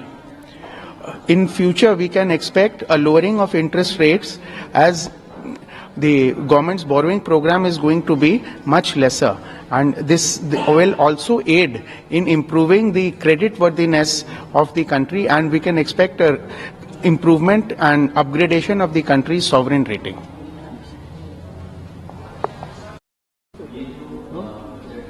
Sir, your first reaction after listening to this budget? So this budget was limited actually. If you see overall, there was no announcement actually. This was just basically keeping the things continue. But it's a good budget where if I see from the startup point of view, government has told in the budget, this FM has told that this guarantee scheme for the startup, there is a good progress, although their number now have not disclosed in the announcement. So we'll know the number in the fine print that what is the progress of the guarantee scheme for the startup which were announced last year by the government. So that is one thing which they have covered, and I think I believe in the next full budget I think they will come out with the many things for the startups. As PhD Chamber of Commerce, we have also given the recommendation to the government on various things for startups. I think these will be considered in the full budget, where we have requested, where we have basically given the recommendation for the funding for the startups which are in the rural or semi-rural areas basically, because you see that most of the startups are based in Mumbai, Bangalore or Gurgaon. They are getting money for their growth or for their expansion, but practically the startups which are in tier 2, tier 3 towns, they don't have such opportunities, and unless until the government will not come out with specific fund for the smaller cities, these startups will always be facing the challenge of the funding, and their growth will be limited. And one thing I have observed, because I have visited into a tier 2, tier 3 cities, the startups funding requirement is very less in comparison to startups which are in the metro cities actually. They are working very efficiently, their resources are limited, and they are doing the same innovation or same business solutions, or they are solving the same problem which the metro city startup is solving in the 50% of the cost actually. So we should give them the boost up by way of bringing some specific funding. That's why the one suggestion which we have given. There's another suggestion why the sector specific the funding for the startups, which the government should create some fund, where the sector like education, healthcare, biotech, or the other sectors, this should be considered also. So these 2-3 things which we have suggested to the government, I hope that government will come out maybe later on. And on the other side, this the guarantee scheme for the startups. Although the scheme has come, so as I have seen in the system, or I am interacting with all the banks, because this big scheme has been rolled out through banks. But practically, the progress is not happening, because the banks are not tuned up to the evaluation of the startups, the underwriting of the startup proposals, because the startups are not profit making actually. So whenever you are putting the condition that whenever any startup will come for funding, they will be क्या यार सबका पकड़ो क्या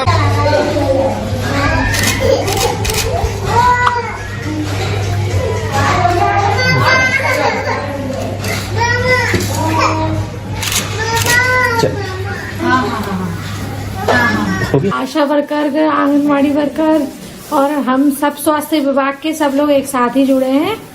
ये Ayushman card बनने से सभी को बहुत ज्यादा सुविधाएं मिल रही हैं, क्योंकि जिसका बजट नहीं है अच्छे हॉस्पिटल में इलाज कराने का, वो अब किसी भी हॉस्पिटल, प्राइवेट हॉस्पिटल में अपना ट्रीटमेंट करा सकते हैं।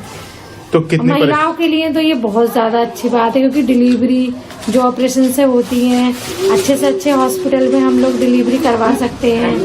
उसमें सभी को लाभ मिलेगा, क्योंकि प्राइवेट हॉस्पिटल में डिलीवरी के बहुत ज़्यादा चार्जेस है।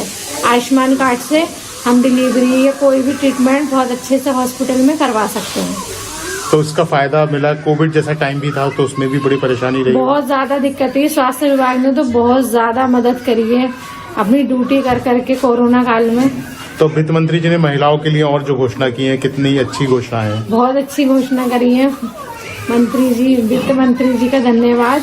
महिलाओं के लिए बहुत अच्छा योजना दे रहे हैं वो, और आयुष्मान कार्ड बनने से सभी को बहुत ज्यादा लाभ मिलेगा, और हमारा बनेगा तो हमें भी बहुत अच्छी फैसिलिटी मिलेंगी। प्राइवेट हॉस्पिटल में अच्छे से अच्छे ट्रीटमेंट करा सकते हैं जी। उन्होंने महिलाओं के दर्द को इसीलिए समझा हो क्योंकि वो खुद ही एक महिला है। अच्छे से अच्छा महिलाओं की केयर हो। डिलीवरी के टाइम इतनी प्रॉब्लम रहती है महिलाओं को, और रोजगार के लिए भी बहुत अच्छे से, और बिजनेस के लिए भी बिजनेस के लिए भी बहुत अच्छे से ध्यान रखती है सबका। मैं आंगनवाड़ी वर्कर हूँ जी। क्या नाम है? बीना रानी। बीना जी, अब वित्त मंत्री जी ने घोषणा की है, कैसा लग रहा है आपको? हमें बहुत अच्छा लग रहा है कि हमारे आंगनवाड़ी आशा वर्कर के लिए और हेल्पर के लिए आयुष्मान कार्ड की घोषणा की है। इससे हमारे इलाज करने में सुविधा होगी और हमें आसानी होगी जरा इलाज के लिए। कितनी परेशानी होती थी? बहुत परेशानी होती थी। हमारे पास इतना बजट भी नहीं हो पाता था जो हम अपना इलाज अच्छे से करवा सके, और इस टाइम हमारा आयुष्मान कार्ड बन जाएगा तो हमें और सुविधा हो जाएगी इलाज करवाने में। पुष्पा क्या है आप? आशा वर्कर। अच्छा, किस तरीके से आपने खुशी जाहिर की है? पोस्टर जो दिखाया है, ये हमें इसलिए खुशी जाहिर की है कि हमें जब ये आयुष्मान कार्ड बन जाएगा तो हमें कुछ लाभ मिलेगा, परेशानियां दूर होंगी। कितनी आपका? बीना रानी। बीना रानी क्या करती हैं? मैं आंगनवाड़ी कार्यकर्ता हूँ। और आपने किस चीज की खुशी जाहिर की है पोस्टर दिखाते हुए? हमने पोस्टर दिखाते हुए इस बात की खुशी जाहिर की है कि हमारा आयुष्मान कार्ड बनेगा और आशा वर्कर सहायिका आंगनवाड़ियों का आयुष्मान बनेगा, और उससे हमारा इलाज फ्री होगा, और हमें कोई भी समस्या होगी इलाज करने में तो हमारी समस्या का समाधान होगा। पहले कितनी दिक्कत होती थी आपको? पहले हमें बहुत दिक्कत होती थी क्योंकि हमारे पास इतना बजट नहीं हो पाता था कि हम अपना इलाज सही से करवा सकें, और अब हमें इस बात की खुशी है कि अगर कोई हमें परेशानी या दिक्कत आती है तो हमारा इलाज फ्री होगा आयुष्मान के जरिए, आयुष्मान कार्ड के जरिए। फायदा मिलेगा इससे हमें बहुत फायदा मिलेगा, इसलिए हम सरकार को धन्यवाद देते हैं वित्त मंत्री जी को धन्यवाद देते हैं। मेरा नाम बीना रानी। बीना जी? हाँ जी। एक और बात ये कहनी पड़ेगी कि कहीं ना कहीं पिछले 2 साल में जिस प्रकार से। जी सर, क्या नाम है आपका? रविंदर वीर। सर, आज बजट पेश हुआ, उसके बारे में क्या कहना है आपका? क्या आपको आज जो बजट केंद्र सरकार द्वारा, केंद्रीय वित्त मंत्री द्वारा लोकसभा में पेश किया गया है, वैसे तो ये अंतरिम बजट है, इससे उम्मीदें तो नहीं होती, फिर भी ये थी आशा थी कि ये चुनावी बजट है तो शायद सरकार कोई लघु उद्योगों के लिए कोई सुध लेगी। स्पोर्ट्स इंडस्ट्री की कुछ समस्याएं थी, कुछ मांगे थी, लेकिन इस बजट में उसके लिए कोई भी प्रोविजन नहीं रखा गया। R&D सेंटर की डिमांड थी हमारी, एंटी डंपिंग ड्यूटी की डिमांड थी, GST रेट कम करने की मांग थी, लेकिन चूंकि ये अंतरिम बजट होता है, आशा भी नहीं होती, पर चुनावी वर्ष के कारण उम्मीद थी कि सरकार कुछ करेगी, लेकिन बजट में स्पोर्ट्स इंडस्ट्री के लिए कुछ नहीं है। सर, बजट में और क्या क्या है? इस बजट में क्या और रखा गया है? GST का घटाया गया कुछ? नहीं, कुछ होता ही नहीं है। ये जो अंतरिम बजट होता है, वैसे तो ये लेखा अनुदान मांगे होता है, कोई ऐसा कुछ पूरक बजट तो होता ही नहीं है। फिर भी चूंकि चुनावी वर्ष है, इसलिए उम्मीदें बहुत थी लघु उद्योगों को, खासकर स्पोर्ट्स इंडस्ट्री को, लेकिन कुछ नहीं हुआ। जी सर, क्या नाम है आपका? रमेश नंद जी। सर, आज जो बजट पेश हुआ है उससे क्या आपको वो कैसा रहा, आपके हक में रहा? नहीं, हक में कहाँ रहा, ये तो निराशा ही हाथ लगी है इस बजट से, तो क्योंकि हमारा स्पोर्ट्स का बिजनेस है, इसमें फिटनेस, बच्चों को खेलों का सामान, वो उसमें GST वगैरह कुछ कम होना चाहिए था, उसमें कुछ भी नहीं हुआ।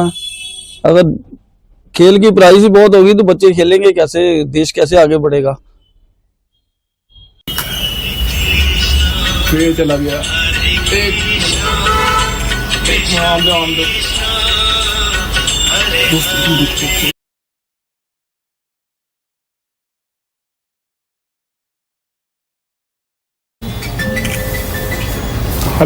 समर्पित दूरदर्शी बजट है। इस बजट में मातृशक्ति का दर्शन है तो राम राज्य का विजन भी है। इस बजट में विकसित भारत का संकल्प है तो आत्मनिर्भर भारत का लक्ष्य भी है। यह बजट गरीब कल्याण, किसान का उत्थान, मातृशक्ति का सम्मान और नौजवानों की मुस्कान समाहित है। ऐसे सर्वस्पर्शी एवं सर्वसमावेशी और देश के जन जन और हर क्षेत्र के सर्वांगीण कल्याण के लिए समर्पित बजट है। माननीय प्रधानमंत्री श्री नरेंद्र मोदी जी, वित्त मंत्री श्रीमती निर्मला सीतारमन जी एवं उनकी पूरी टीम को मैं अपनी ओर से और अपने पार्टी के करोड़ों कार्यकर्ताओं की ओर से हार्दिक बधाई भी देता हूं और उनका अभिनंदन भी करता हूं। पिछले 10 वर्षों में नरेंद्र मोदी जी ने अथक परिश्रम के साथ जहां लगभग 25 करोड़ लोगों को गरीबी की रेखा से बाहर लाया है, तो वहीं दूसरी ओर भारत ने अर्थव्यवस्था में प्रगति के सारे रिकॉर्ड भी तोड़ डाले हैं। यह बजट विकसित भारत के लक्ष्य की बुनियाद है। हम गरीबी हटाने का नारा नहीं देते, बल्कि गरीबी दूर करके दिखाते हैं। हम विकसित और विकास की केवल बात नहीं करते, बल्कि विकास को घर घर पहुंचाने में यकीन रखते हैं। अंतरिम बजट में मध्यम वर्ग के लिए आवास योजना लाए जाने का निर्णय एक क्रांतिकारी कदम है। अगले 5 साल में प्रधानमंत्री आवास योजना ग्रामीण के तहत लगभग 2 करोड़ घर बनाने का निर्णय लिया गया है। अगले 5 साल में अब हमारी सरकार 3 करोड़ से अधिक लखपति दीदी बनाने का सुनियोजित लक्ष्य रख करके चली है। एमएसएमई सेक्टर को ग्लोबल बनाने के लिए सरकार ने जो निर्णय लिया है वो आत्मनिर्भर भारत के लक्ष्य को साकार करने में मदद देगा। इस बजट में पर्यटन पर भी खासा ध्यान रखा गया है। रिन्यूएबल एनर्जी सेक्टर के लिए हमारी सरकार प्रधानमंत्री सूर्योदय योजना में 1 करोड़ घरों की छतों पर सोलर पैनल लगाए जाने का निर्णय ले रही है। यह अंतरिम बजट में किसान, मध्य वर्ग, महिला से लेकर सभी वर्गों को और उसकी रूपरेखा रखी है, जो भारतीय अर्थव्यवस्था सही रास्ते और उज्जवल भविष्य की ओर बढ़ रही है। मैं पुनः इस लोक कल्याणकारी बजट के लिए आदरणीय प्रधानमंत्री श्री नरेंद्र मोदी जी, वित्त मंत्री माननीय अर्थमंत्री श्रीमती निर्मला सीतारमन यांनी मांडलेला अंतरिम अर्थसंकल्प विकसित भारताचा संकल्प सांगणारा अर्थसंकल्प आहे। विशेषतः गरीब, मध्यमवर्गीय, महिला, शेतकरी आणि युवा या सर्व घटकांकडे विशेष लक्ष या अर्थसंकल्पाने दिलेलं आहे। 1 कोटी लोकांना रूफटॉप सोलर देऊन 300 रुपयापर्यंत वीज मोफत देण्याचा विषय असेल होणार आहे आणि त्यातनं रोजगार आणि थेट मार्केट लिंकेज मिळालं पाहिजे पेश किया है। विकसित भारत की संकल्पना विशद करने वाला इस प्रकार का ये बजट है। इस बजट में विशेष रूप से गरीबों, मध्यम वर्गीयों के लिए कई योजनाएं उन्होंने रखी है, जिसमें 1 करोड़ सोलर रूफटॉप, जिसके माध्यम से 300 यूनिट तक की बिजली ये हमारे नागरिकों को मुफ्त मिलने वाली है। जो लोग झोपड़पट्टी में रहते हैं या चौल में रहते हैं, ऐसे लोगों को उनका घर खरीदने का या नया घर लेने का सपना पूरा हो, इसके लिए भी योजना लाई जा रही है। हमारी महिलाओं के लिए लखपति दीदी, ये जो एक कार्यक्रम हाथ में लिया गया है, 3 करोड़ लखपति दीदी हमारे देश में तैयार होने वाली है और विशेष रूप से 9 करोड़ महिलाओं को सेल्फ हेल्प ग्रुप के माध्यम से जिस प्रकार से अधिकारिता दी जा रही है, वो भी मैं ऐसा मानता हूं बहुत महत्वपूर्ण है। हमारे युवाओं के लिए जो एक इनोवेशन का 1 लाख करोड़ का इंटरेस्ट फ्री इस प्रकार का एक फंड तैयार किया है, इससे स्टार्टअप और इनोवेशन की इकोसिस्टम को बहुत मदद मिलेगी और बड़े पैमाने पर रोजगार इसके कारण निर्माण होगा। हमारे किसानों के लिए अगर हम देखें तो नैनो डीएपी जैसी योजना या फिर किसान संपदा योजना हो या हमारे मछुआरों के लिए योजना हो, इन सारी योजनाओं से हमारे किसानों को, मछुआरों को बहुत बड़े पैमाने पर फायदा होगा। विशेष रूप से जो इंफ्रास्ट्रक्चर में इन्वेस्टमेंट 11 लाख करोड़ से ज्यादा की इन्वेस्टमेंट जो होने वाली है, ये एक बहुत ही अप्रत्याशित इस प्रकार की इन्वेस्टमेंट है, निवेश है। और विशेष रूप से रेलवे के नए कॉरिडोर तैयार करना, एयरपोर्ट्स तैयार करना, पोर्ट्स तैयार करना, रोड्स तैयार करना, इस प्रकार की अलग अलग चीजों में ये जो निवेश होगा, इसके कारण हम विकसित भारत की ओर आगे बढ़ेंगे।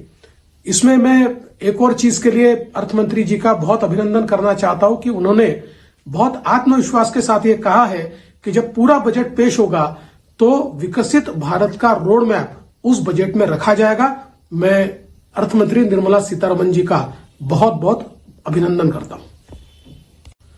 अर्थ मंत्री निर्मला सीतारमन जी ने जो अंतरिम बजट पेश किया है, विकसित भारत की संकल्पना विशद करने वाला इस प्रकार का ये बजट है। इस बजट में विशेष रूप से गरीबों, मध्यम वर्गीयों के लिए कई योजनाएं उन्होंने रखी है, जिसमें 1 करोड़ सोलर रूफटॉप, जिसके माध्यम से 300 यूनिट तक की बिजली ये हमारे नागरिकों को मुफ्त मिलने वाली है। जो लोग झोपड़पट्टी में रहते हैं या चौल में रहते हैं, ऐसे लोगों को उनका घर खरीदने का या नया घर लेने का सपना पूरा हो, इसके लिए भी योजना लाई जा रही है। हमारी महिलाओं के लिए लखपति दीदी, ये जो एक कार्यक्रम हाथ में लिया गया है, 3 करोड़ लखपति दीदी हमारे देश में तैयार होने वाली है और विशेष रूप से 9 करोड़ महिलाओं को सेल्फ हेल्प ग्रुप के माध्यम से जिस प्रकार से अधिकारिता दी जा रही है, वो भी मैं ऐसा मानता हूं बहुत महत्वपूर्ण है। हमारे युवाओं के लिए जो एक इनोवेशन का 1 लाख करोड़ का इंटरेस्ट फ्री इस प्रकार का एक फंड तैयार किया है, इससे स्टार्टअप और इनोवेशन की इकोसिस्टम को बहुत मदद मिलेगी और बड़े पैमाने पर रोजगार इसके कारण निर्माण होगा। हमारे किसानों के लिए अगर हम देखें तो नैनो डीएपी जैसी योजना या फिर किसान संपदा योजना हो या हमारे मछुआरों के लिए योजना हो, इन सारी योजनाओं से हमारे किसानों को, मछुआरों को बहुत बड़े पैमाने पर फायदा होगा।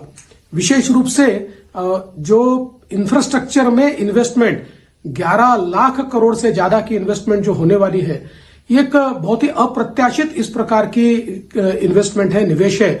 और विशेष रूप से रेलवे के नए कॉरिडोर तैयार करना, एयरपोर्ट्स तैयार करना, पोर्ट्स तैयार करना, रोड्स तैयार करना, इस प्रकार की अलग अलग चीजों में ये जो निवेश होगा, इसके कारण हम विकसित भारत की ओर आगे बढ़ेंगे। इसमें मैं एक और चीज के लिए अर्थ मंत्री जी का बहुत अभिनंदन करना चाहता हूं कि उन्होंने बहुत आत्मविश्वास के साथ ये कहा है कि जब पूरा बजट पेश होगा तो विकसित भारत का रोड मैप उस बजट में रखा जाएगा। मैं अर्थ मंत्री निर्मला सीतारमन जी का बहुत बहुत अभिनंदन करता हूं।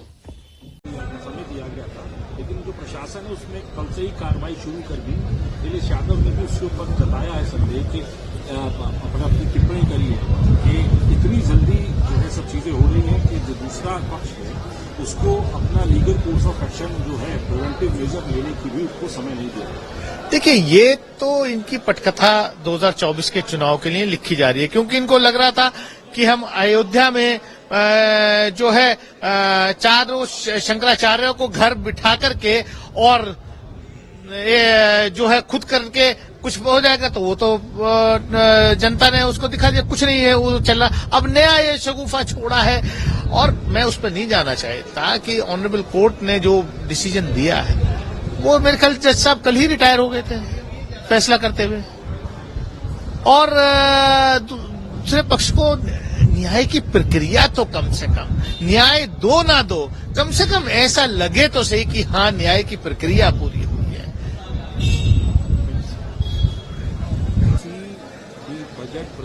Interim budget presented today by the finance minister, so many things have been, so many announced for the youth, for the farmers and the women, especially Asha workers and Anganwadi workers. A new definition has been given to the GDP.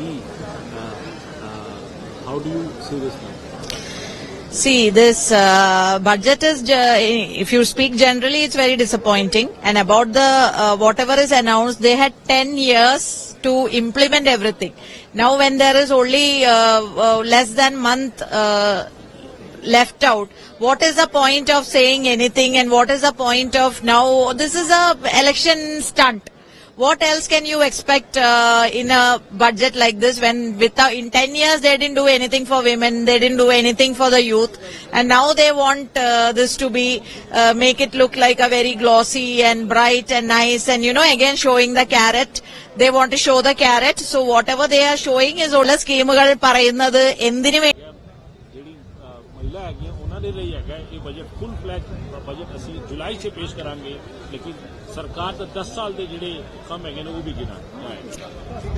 ਦੇਖੋ ਜਦੋਂ ਅੱਜ budget ਪੇਸ਼ ਕੀਤਾ ਜਾ ਰਿਹਾ ਸੀ ਤਾਂ ਦੇਸ਼ ਦੇ ਬਹੁਤ ਸਾਰੇ ਸੈਕਟਰ ਜਿਹੜੇ ਉਹਨਾਂ ਨੂੰ ਬੜੀ ਆਸ ਸੀ ਕਿ ਅੱਜ ਦੇ ਬਜਟ ਦੇ ਵਿੱਚ, ਕਿਉਂਕਿ ਥੋੜੇ ਦਿਨਾਂ ਦੇ ਵਿੱਚ ਇਲੈਕਸ਼ਨ ਹੋਣਾ, ਤਾਂ ਬੜੀ ਆਸ ਸੀ ਦੇਸ਼ ਦੇ ਜਿਹੜੇ ਨੌਜਵਾਨਾਂ ਨੂੰ, ਦੇਸ਼ ਦੇ ਕਿਸਾਨਾਂ ਨੂੰ, ਦੇਸ਼ ਦੇ ਦਲਿਤ ਔਰ ਪਿਛੜੇ ਵਰਗ ਨੂੰ ਬੜੀ ਆਸ ਸੀਗੀ ਕਿ ਅੱਜ ਬਜਟ ਦੇ ਵਿੱਚ ਕੁਝ ਸਪੈਸ਼ਲ ਅਨਾਉਂਸਮੈਂਟਸ ਹੈ ਜਿਹੜੀਆਂ ਇਹਨਾਂ ਵਰਗਾਂ ਦੇ ਲਈ ਹੋਣਗੀਆਂ। ਪਰ ਮੈਂ ਬੜੇ ਅਫਸੋਸ ਦੇ ਨਾਲ ਇਹ ਕਹਿਣਾ ਚਾਹਨਾ ਕਿ ਇਹ ਬਜਟ ਦੀ ਸਪੀਚ ਜਿਹੜੀ ਕਾਪੀ ਹੈ ਮੇਰੇ ਹੱਥ ਦੇ ਵਿੱਚ ਹੈ, ਔਰ ਇਹਦੇ ਵਿੱਚ ਕੋਈ ਅੰਕੜਾ ਇਹੋ ਜਿਹਾ ਨਹੀਂ ਦੱਸਿਆ ਗਿਆ ਕਿ ਕਿੰਨੇ ਨੌਜਵਾਨਾਂ ਨੂੰ ਜਿਹੜੇ ਹੈ ਦੇਸ਼ ਦੇ ਵਿੱਚ ਜਿਨ੍ਹਾਂ ਨੂੰ ਨੌਕਰੀ ਦਿੱਤੀ ਗਈ ਹੈ, ਕਿੰਨੇ ਦਲਿਤ ਨੌਜਵਾਨਾਂ ਨੂੰ ਨੌਕਰੀ ਦਿੱਤੀ ਗਈ, ਕਿੰਨੇ ਪਿਛੜਿਆਂ ਨੂੰ ਨੌਕਰੀ ਦਿੱਤੀ ਗਈ ਹੈ, ਔਰ ਇਹਦੇ ਵਿੱਚ ਕਿਸੇ ਤਰ੍ਹਾਂ ਦਾ ਵੀ ਕੋਈ ਪ੍ਰਾਵਧਾਨ ਹੈ ਜਿਹੜਾ ਮੈਂ ਸਮਝਦਾ ਕਿ ਨਾ ਨੌਜਵਾਨਾਂ ਦੇ ਲਈ ਹੈ। ਔਰ ਖਾਸ ਕਰਕੇ ਜੇ ਮੈਂ ਪੰਜਾਬ ਦੀ ਗੱਲ ਕਰਾਂ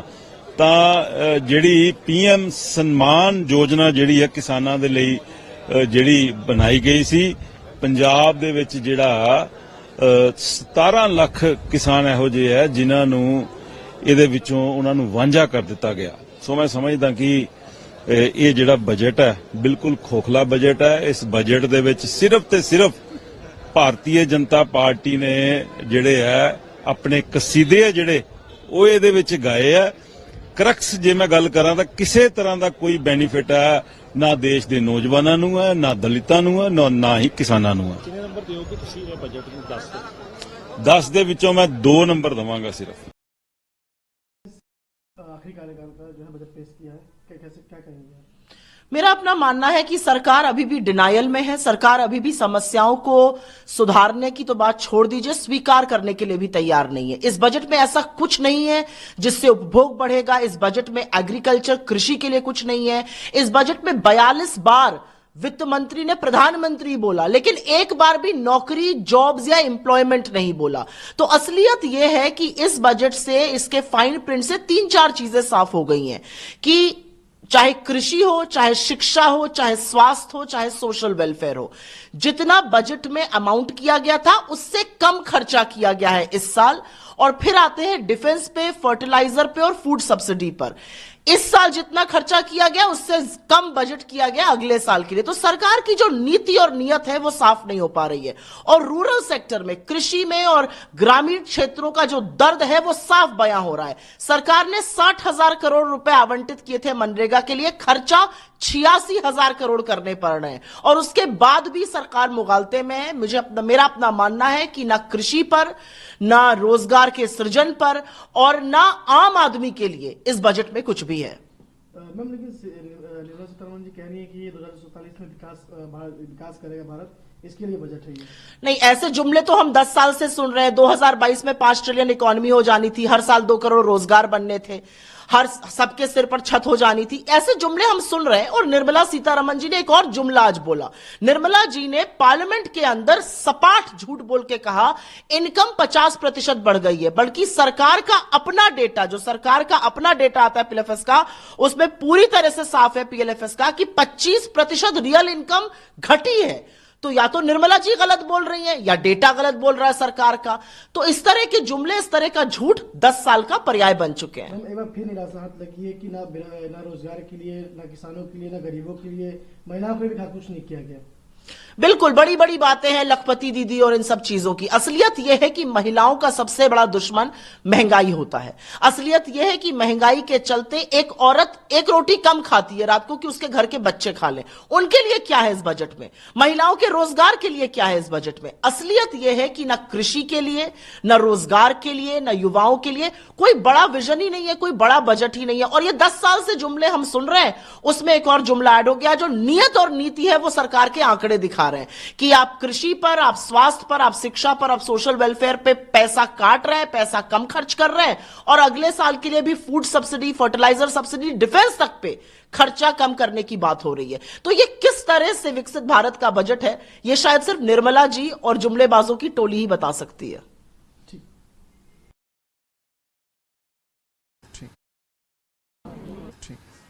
मैसेज डाल दूंगा।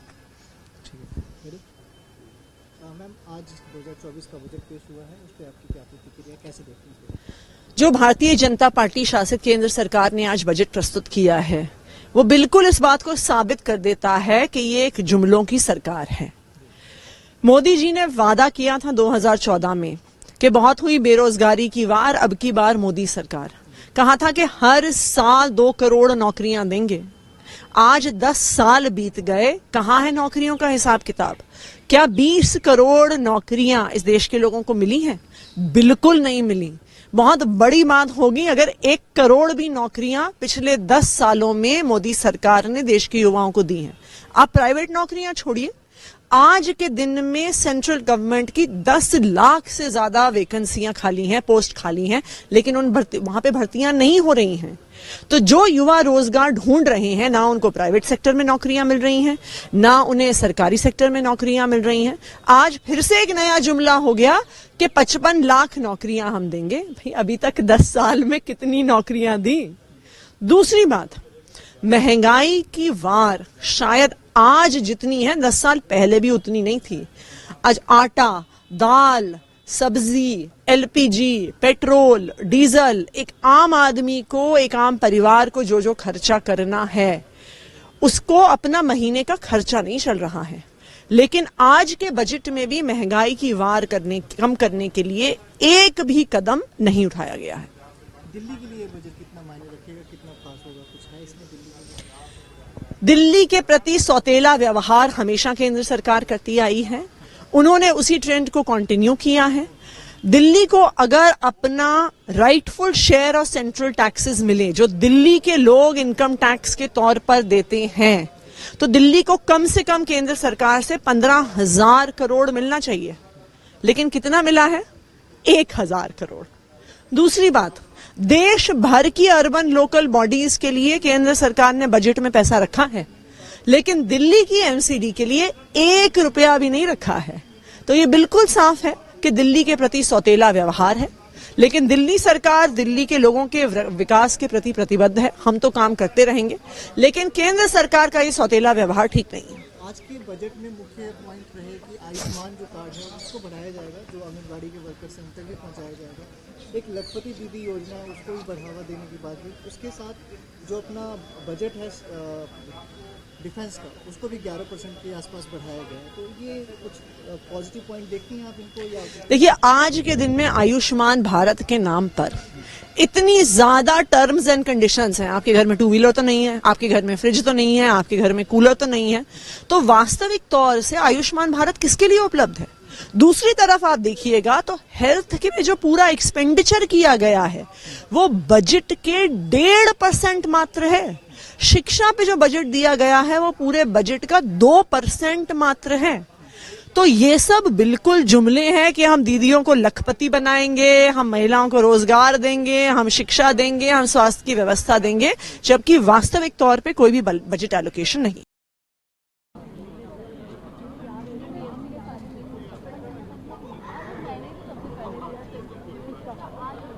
So they don't nurture the CPSUs, they don't patronize the MSME, but what is the use of telling this and that?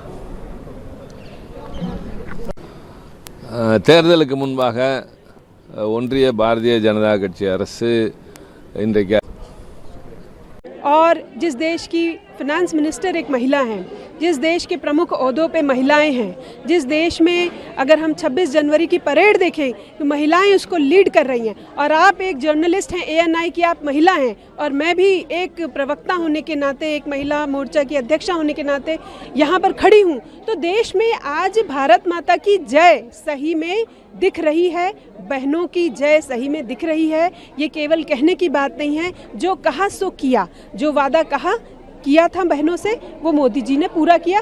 हर क्षेत्र में, हर जगह हम देख रहे हैं कि बहनें पुलिस की वर्दी से लेके कमांडो तक बन रही हैं, और आज राजनीति में भी बहनें आगे बढ़ रही हैं। देखिए, अभी तक आदि आबादी के बारे में किसी ने नहीं सोचा। पहली बार नारी जो शक्ति स्वरूपा है उसके बारे में, और सक्षम सशक्त नारी से ही सशक्त भारत बन सकता है, इस सोच के साथ मोदी सरकार ने निरंतर महिलाओं के सम्मान के लिए योजनाएं बनाई हैं, और आज विकसित भारत के संकल्प में समर्थ स्वाभिमानी नारी अपना योगदान दे रही है। उसी के अनुरूप ये बजट में भी प्रावधान है, और इसके लिए हम धन्यवाद करते हैं निर्मला जी को, धन्यवाद करते हैं माननीय प्रधानमंत्री जी को।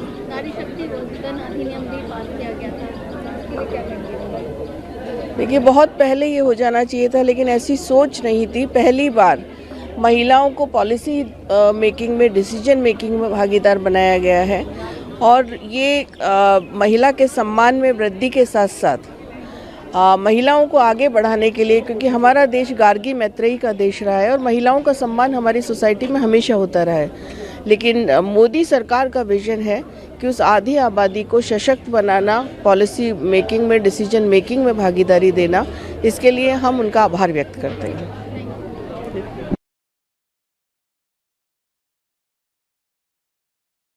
Comment on overall budget which presented by the FM today. So the budget, I must say, was a bit of a surprise, because many of us were expecting a commitment to stay with the fiscal deficit at 5.3, which was the earlier commitment. The surprise is that the government has announced a fiscal deficit of 5.1, which is even stricter than what they had originally indicated and which the markets had readily accepted. So this clearly comes from a great confidence the government has in terms of growth continuing, revenues continuing. Maybe there's some disinvestment funds in there. We don't know on what basis they believe that the revenues will be good and healthy enough to enable the fiscal deficit at 5.1. Because on the other hand, there has been no scaling back of capital expenditure, fortunately. The program not only continues, but there's an increase of 11.1% and an absolute number which is, well ahead of where we have been spending thus far. And we have had a pretty big allocation in capital expenditure thus far. So these are two huge positives. CapEx up, fiscal deficit down. Now, within that, there is, of course, commitment being made for poor, women, youth and farmers, 4 very important constituencies. The government already has amazing programs there. I can certainly speak for the women self-help group movement, which today at 83 lakh self-help groups and 9 crore women beneficiaries is a huge movement in the country. And the ability to deliver through these self-help groups health programs, livelihood creation, enabling these women to earn, and therefore the economic power that comes with that, so that they can repay these loans. And already the repayment of these loans are at 98-99%. So these loans don't go bad. This movement got mentioned deservedly, rightly, in the interim budget, and I'm sure that this is one program which will absolutely continue. I can also say that given the work I do in water and sanitation through the not-for-profit I chair, which is the India Sanitation Coalition, that we have seen the success of the Swachh Bharat mission that has happened through this government in terms of allocation of resources to creation of, in the first instance, toilets, in the second, encouraging people to use the toilets, although there we have to continue to ensure that people use the toilets and that the toilets, of course, get repaired. But there is a program called the Lighthouse Initiative, which we are working with at the India Sanitation Coalition with the ministry. And this, I give you this example because it's an indication of what is happening on the ground, because the funding that has been provided, and I hope continues to be provided through what this interim budget indicates, because there's no indication of scaling back, that money goes from the centre and often sits at the state level and the Gram Panchayat level. And the public-private partnership that we have developed is for the private sector to come in and help the Gram Panchayats to use that money so that the villages at the Gram Panchayat level can be declared model villages. So the government turns to the private sector and says, we don't need your money. We need you to help ensure that in the areas where you work, where your factories are, where you're doing CSR work, that the money we have allocated for very important programs gets spent. So I think what we are understanding here is the interim budget is saying there are wonderful programs in place. Let's make sure that they continue. Let's make sure that the absorptive capacity of the economy is increased with the help of partnerships. We don't need to throw more money at it till we know that the money that we have allocated is getting properly used. And 6 months later, we will see in the budget whether there is need for some of these funds to be enhanced or how it will happen. There was mention very clearly of the state allocations will depend on outcomes. So it's really saying if you use the money, you get more. If you don't use it properly, you don't get more. So the allocations being based on outcomes is a great way to manage this. And therefore, good programs continuing. There's no indication of a pullback. New programs hopefully get announced 6 months later where required. Some new programs already announced here, which is the fund, which is to help new initiatives that helps youth. It can help women. It could even help farmers if there are new futuristic initiatives where the commitment is interest-free loans for 50 years. This is like free money. It's money like venture capital, which we've always had a shortage of in the country. We relied on a lot of offshore venture funds. This is now the government saying we are creating a huge corpus for you to be able to access. So that, I think, was a big new announcement, which will help youth, can help women entrepreneurs, can help startups, which are very important constituents in terms of the growth of the economy. As you have covered all the things, and I just want to ask you specifically about the capital expenditure increased 11.1% of infrastructure, how it will help in country growth. You know, capital expenditure helps each and every one of us. As a citizen, when I travel from one place to another, that it takes me half the time that it took me to drive to Dehradun, to drive to Savai Madhopur. You feel that as a citizen. For every business, small or big, improvement in logistics is money saved, time saved, and it is hugely important for the economy.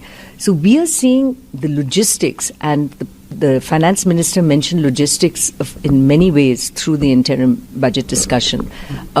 Railways, 3 new economic corridors to move, I think she said cement, minerals and energy.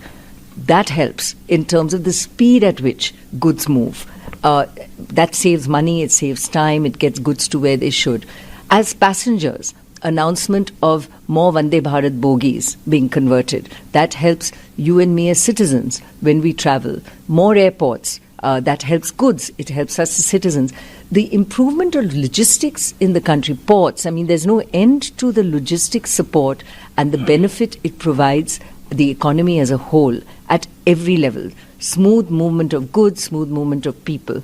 So that, I think, is a story which we have to continue to invest in. India's logistic costs have been notoriously high, not just for lack of infrastructure, but also the paperwork and the soft side of it, which is being digitized now. And if we can improve that, the economy as a whole benefits hugely. I think if we can look at the digital architecture and infrastructure of the country and the full infrastructure, as in the bricks and mortar infrastructure, which this government has actually developed so well, it is absolutely the direction for us to ensure high growth in the future. So the benefit is huge for every one of us. It connects India, it connects each one of us, it connects us to the rest of the world. Okay, ma'am, you have talked about the fiscal deficit. So what does the revision mean, and how is the new target going to help the country? So the new target helps because it shows that we are back to fiscal prudence, which means government does not overborrow. If market borrowing is high, what you get is inflation. If market borrowing is high, it squeezes out the ability of the private sector to borrow. So both ways, it's not healthy. We rightly increased our market borrowing, and the previous commitment on fiscal commitments went out the window over COVID. And it happened across the world. Every government had to step in to save its citizens. Now that we are over that hump, now that we have growth, the desire to pull that back into some level of reason is what has been demonstrated and is needed. But it can't happen quickly and suddenly, because it shouldn't take the growth momentum out of the economy, and which is why it's a glide path. So we are not back to where we were. We are heading in that direction, and the commitment was made earlier to head there. We are now even over-promising on that commitment by saying, okay, we had said 5.3, but we can actually do 5.1. So it is, in fact, actually a surprise that in an election year, the government has chosen to show such responsible behavior. To me, it is an endorsement of the fact that there's confidence in our growth story on the one hand, and the tax and revenue collections therein, and on the other, that our growth is there to stay and is not going to require huge amounts of government support alone. I think what is unsaid but is required is for the private sector to come in now with its capital expenditure programs. The green shoots of that are evident already. And I expect that there will be more public sector capital expenditure as well. Okay, no change in tax structure, no indirect and direct. Do you accept will be cut in tax structure when full budget?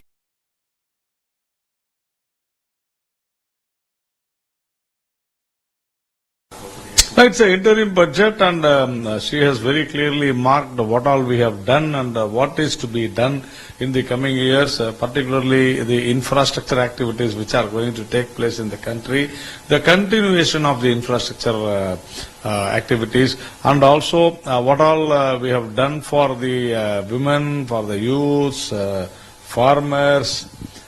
So there are so many achievements, and also what the continuation will be, and regarding the industries, regarding the education, everything, and she has made it very, very clear. And also she has mentioned about the growth in the economy, and the fiscal deficit has come down. So the country is going in the right direction with the beautiful economic growth, and how the next year will be, which is being viewed by her, and it is quite natural. We all know that it is 100% sure that we are going to be there next year also, and BJP government will come out with the full budget during June or July. Yeah, but see, they are free to have alliance with anyone, but when he says that with a national outlook, we welcome it. And it is their party's decision. So, as far as BJP is concerned, it is their internal party issue. But as far as BJP is concerned, BJP is a national party with a national outlook, along with the states' rights. As far as this Hemant Soren issue is concerned, it is really shameful that a chief minister has been arrested when in power, and the problem is that he has been caught because he has been involved in a land grabbing of a tribal land belonging to tribals. So he cannot say that it is a vendetta, political vendetta. But see, without any prima facie, the arrest would not have been made, and there is also money laundering in this issue, and that is the reason he has been arrested. So let him see the court. Let him face the court. What is that? See, even after 3, 4, 5 years of introduction of this amendment, I am really surprised. These people doesn't understand what is CAA. The controversy is unwanted form, because this CAA amendment is not applicable to any Indian citizen, and it is applicable only to those who entered India before December 2014. So it's very clear that to minorities in Pakistan, Bangladesh and Afghanistan who are there in India, who wants to apply. And no way the state is connected. The main issue is that no way the state is connected. It is totally, it is pertaining to the central government. So how can Mr. Stalin say that they will not allow, you cannot have the foothold? I don't understand. It is very clear that these people have not understood what is CAA. I can only pity these people that they want to do anything, they want to oppose anything what BJP does. So it's really, it's a comedy, that's all.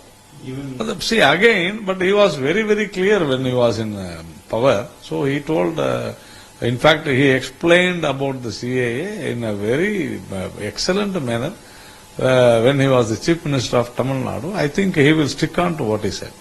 Sir, today there was a protest. See, even yesterday I have told, see, every day in Tamil Nadu, at least minimum 5 to 10 people are dying. They are killed or met with an accident for the, after consuming liquor. This is what is happening. And in fact, I have very clearly stated with the dates. So many thousands of people have died in the last 2.5 years after drinking. The son killing his mother, mother killing the father, and son killing father, and a drunkard killing his friend. See, this is happening every day in and out it is happening.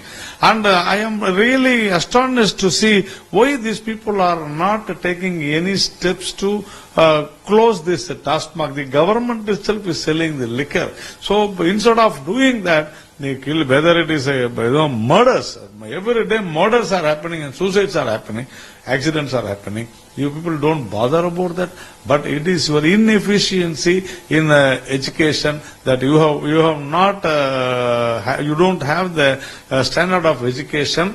That is the reason the kids, the students are afraid of writing NEET, or they fail in NEET. So instead of motivating them, instead of empowering them with a better education, I don't understand why these people are doing this.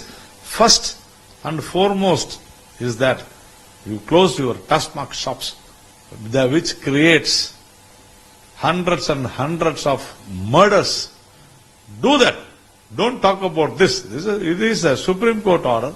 If at all you want anything, go to Supreme Court. Why you are not doing this? This is really atrocious. And they are playing with the sentiments of the parents and the people and the students. It is wrong. No, it is not a question of confusing. They are literally damaging the students' education. They are literally destroying the students' education and the future of Tamil Nadu. That is what these people are doing. See, if the more the Tamil Nadu students qualify in NEET, the more the seats they get throughout India. After NEET, Tamil Nadu students who were getting seats only in Tamil Nadu, now they get more seats, additional seats all over India. This is a record, this is a fact. So these people don't understand. That is the main problem. In order to develop, in order to encourage the distilleries, these people are allowing this liquor, the quality less liquor. Definitely it is to be highly condemned. So let them stop all these things and stop selling liquor. See, it is a very silent revolution what Mr. Annamalai is doing, or the party president, because he is reaching almost each and everyone in Tamil Nadu, because he travels across all constituencies and people are thronging to see him. It is really a silent revolution what he is doing. Though the media here is trying to, curtail the events, but he is in touch with. It is a last mile connectivity what he is doing, and we have strengthened our booth level organization, and we are receiving. People, we are receiving more and more people, more and more, voters, more and more partymen coming in, and we are happy. We are getting very stronger. In charge for Tamil Nadu for the parliament election. Now, Mr. Arvind Menon is a very nice personality, and he knows the organization better. And Mr. Sudhagar Reddy, both, he is also an experienced campaigner. So, all are charged up. So, definitely, BJP in Tamil Nadu, in the coming parliamentary elections, we are going to make a very, very big impact in Tamil Nadu. Target number, sir. Now, we have already said at least 25 parliamentarians should go, minimum, from Tamil Nadu. That is our target. We are saying this for the past 2 years. Also recently, It's visible and evident because in the last 2-3 years we have been growing, and as I told you, more number of people are coming from various political parties, also students, farmers, women. So we have also strengthened our booth level activities. So it is very evident. Thank you. what do you think?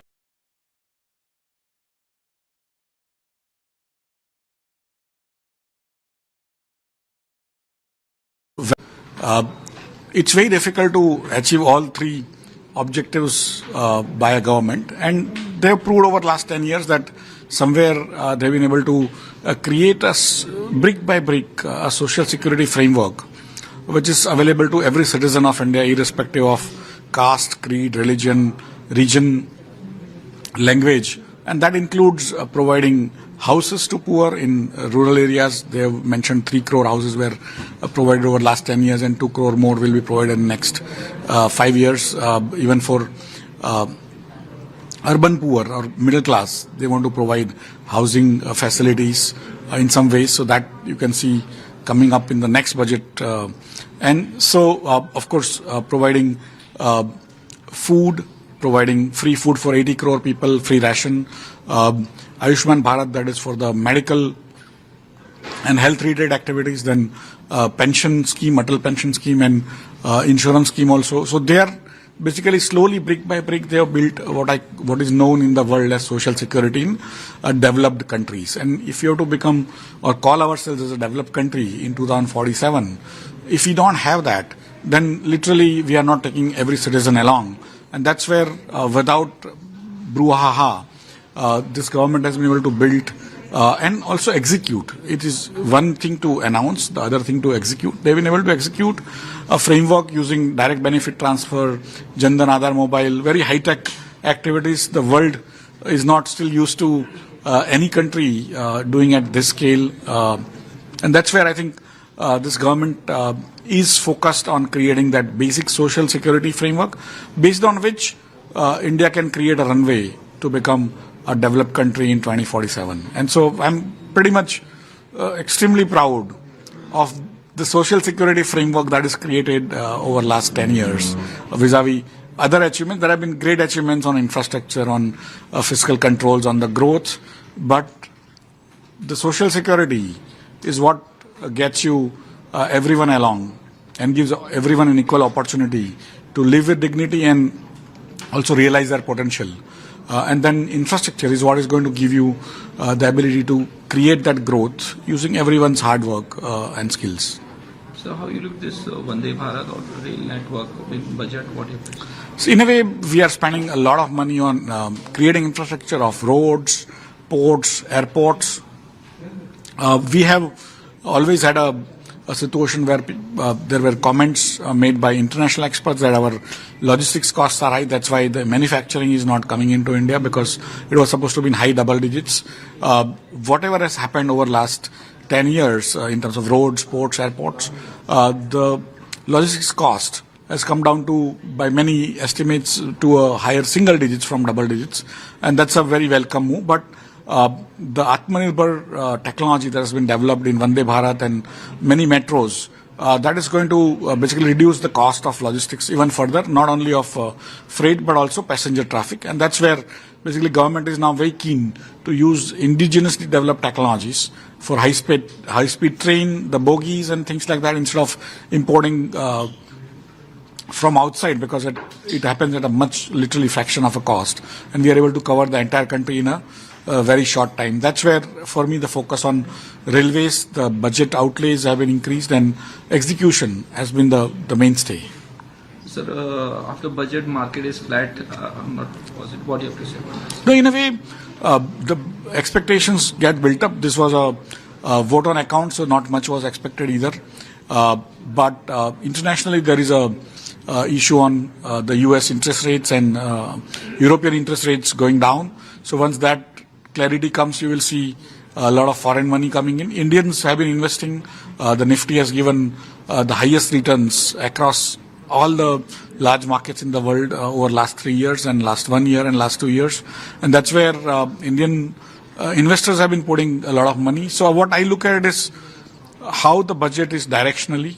It was vote on accounts, which is basically giving you just the accounts. And this budget speech was also one of the shortest because of the same. So going forward, the new budget after the election is what one would wait for. But currently, a lot of people are happy that government has been able to achieve their budget deficit targets, the fiscal deficit targets, lower than what they had announced. And they have also been able to give 3 years roadmap to bring it down to 4.5%.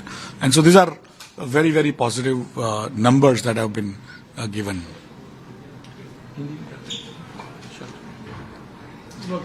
एक minute, अच्छा sir, किस तरह से budget को देखते हैं? आपने कहा कि की पॉइंट जो है महिलाएं हैं, फार्मर्स हैं, मतलब जवान तबका और जो गरीब हैं उनके ऊपर किया गया है. किस तरह से सोशल सिक्योरिटी और जो राशन देने की बात की है, क्या किस तरह से?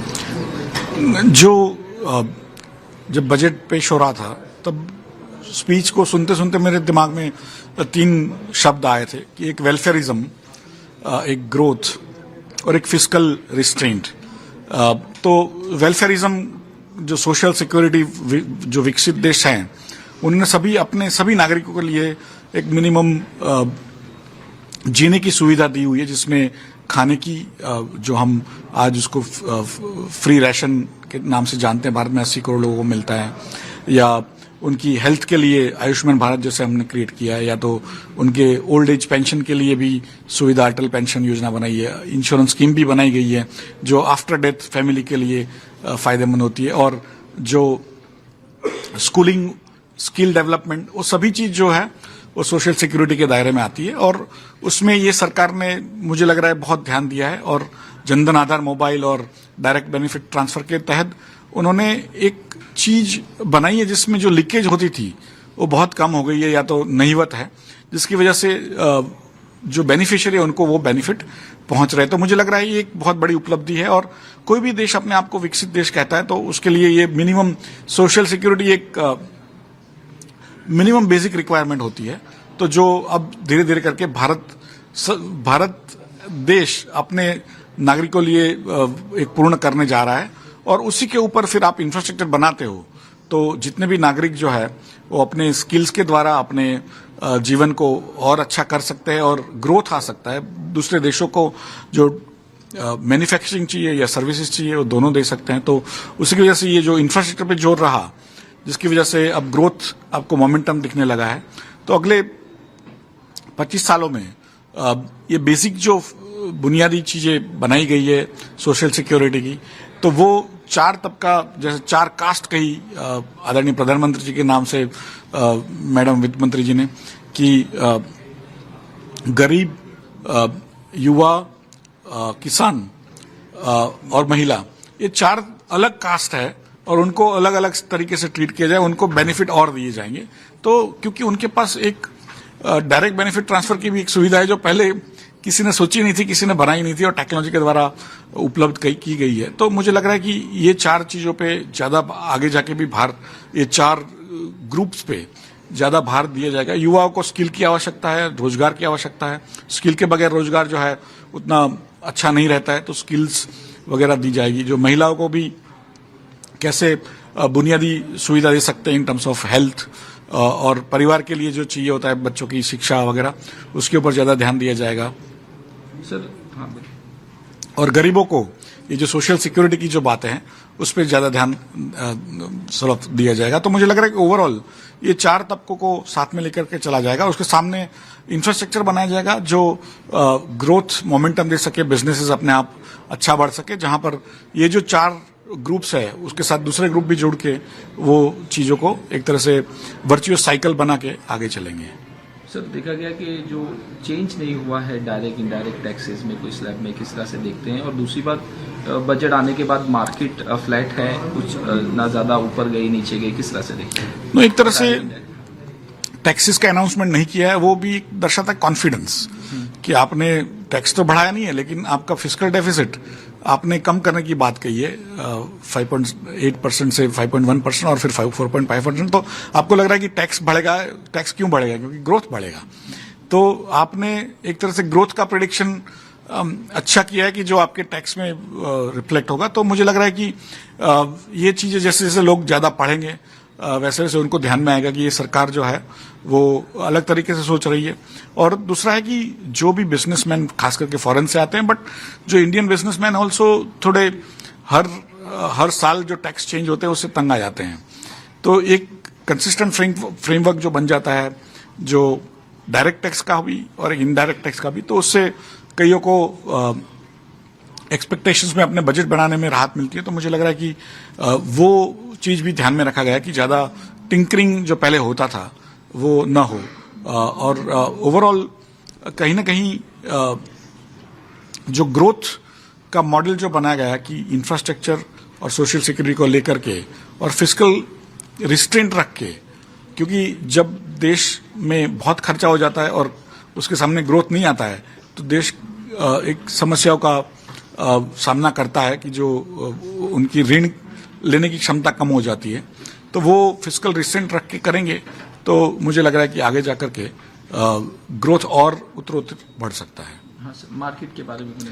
और मार्केट, एक तो भारतीय बजट जो वोट ऑन अकाउंट था तो लोगों को उतना अपेक्षा भी नहीं थी कि यहाँ पे कुछ नया आएगा। बजट में कोई नए टैक्स नहीं डाले हैं तो उससे एक राहत तो सबके दिमाग में है। लेकिन यूएस और यूरोप में इंटरेस्ट रेट्स के ऊपर एक चर्चा चल रही है कि पिछले 2 साल से इंटरेस्ट रेट बहुत बढ़े थे, उसको कैसे और कब कम किया जाए। तो उसके ऊपर एक थोड़ी अभी भी दुविधा जारी है। पिछले 2 दिनों से बहुत एक्सपेक्टेशंस थे जो खरे नहीं उतरे हैं। तो उसकी वजह से भी एक तरह से फॉरेन पैसा जो है वो एक कगार पे बैठा हुआ है और जो इंडियन निवेशक है वो काफी खुश है। और धीरे धीरे जो एक डायरेक्शनल मूवमेंट आप देखेंगे तो भारतीय ग्रोथ के अनुरूप, एक्सपेक्टेशन के अनुरूप आपको देखने मिलेगा। सर किस तरह से देखते हैं बजट को 1 से 10 नंबर दिए? नहीं, इन्हें वे जैसे मैंने कहा वेलफेयरिज्म में मैं तो 12 मार्क दूंगा 10 में से, क्योंकि वेलफेयरिज्म हैज बीन अ की stone of the government which not many people have actually discussed about. और जो ग्रोथ है उसमें और फिस्कल रिस्ट्रेंट दोनों में मैं 10 में से 10 दूंगा। तो ओवरऑल ये बजट जो है इन टर्म्स ऑफ पास्ट है, वोट ऑन अकाउंट पिछले जो नंबर है 2023-24 के उसके ऊपर ही वोट ऑन अकाउंट होने वाला है। तो वो जो है वो काफी बढ़िया मैनेज हुआ है, ज्यादा खर्चा नहीं हुआ है, काम अधिक हुआ है और जो उन्होंने प्रॉमिस किया था वो सब एक्चुअली हुआ है। तो मुझे लग रहा है कि ओवरऑल 10 on 10 वाजबी है। Thank you sir. Thank you.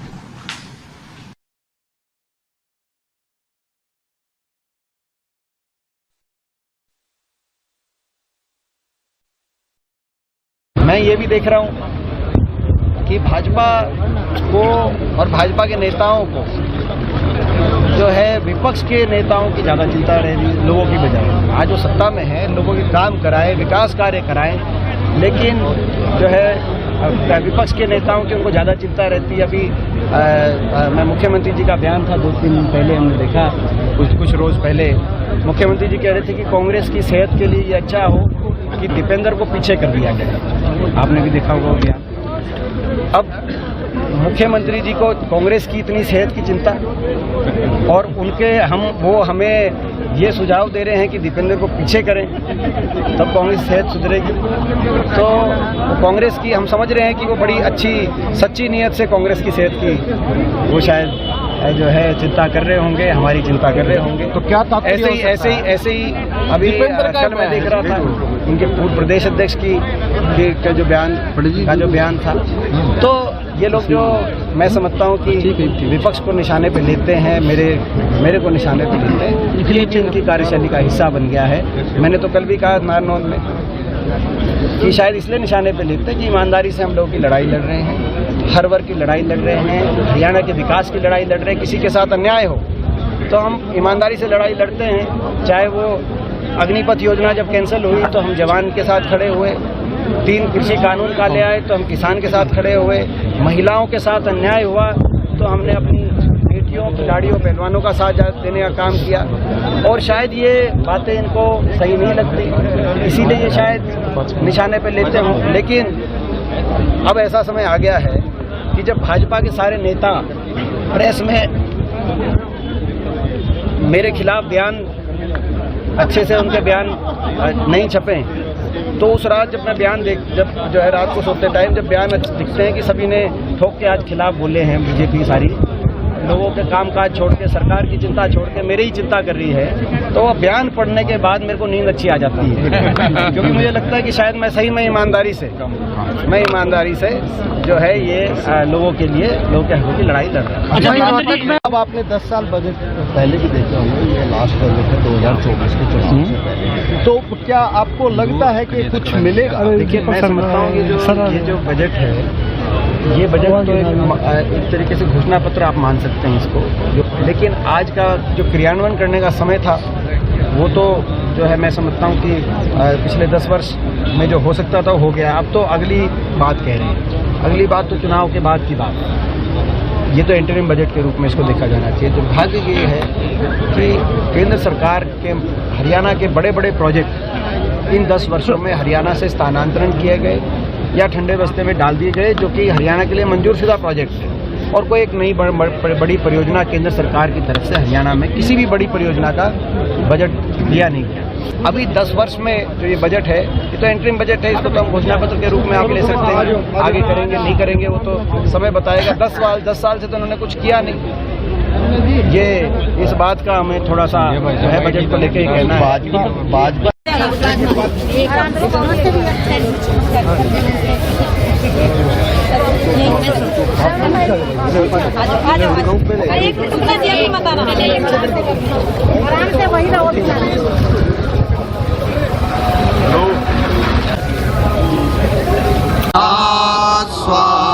interim budget. I think the budget was definitely one that has built upon, the directions of previous budgets, foundation, building blocks. At the same time, continuing to invest in the very important areas of capital expenditure, infrastructure, encouraging, the entire growth and innovation, focus on development, women, poverty alleviation, and all of those. At the same time, also maintaining by looking at the fiscal deficit being at 5.1% coming down in the coming year and going down further to 4.5% in 2026. I think that to me is a very strong point of this budget. So yes, I think overall, we were wondering whether this budget will become very populist because of the election. But I think it's a solid budget building upon what has been working in the past for India, but also strengthening it with important new initiatives, as we move forward. Yeah, I was hearing that industry body CII has recommended 5.6% fiscal deficit, but Government of India has keep it at 5.1% fiscal deficit. So what is your take on fiscal prudence on these things? And I think it's very important for a country, like India to demonstrate the ability to drive these outcomes, basis the need.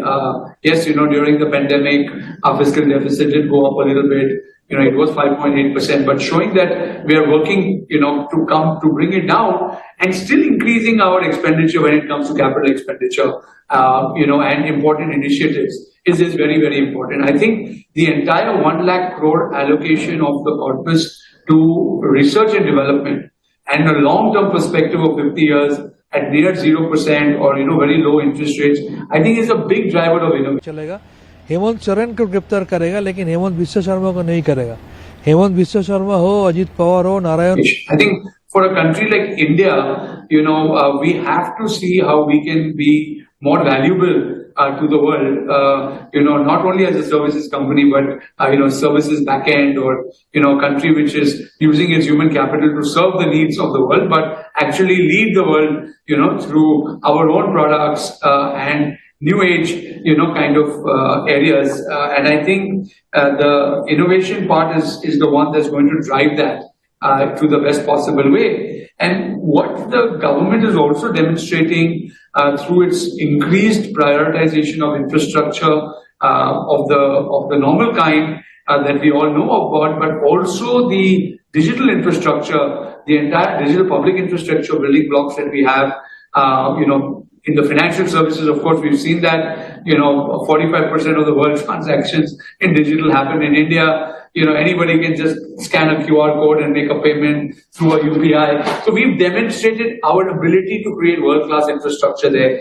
And I think growing that requires a very strong effort by government, private sector, all, research, all to work together. So my wishes, and when I see this thing that, investing in research should become as cool as investing in startups, because, that is one layer before the startups get created. And the government itself is showing that and demonstrating that by building strong digital public infrastructure. So I think government becoming a buyer of innovation, working with private sector is a very unique thing for India. And, we can then take this to Africa, which is now part of G20, other countries in the global south, South America, and actually position India much, much stronger. And all of this will enable us to get, of course, much greater and stronger revenue growth. I think we see our tax collections in GST, etc., have doubled in India. So, a good revenue backed by smart expenses, will always drive, your fiscal deficit. And hopefully, in times to come, we will see how India strengthens its size, not only the size of our GDP, which will poised to be the third largest, driven by $1 trillion of our digital economy, which is expected to happen by 2030, but more importantly, do it, in a fiscally prudent manner. I think that's the beauty of this entire budget that has come out pretty well. Earlier, just IMF released a report in which we were the fastest growing economy of the world. And people were saying that the optimism is in the air. So how do you see that kind of optimism according to your industry in which you work, as a digital disruption happens and people are also skeptical about AI and future of industry 4.0. So how do you see your industry? How to take this? Sure. So I think, we are in a very disruptive industry by definition, right? So when we look at ourselves as drivers of leadership in the digital age, we operate in a manner where we have to be able to deal with uncertainty, new technologies, equip ourselves quickly. And therefore, if you see our group Jetline, which was earlier investing more in building more plants and more lines, and investing capital there, to Jet Synthesis, which is now, synthesizing in near real time systematically, but still at an accelerated pace in a more asset-like manner to be able to deliver outcomes to where the world is moving. We have become much greater adopters of Gen AI, much greater adopters of blockchain. Blockchain builds trust. Gen AI builds, better personalized service to customers. So we need to understand the power of these technologies. All are led on digital, and the ability to therefore deliver better experiences to consumers and customers at a lower price. If we look at the video gaming and esports industry, which comprises a large part of our new age businesses, we find that the world global industry is a $180 billion industry. India is not even a $2 billion industry. So we are less than 1% of the world industry. So our catch-up potential is huge from India. A large part of consumption in this economy happens with young people. So we have 17% of the probably the utilization of that consumption, but monetization or our contribution to the global industry is so small. So that clearly shows a very high growth CAGR for us of 40% for the next 10 years in areas like this. And we have to be able to deal with new technologies, because what happens is AI, for example, will change the way machine and man will work together, because so many jobs that man is doing will be taken over by machines. But then how do you really create new skills with people to then be able to do a lot more? I think that's important. So in our industry, we see that happening, on the art side, we see that happening on many, many areas when we look at certain types of tasks that are getting automated when it comes to customer service, etc. But we are creating newer jobs, in areas that are more meaningful for us. Building digital safety using blockchain, enabling those capabilities to then drive smarter outcomes for us over the next few years is becoming something very important. And I think India can do that. It's not only companies like ours which are leading in certain areas of digital, but India as a country can lead in this space because of the government's push on looking at technology differently. Imagine every engineer of ours is blockchain ready. The world will need that, because blockchain builds trust, it builds transparency, it builds visibility. Not only in the financial, but if you look at healthcare, you look at agriculture, you look at so many areas that are going to use these technologies in the future. So I think India has a big potential, and as Jetline Group and Jet Synthesis, we are really leading that change, because we truly believe in the power of this optimism that you said, and India's ability, and us also being able to deliver much greater outcomes over the next 2 decades. My last question to you: what would you if you have to ask some question or recommend some things to the government? What would you say? When I look at this, while yes, we are demonstrating fiscal prudence and all of that. As you know, the finance minister has presented the interim budget, and you may be aware of the facts that there have been a 5.1% of fiscal deficit and major push on infrastructure development, and with that 11% increase on infrastructure outlay. So what is your overall take on the interim budget? So 2 or 3 broad comments. One, because it was an interim budget, but an interim budget just before the election, many people expected this to have populist measures in it. I think the government has been wonderfully responsible in not doing anything populist, in containing both the revenue and the fiscal deficit, and continuing the glide path that they had announced in the previous budgets. It also appears to be a budget coming from a sense of confidence that they are going to continue this spend over the coming years. So big focus on infrastructure, especially on the areas of railways, big focus on agriculture and farmers, big focus on women and youth, and also encouragement to private enterprise to do more research and innovation, especially at the stage of startups. I also like the fact that they are encouraging state governments to take interest-free loans for specific areas of development, focusing on clean energy, focusing on civic infrastructure. So overall, the budget directionally and in terms of scale, considering where we are in the political landscape of the elections, I think has been done very well, including things like housing for juggies, allowing people either to buy their own homes or to build new homes and to provide funding for those.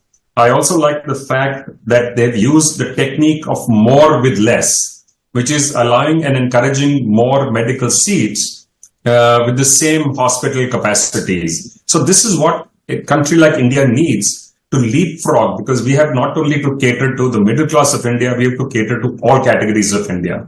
And this is what I think the government has done, and has used some very interesting terminology for GDP and development, many Ds of development, big transformation. So I think I'll also focus on new technologies, deep tech, space tech, so which is very critical, both allowing and encouraging more focus on build out, because it is well known that the manufacturing industry and the construction industry for homes have a massive multiplier. So these three combined, the automotive industry, the real estate industry, and the healthcare industry, if you look at these as economic indicators, they have the highest multiplier effect on the economy in terms of number of other industries get impacted and the number of jobs that get created. So from that point of view, they have touched each and every one of them individually, separately, and also cohesively when they've gone across the youth and the women, etc. The ability to focus on women, I feel, is particularly important because it is India's stronger and smarter half.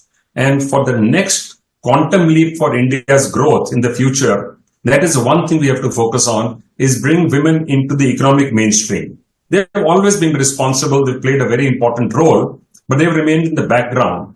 I think it's critical with the multiple initiatives that the government is being taking, and I'm not focusing only on the budget today, but the multiple initiatives, and especially helped by, catalyzed by what is done in the budget today. I think it is all in all a very encouraging budget, and the government has managed with the spend of 11 lakh crores still to contain both the fiscal deficit and the revenue deficit, because these are critical for India's rating globally and for the cost of funding for Indian industry and for Indians. I think the ability to allow us to grow and at the same time figure out a way to lower the cost of funding, I think was critical. And this has been done while the entire world has been in turbulence. India has managed to remain like an ocean of calm. And with this, I feel we have given more continuity and consistency to this growth. I do hope that in the future, we will be able to raise our growth from the, well, I have to say full marks first on high growth of close to 7%. There is no other country in the world, no other large economy in the world which comes even close. But because of the large diverse population and because of a large section of our population that is still living below the standards that they should have, it is important for us to have consistent high growth over the next 15 to 25 years. So our aim has got to be to raise this above 8%. And V. Somanathan, Secretary Economic Affairs, Shri Ajay Seth, Secretary Deepam, Shri Tuhin Khan Pandey, Secretary Revenue, Shri Sanjay Malhotra, Secretary Financial Services, Dr. Vivek Joshi, and Chief Economic Advisor, Dr. V. Anantanageshwaran. A warm welcome to the Finance Minister and her team at the National Media Center. At the beginning of the press conference, Finance Minister will make her opening remarks. After that, we will open the floor for discussions and questions and answers. Thank you. Over to you, Minister Ma'am.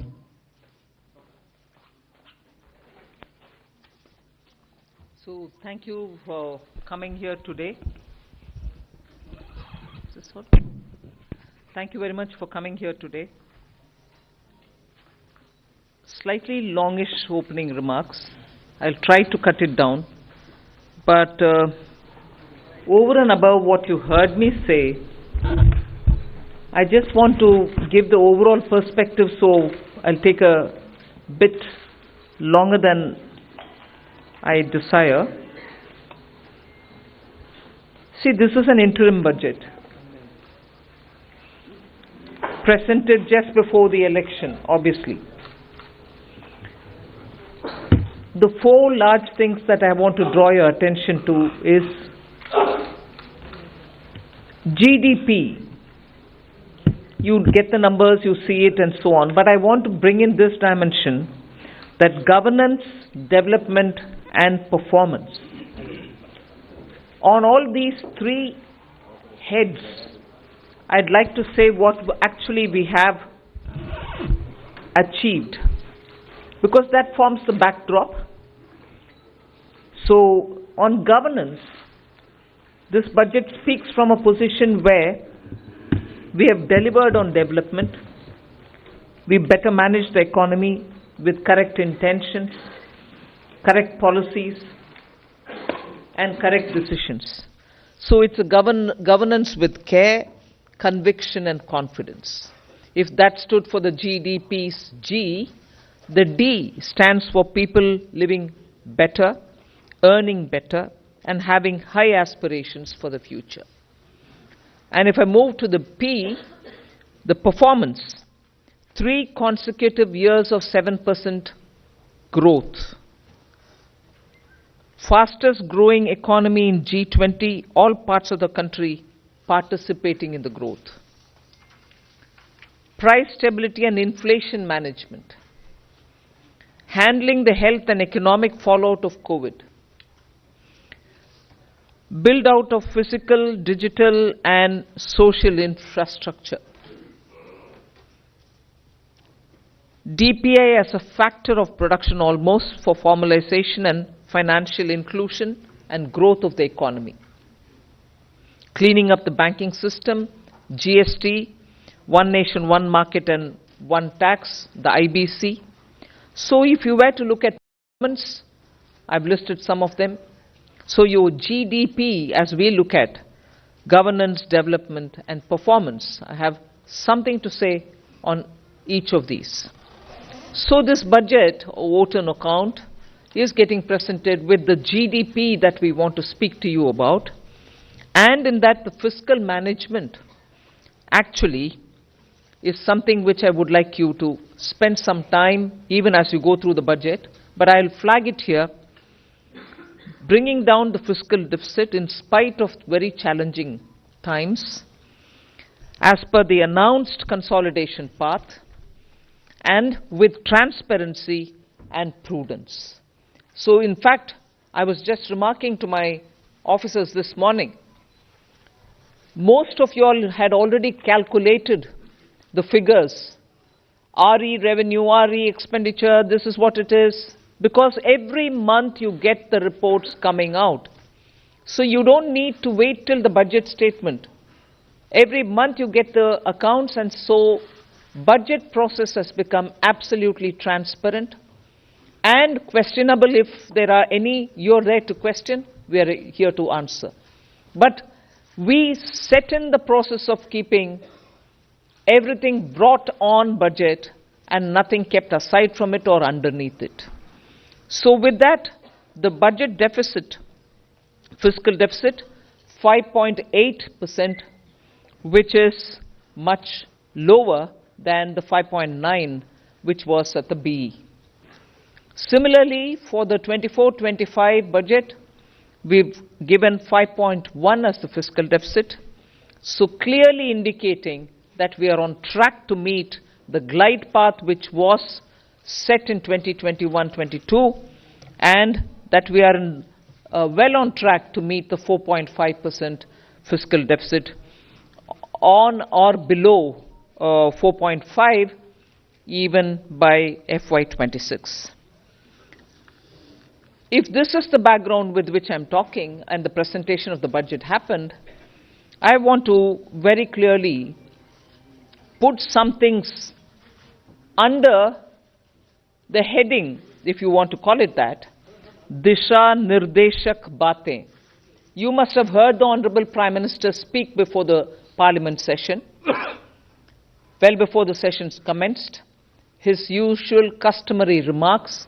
He said the budget will be presented tomorrow and you will have some Disha Nirdeshak Baatein in it. So, what are those Disha Nirdeshak Baatein? There are about 5 of them I highlight. Social justice as effective and necessary governance model. So it's not just a slogan for us, social justice, we'll have to work for Nyay. No. We've shown you that it is a governance model and a successful one at that. So social justice as an effective and governance, necessarily a governance model. Then 4 major caste groups, as we call it, as Prime Minister has emphasized, the poor, the women, the youth, and the Annadata. So, Disha Nirdeshak Baatein, you have the second point. Third, focus on infrastructure. This year, again, massive increases of capex happened in the last 4 years. This year, too, there is 11% increase, resulting in a very recallable number, 11,111 crores. So continuing the trend of the last 4 years, where capital expenditure has been the route, one for revival earlier from COVID, and now for sustained growth towards towards the Vikasit Bharat goal. Fourth is the using of technology as a huge opportunity. DPI as almost a new factor of production. So it is actually bringing in the value addition to the economy. It is facilitating every sector to bring in the value addition which is so required and improves on our productivity. And the last Disha Nirdeshak Baatein is high-powered committee for extensive consideration of challenges arising from population growth and demographic challenges. So if these are Disha Nirdeshak Baatein, what were the major announcements? I'll recall very quickly 12 of them. I'm not spending any time except for reading out what those 12 are. 2 crore more homes under the PM Awas Yojana. We already completed nearly the 3 crore. Housing for middle class. Rooftop solar for at least 300 units of power generation every month, which will be muft bijli for the households. There will be some assistance and some kind of a funding which will be extended. So you're generating renewable energy, providing the renewable energy generators the free they would want to use, and over and above that, the surplus that they produce can be used for selling and earning money out of it. Enhancement of target for Lakpati Didi from 2 crore women to 3 crore women. Preparing and empowering the MSMEs to grow and compete globally. Aligning regulatory environment for them. The sixth is making sure that the eastern region, and when I say eastern region, I'm not talking about northeast. Northeast will get the attention that they've been getting all the while. They will still continue to get it, and they will be on the top of our priority. But when I say the eastern region, I'm talking about Bihar, Jharkhand, Chhattisgarh, and Orissa, making sure that they will become the engines of growth for the new Amritkal India that we are trying to use as a bridge towards leading to Vikasit Bharat 2047. And Eastern India, I've missed out on West Bengal, please add it, Bihar, Jharkhand, Orissa, Chhattisgarh, and West Bengal. Next generation reforms will be carried on, building consensus with states and stakeholders for reform, perform, transform. 3 major corridors, which are programs for railways, for logistics efficiency, and they have been explained.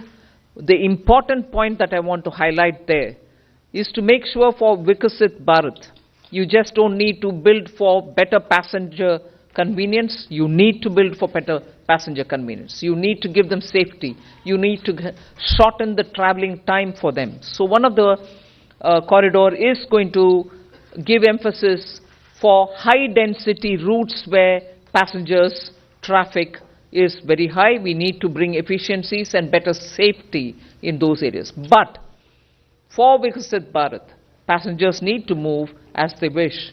But equally, materials, raw materials, building goods, cement, rare earths, minerals, we need them to move efficiently as well.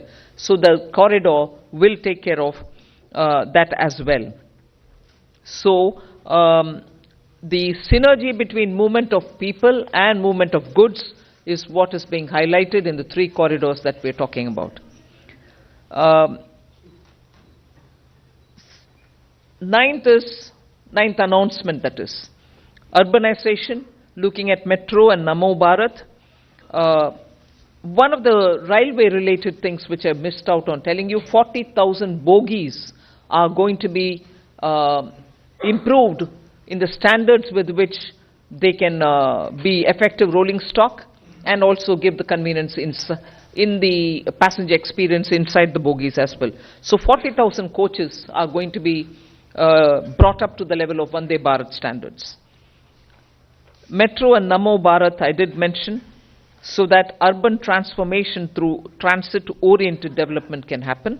The 10th announcement which I draw your attention to is 1 lakh crore corpus for research and innovation by private sector. So that's coming in at the 10th. 11th is boost to tourism, including spiritual tourism. Interest-free loans will be given to states so that they can build on iconic tourist centers. And the 12th one is supporting reforms in state. They are separate from the development of tourism centers, and therefore I want you all to have the clarity that help to centers are supporting reforms in state is slightly different from boost to tourism. There will be a white paper on economic performance of the last 10 years compared with the previous 10 years. The 12th announcement is so much a statement that I would like to make, which is what I made in the budget speech as well. Government has got the trust and the confidence and the blessings of the people based on its exemplary track record of GDP, as I said, governance, development and performance, effective delivery, and also on Jan Kalyan.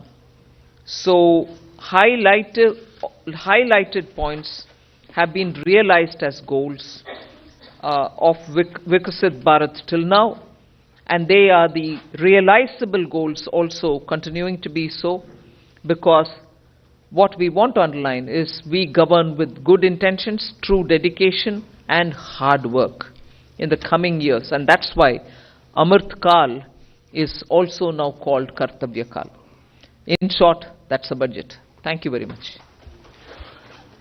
Yeah. The Finance Minister has just now encapsulated the key highlights of the budget. We'll now open the floor. We can begin with the front row here. Please go ahead, 53. Please hand over the microphone here. Hello, ma'am. This is Priyashmita from Informist Media. Ma'am, I wanted to know about the projections in your tax collections. So tax collections are seen currently growing at about 14.4%. Your April to December data shows. However, the projections in your budget are lower than that. So a back of the envelope calculation shows that you're going to get about 55,000 above your revised estimate if the collections continues. So your estimates are conservative, would you say that? I'll certainly ask Somanathan to come in on that. Estimates are always realistic with us. So let me clarify this. If you look at page 6 of the budget, you can look at it later. I'll just explain it to you. We are projecting that gross tax revenue. Now, this gross tax revenue in this sheet is net of refunds. So, net of refunds, we are projecting that in this financial year, it will grow by 12.5% with reference to last year's actual. So, from 30.54 lakh crores last year to 34.37 lakh crores this year is what is presented in our revised estimates. However, the sharing of taxes with the states is different for different taxes. Not all taxes are shareable in the same ratios. What has happened this year, if you look at the number, and they are given on page 6, union excise duties have actually shrunk. They have not increased. Most other taxes have grown at, as you say, 14%, etc. Union excise duties have grown -5%. That reduction is almost entirely on the account of the center. Because the same way that cesses are not shared, reduction in cesses is entirely borne by the center. So as a result, the state's share has increased by 16.5% in our revised estimates. Between the state share in the revised estimate and the state share last year, there's an increase of 16.5%. So taxes are growing 12.5% net of refunds. State share is growing 16.5% net, and therefore net to center is growing only 10.8% approximately. So there it is not. There is no expected further, padding or anything here. This is our realistic, but slightly conservative estimate. Yeah, the next question, please. 65. Please go ahead. Hi, ma'am. Yeah. I'm Kriti from Informist Media. So you mentioned that capex, there has been a push towards capex. However, the capex jump for this year is 11%, right? Which is lowest in last 4 years. So are we moving towards a place of moderation in capex? And secondly, while the budget, this is another unrelated question, while the budget clearly says that you are committed to your 4.5% target, you have also been recommended to bring down your debt to GDP ratio to 40% level, which still stands above 50%. So how are we looking towards moving towards that target? Thank you. First of all,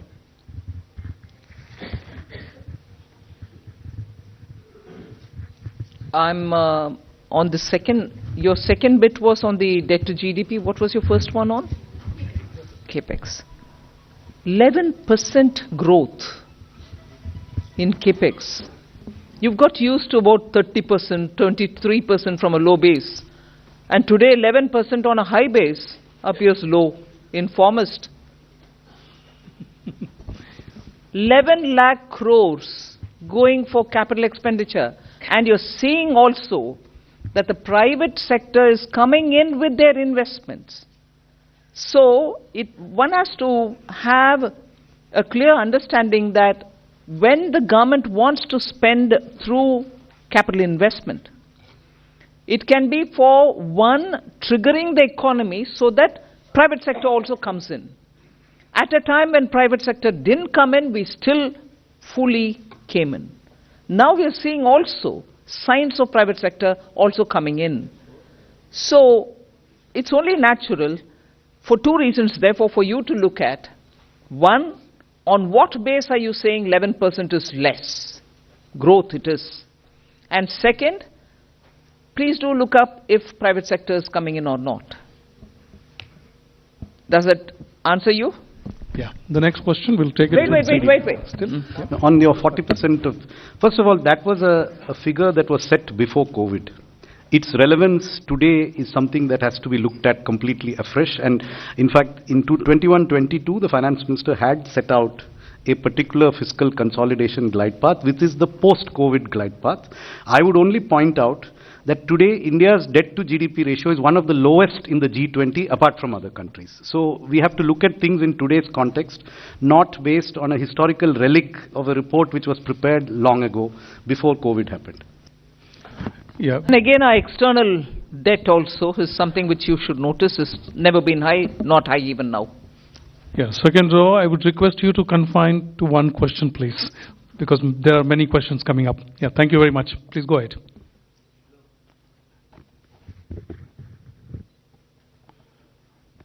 Yeah.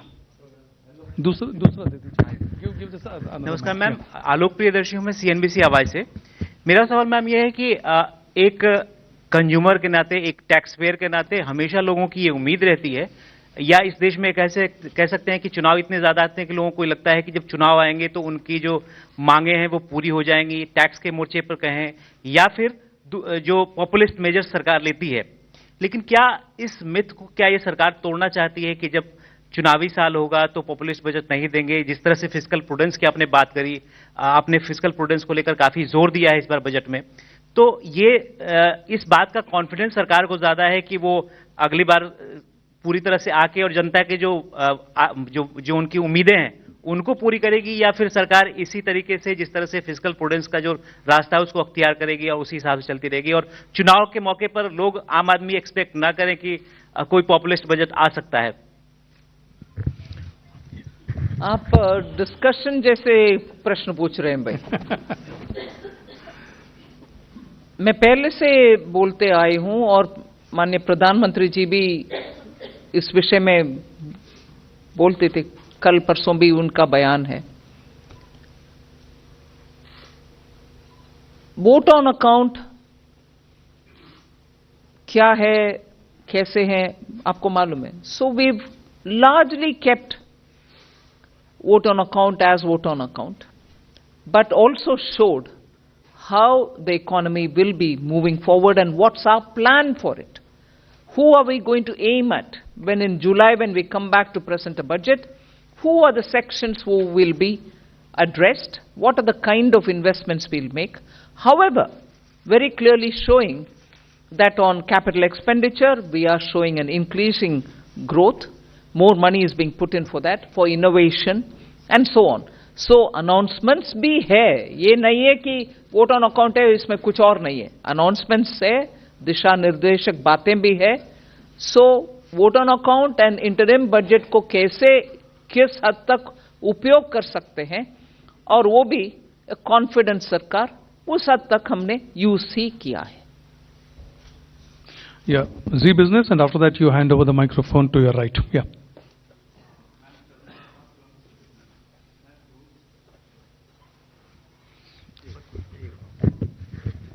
Ma'am, आपने दो बड़ी schemes का ऐलान किया, एक urban area के अंदर housing scheme का, दूसरा रूफटॉप सोलर के लिए। मैम, इसका बजट एलोकेशन कितना है?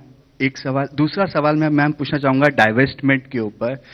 मैम, पिछली बार 51,000 करोड़ का टारगेट था, वो टारगेट नहीं मीट हो पाया। इस बार बजट में ये नहीं मिल पाया कि कितना टारगेट अगली बार के लिए रखा गया है, और ऐसे टाइम पे टारगेट नहीं पूरा हो पा रहा है जब मार्केट, इक्विटी मार्केट बहुत अच्छा परफॉर्म कर रहा है।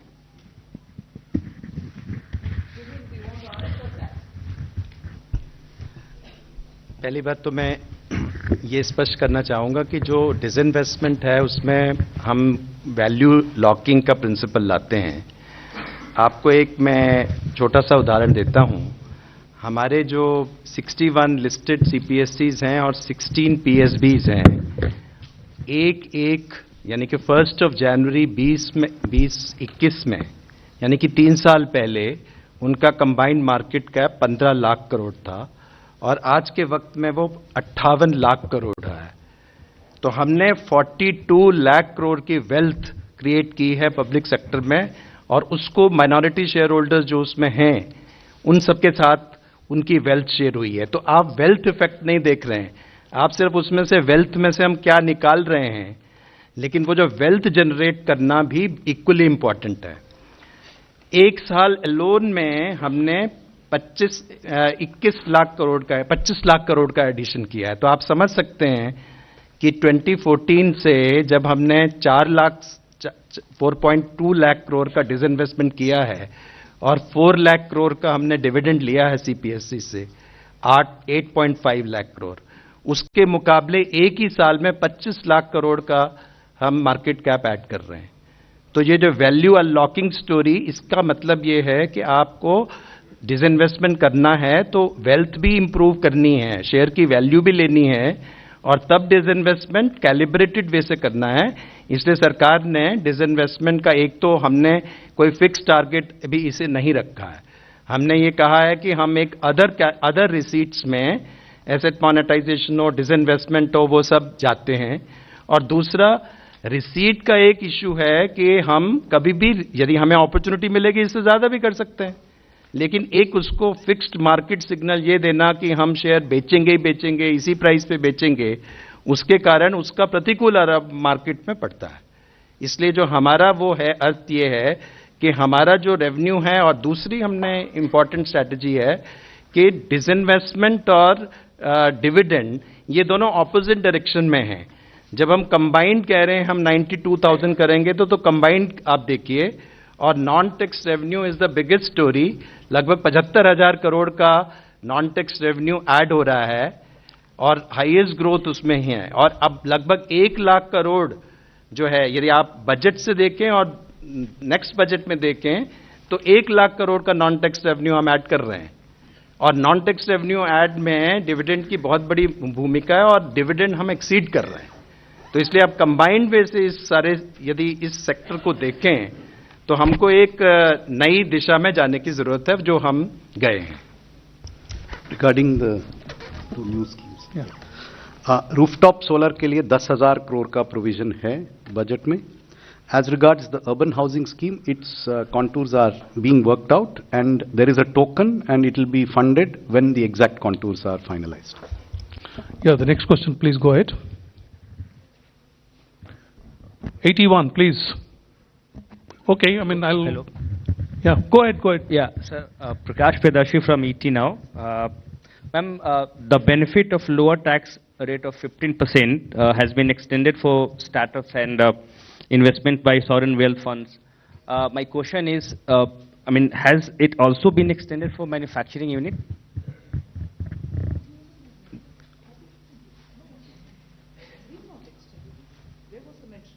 No, I'm asking, I'm seeking clarity. No. Thank you. Yeah, Bloomberg, Ruchi. Ma'am, some of the rating agencies have said that they will take a call on a ratings upgrade for India only after the next budget. But given that this budget of yours, you did say that it has been transparent, you've maintained the path of fiscal prudence as well, what will be your message for rating agencies? Not only aligning with the fiscal consolidation roadmap that we gave earlier, but bettering it. Is that one simple, straightforward message which every rating agency should take on board? Should take on board. Ma'am. Yeah, please go ahead. Yeah. Sapna here from CNBC TV 18. Ma'am, 2 questions. One very broad, generic, excellent work in terms of fiscal consolidation. Just want to understand, is it slightly ambitious to have a 5.1 number right away in the interim budget? I mean, broadly expectation was July budget, you will start kind of... No, I don't mean that. No, I don't mean that, but just try to understand, like in 2 years, you'll be able to do below 4.5%. Very broad understanding, ma'am. One is that. Second, ma'am, you're talking about next generation reforms. Within that context, the government has had a massive privatization agenda. There doesn't seem to be, any mention of that as of now. Just heard to him. Sapna, you're asking the same thing. No, but... You went elaborately on it. But will you still be sticking to it? Just broadly wanted to understand.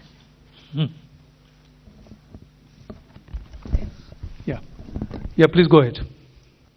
Yeah. Timsi Jaipuria from CNBC TV 18. Ma'am, in your budget speech, you've given a very ambitious target of 1 lakh crore worth of a fund for private sector for research and innovation, where you've promised 50-year interest-free loan. If you could give the contours of this scheme, which are the sectors who will benefit in terms of the private sector, which are the specific sectors who can avail this corpus, and what kind of work or research and innovation are we focusing on? Sectors and how this scheme will work. So I'll tell you the quantitative part and Secretary EA can expand on the sectors. There is the 1 lakh crore is a provision over a period of time as the need emerges.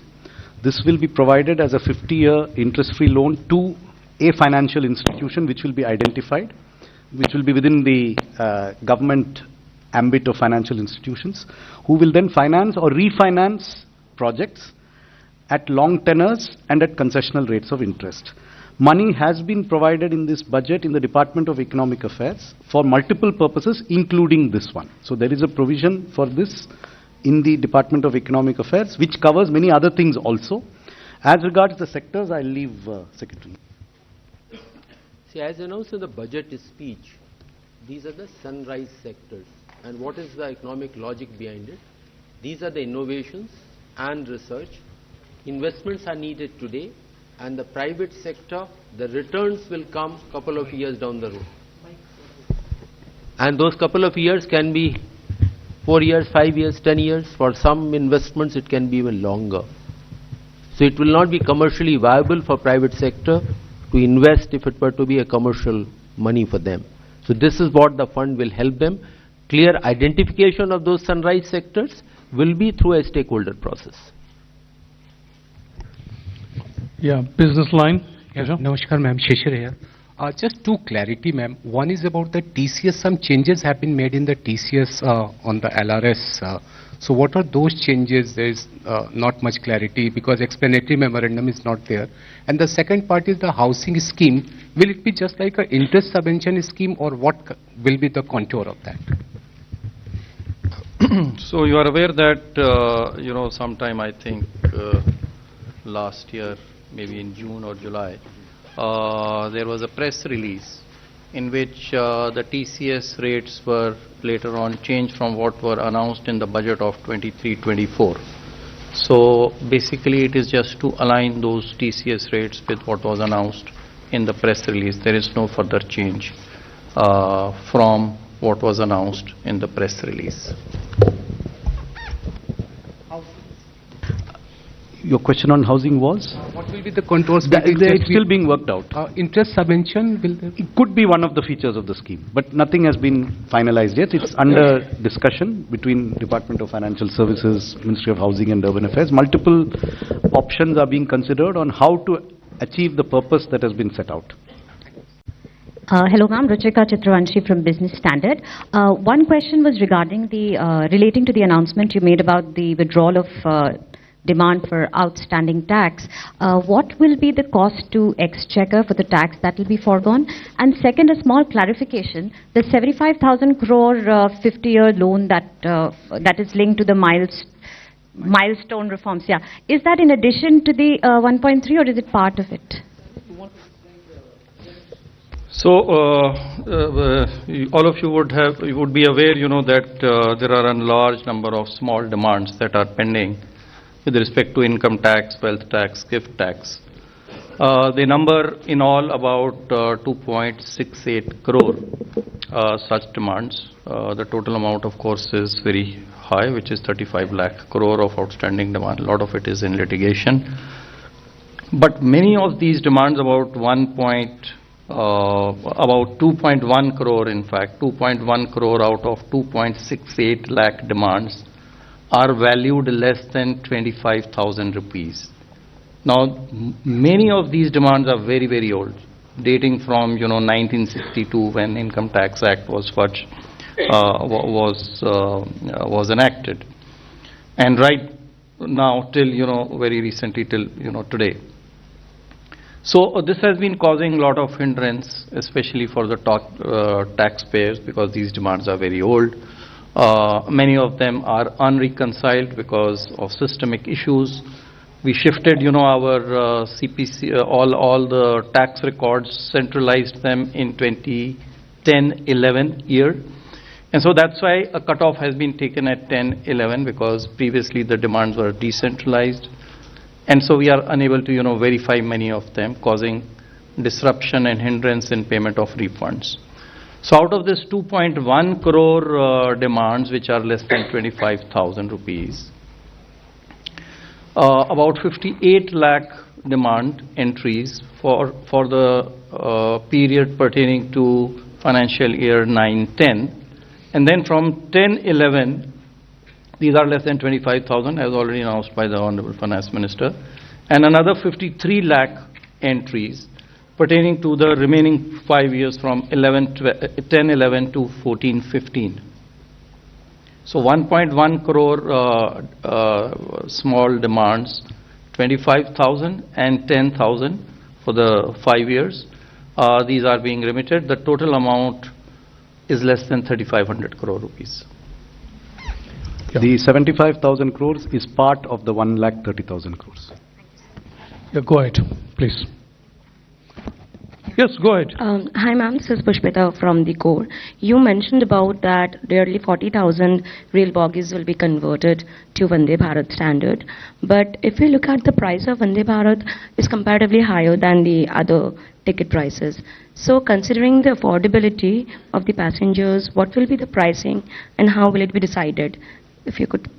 It's up to the railways, but Vande Bharat trains are one thing. The bogies 40,000 being upgraded to the Vande Bharat standard is another thing altogether. Those bogies probably cannot even take the speed with which we want to improve the high density areas with better speedy transportation for the common man. Equally, the inside bogie experience is also not up to the mark because they've been so for a very long time, and as time passed by, their quality has also come down a bit. So we are talking about the bogie quality matching with the Vande Bharat standards. As to which of those lines of traffic that they will get connected to, and as a result what will be the rationalization of the ticket price is not something that we can talk about. That's something which the railways will work out gradually. But progressively, that point proves that through the 40,000 bogies that we're talking about, the quality of the Indian rail bogies, which are so important for safe travel and also ease of living travel and comfort, will need upgradation. And this is what we're aiming. Yeah. Please speak into the microphone. Yeah, good evening, Minister. Minister, you had announced an aggressive plan for privatization of 2 government banks a couple of years back. So is that proposal still on table? And my second question is your thoughts on the shrinking successively, every successive years we've been seeing the divestment receipts shrinking. So your thoughts on that? I thought Tuhin had explained the second part of your question, but never mind, I'll ask him to again probably explain it. He'll give you an answer. We're not sitting on judgment over anything. The disinvestment receipts, as you say, is that, is basically you part with your wealth, which is the shares or a property, and convert it in and monetize it. Now there is a wealth effect also there, and we have partners which are the listed companies, the minority shareholders. Our point is that we are also, taking care of GDP, as FM ma'am mentioned, in respect of CPSEs. If you look at the CPSE's performance, whether it comes to capex of 3.2 lakh crore, whether it is their growth story, whether their investment in green energy, whether their performance in return on capital employed, whether you look at return on equity, on all fronts, we are seeing that they are big market players, they continue to improve, and therefore they continue to reward shareholders, including the government. Government is a majority shareholder, but a large part of our shareholders are minority shareholders. So therefore, any strategy, calibrated disinvestment strategy, which will actually do the sum over a period of time, is much more than that. And besides, the shares also give you dividend, and we have a consistent dividend policy too. And money is fungible. So we have to have a new paradigm in terms of thinking about, and not to just keep on parting with our wealth at one stroke. We can always do it in a gradual, calibrated way. We'll take a question from the right side, ma'am. Please go ahead. Yeah.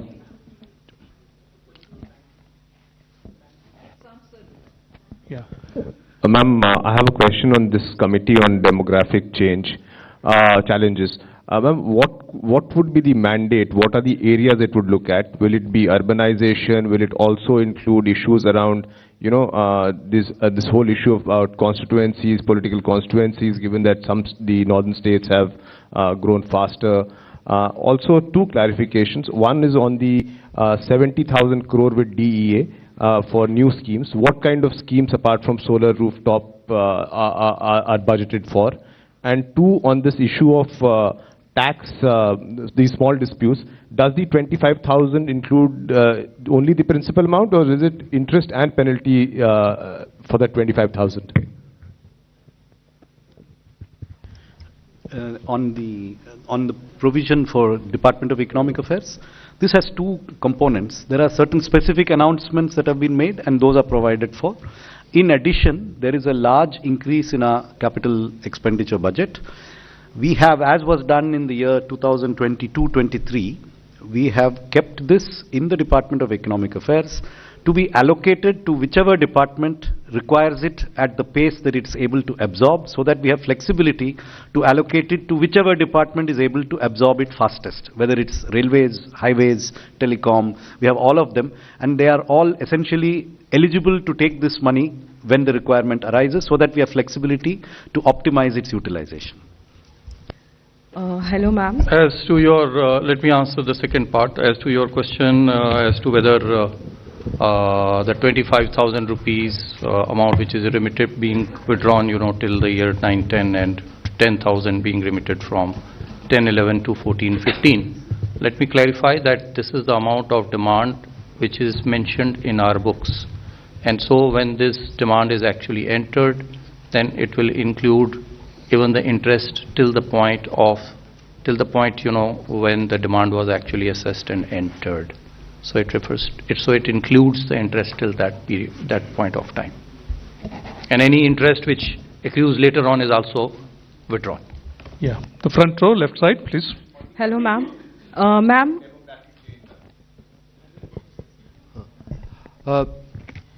See, when we talk about demography, it is an opportunity, it is a challenge. And the current numbers, how the changes are happening over a period of time. So this committee will have a mandate to have an extensive consideration of those challenges and the opportunities, and come out with a specific set of recommendations. Hello, ma'am. Ma'am, I am Monica from the New Indian Express. Ma'am, in your budget speech, you mentioned about the India, Middle East, Europe economic corridor. So, given the fact that there are conflicts in the Middle East region, so is the project still on track? And also, when the French president was here, was there any discussion on the corridor? Well, it's been announced and we are taking it forward. Yes, there is significant disturbance in the Red Sea area and the Middle East, but this is a project which has long-term implications for the entire region up to Europe, because it also includes Europe. So yes, we will be taking this project forward. We will be consulting and taking it in all its contours. Okay, the second last ma'am, Himanshu Shekhar from NDTV India. Second last pro, madam. Ma'am, एक महत्वपूर्ण घोषणा आपने की है प्रधानमंत्री आवास योजना को लेकर। अगले 5 साल में आप 2 करोड़ घर बनाएंगे।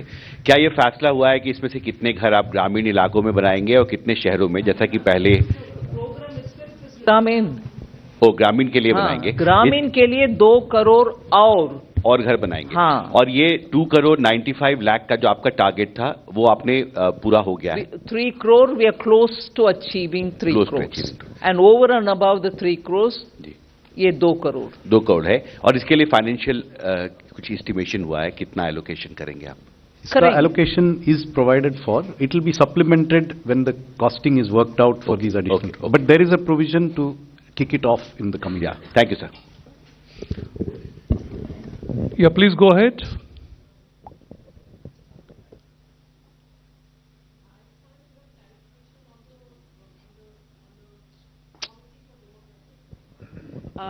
You mentioned the mandate, which I think we wanted a bit more clarity on that. Is it going to be something similar to the population control bill that has been spoken about in the past, or is it going to have a different mandate? We just needed Say the budget speech says, and I'm already responded to that. Wait for the terms of reference to come out, and then you will get to know the exact details. But overall approach is, it is a huge opportunity, but there are challenges. Both have to be taken note of, and appropriate responses to be taken. So that's really that broad idea I can share with you, and terms of reference will come out in due course. Yeah, please go ahead. Good evening, ma'am. This is Parth Singh from Outlook Business. since you spoke about bringing the East India to pace in terms of development, I wanted to ask you, how does the government plans to address the industrial gap to help these states in a free market economy? And for example, more than 70% of the PLI projects are currently concentrated into just 3 states. So I wanted to ask you that. They are not concentrated in 3 states because we want them to be concentrated in 3 states. If there are investments happening and if there is going to be production in any other non-3 states that you want to talk about, PLI will be extended to them as well. It doesn't go on the criteria of geography. It goes on the criteria of manufacturing, of how many additional units are produced. I just want to add to that. The public sector investments have gone substantially to the eastern region, whether you look at gas pipelines, new fertilizer plants, or even new LHB railway rolling stock, which is being manufactured in Bihar. So a considerable amount of the public sector investment is focused on the eastern region. Yes, please go ahead. Yeah, if I can add on this particular one, as we are all aware, aspirational districts program in those districts is making a very significant change. 60% of those districts happen to be in eastern India. And when the people are better educated, etc., then more economic opportunities get generated there because skilled manpower is available in those areas. So we'll see over a period of time, and that is what the government will also be providing appropriate support. Ma'am, this is Nivedita Mukherjee from the Sunday Garden. This is with regard to the National Monetization Pipeline that was launched in August 9, 2021. And with regard to your focus on infra in this budget, do we see also that going forward, and what has been the progress? Ma'am, these are 2 different things. A very large part of infra assets are held by those infra agencies or the public sector undertakings. So as they embark upon their more capital investment, they also monetize some of their assets and plow it back. Some of the assets are owned by the government, so those monetization proceeds come to the government. So that one is going on, and that periodically those numbers come out, and if I recall, next year is also a very ambitious number for monetization. But everything doesn't come to the government there. Ma'am, I have a question. Actually, could you please elaborate? Identify yourself, then ask a question. Okay. I am Bani Kinkar Patnaik from the Economic Times. Ma'am, could you please elaborate a bit on the proposed changes in the calculation of agricultural income under the new tax regime? And ma'am, on the 75,000 crore loan. See, under the new tax regime, income from agriculture? Yes. Huh? I mean, some reports I saw, ma'am, that's why I'm not here to answer some reports. We'll go ahead. Ma'am, on this 75,000 crore, interest-free loans to states, since it is part of 1.3 lakh crore allocation under CAPEX, so will the same, reforms conditions continue, or will there be additional reforms conditions? The specifics will be worked out, and it will be reform linked. What reforms, how much, for what, is something that will come when the guidelines are issued. Yeah, please go ahead. Yeah. Hi, ma'am. This is Vikas from The Hindu. In last year's finance bill debate, during the debate, you had announced the formation of a new committee to review the national pension system benefits to central government employees. And there was an expectation that, by 6 months or so, we might have some outcomes that you could consider. So can we expect that anytime soon, or do you think that might be left for the full budget now? One. And secondly, you've committed your government to, taking forward the next generation reforms. I want to get some sense of what are our priority areas there. And lastly, sorry to take a stab at it again, but this population growth committee that we're looking at, is it likely to happen after the census, because we've not had a census for a while? And as per the National Family Health Survey 2020 numbers that we have, our total fertility rate is already below the replacement rate at around 2. So is there some way that we're looking at keeping our population stable at a certain level or to reduce it over a broader period? You may want to help me by saying question number 1, question number 2. I'll go on answering. You seem to have asked me about 5 different questions, right? Please go ahead. What was your first? Sorry.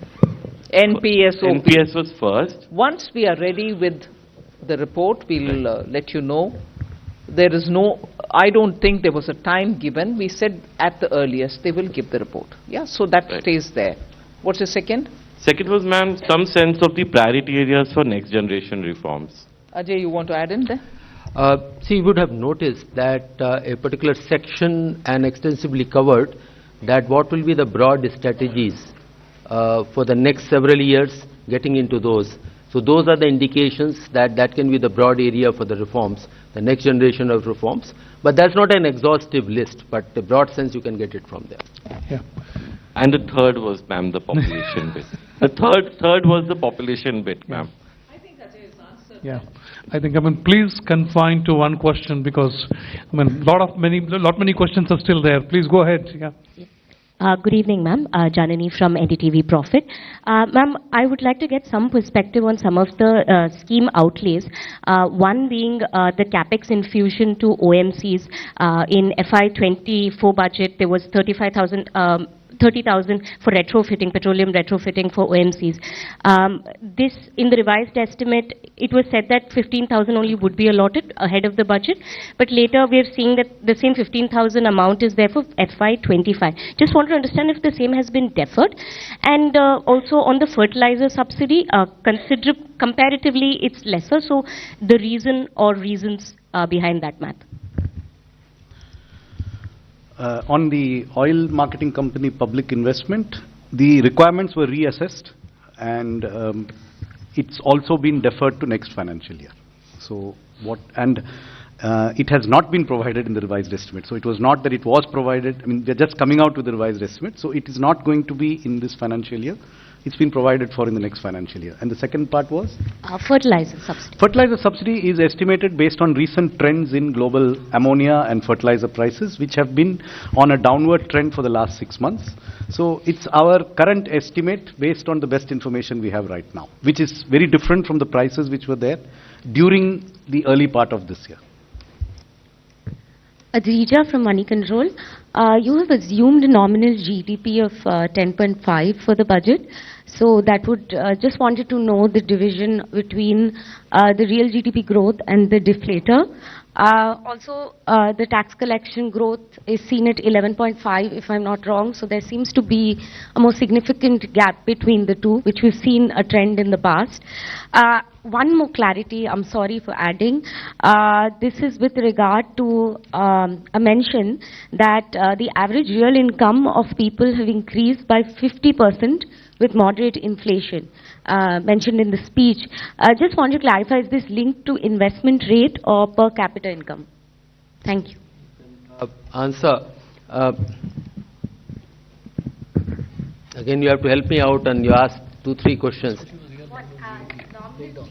So again, for the budget purposes, it is the nominal GDP which is relevant. That's how the fiscal deficit and other deficit numbers are done. So that estimate is 10.5%. And I recall last year, again, several of you said that are we underestimating, overestimating, etc. We said we have a realistic number. Of course, this year it has been a little lower, 8.9. So our sense is that next year, 10 and 10.5% nominal growth rate is a reasonable number. As far as real growth is concerned, the breakup is not a budget issue. You would have seen the document which Chief Economic Advisor has brought out just 2 days back, and he has extensively covered his take on what the real growth would be. And so you would have read the document already. Your second question? The 50% statement. 50% is I said that announcement, or rather the data which has been shared in the budget, is in real terms. So that has nothing to do with inflation. You are combining the two issues here. There's on a constant prices, income has gone up by 50%. There's yet another statement which is coming up. There has been a moderate inflation. Inflation has been kept within the policy band, except for the post-pandemic period. If you take the 10-year period, it has been well within the policy band. I'll request. I'll just clarify. I'll just clarify this. I think the reference to the growth in real per capita income is 56% is the growth between FY14 and FY23. That's what ma'am was referring to in her speech. And 57% growth in real per capita GDP. Okay? That is what she was referring to. Thank you. Yeah, please go ahead. I'm Meghna Mittal from Money Control. The government has announced in the budget lowering the market borrowing for next financial year, the gross market borrowing.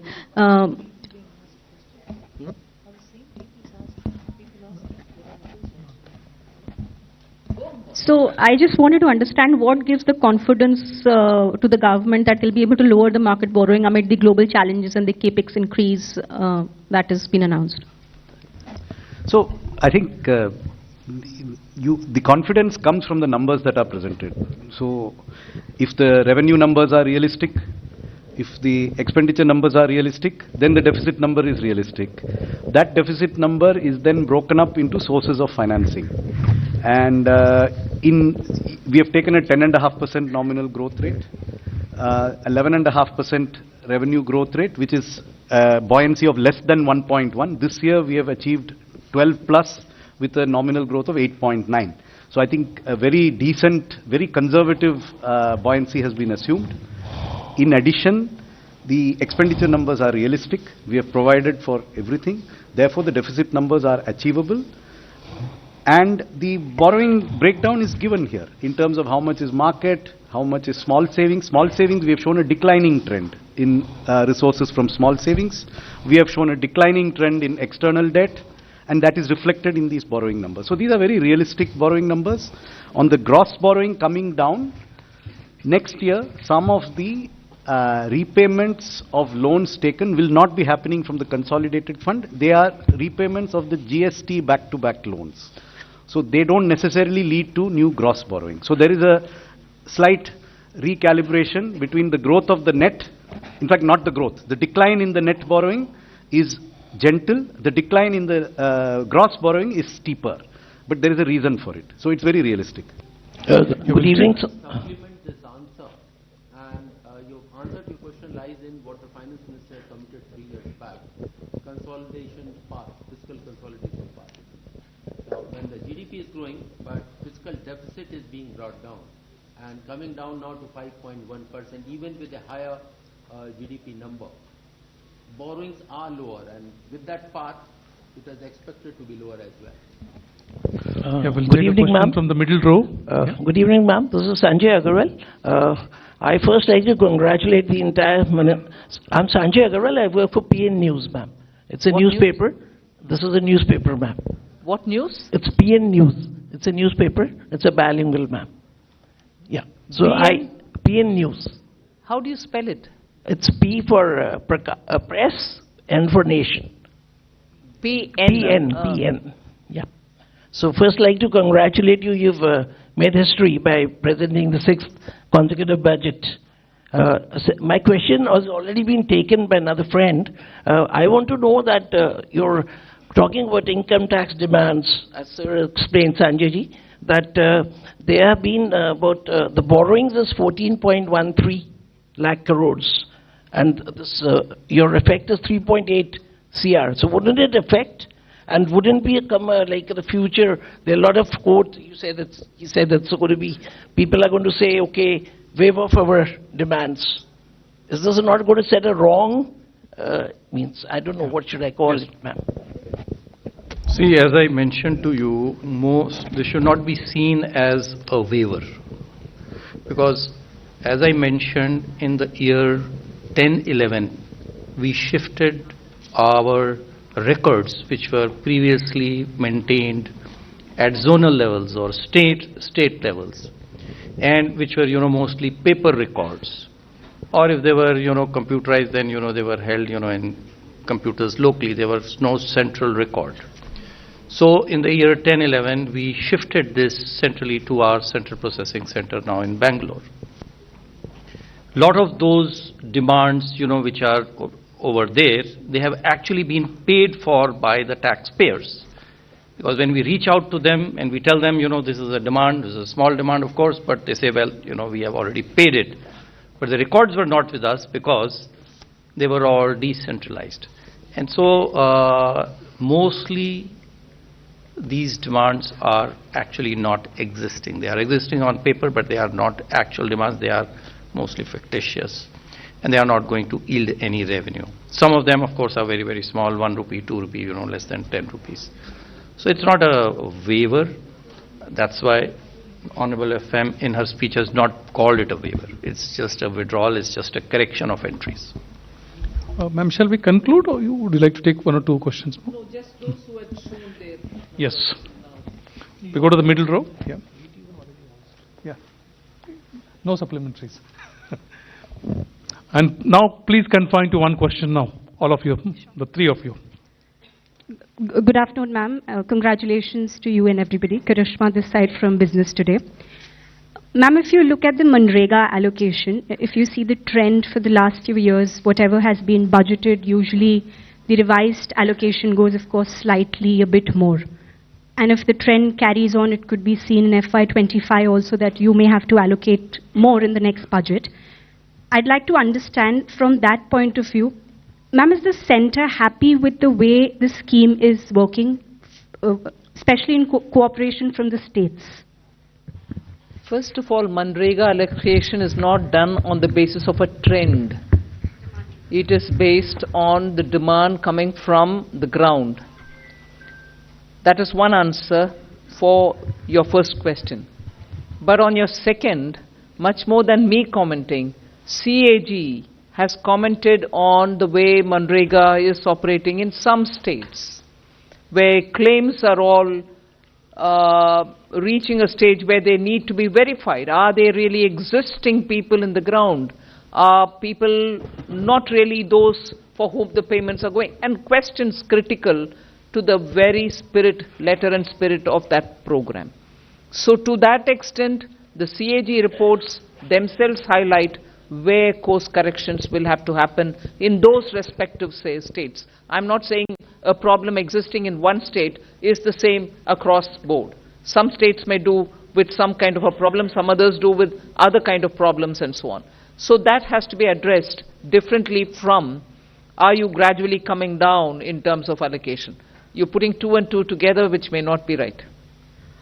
Ma'am, hello, this is Surbhi from Business Today magazine.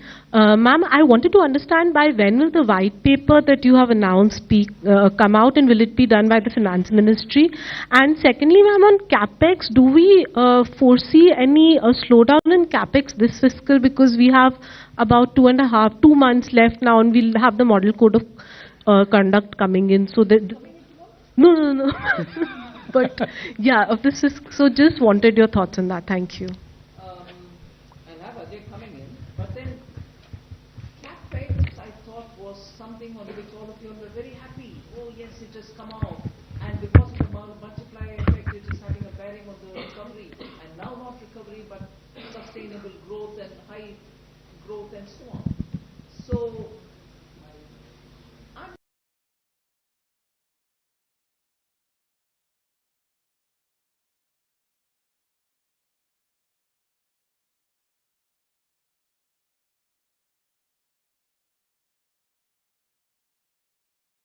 many of the things that are being put in place are building blocks for this in the future. India has set the target of 7 trillion economy by 2030. So how do you see the budget? There is a budget among economists that the India is the fastest growing economy. True, it is true. India is the fastest growing economy of any significant scale. There is no doubt. Other large economies, as you know, US has been patting itself on the back for a 3+% growth. As they get close to 4, they think it's phenomenal growth, and it is for that size and scale. So for us as an economy to be growing at this pace is very creditable, because we had also said at one time 5% is the bottom that India has. It will always grow above that, unless you have a black swan event like we had in the COVID. But other than that, we have shown consistent growth. The challenge for us is, how do you grow at the old high rates? Please remember, we had grown over 10% back about 15 years ago. So it is important for us to try and figure out high growth. But you mentioned something very important.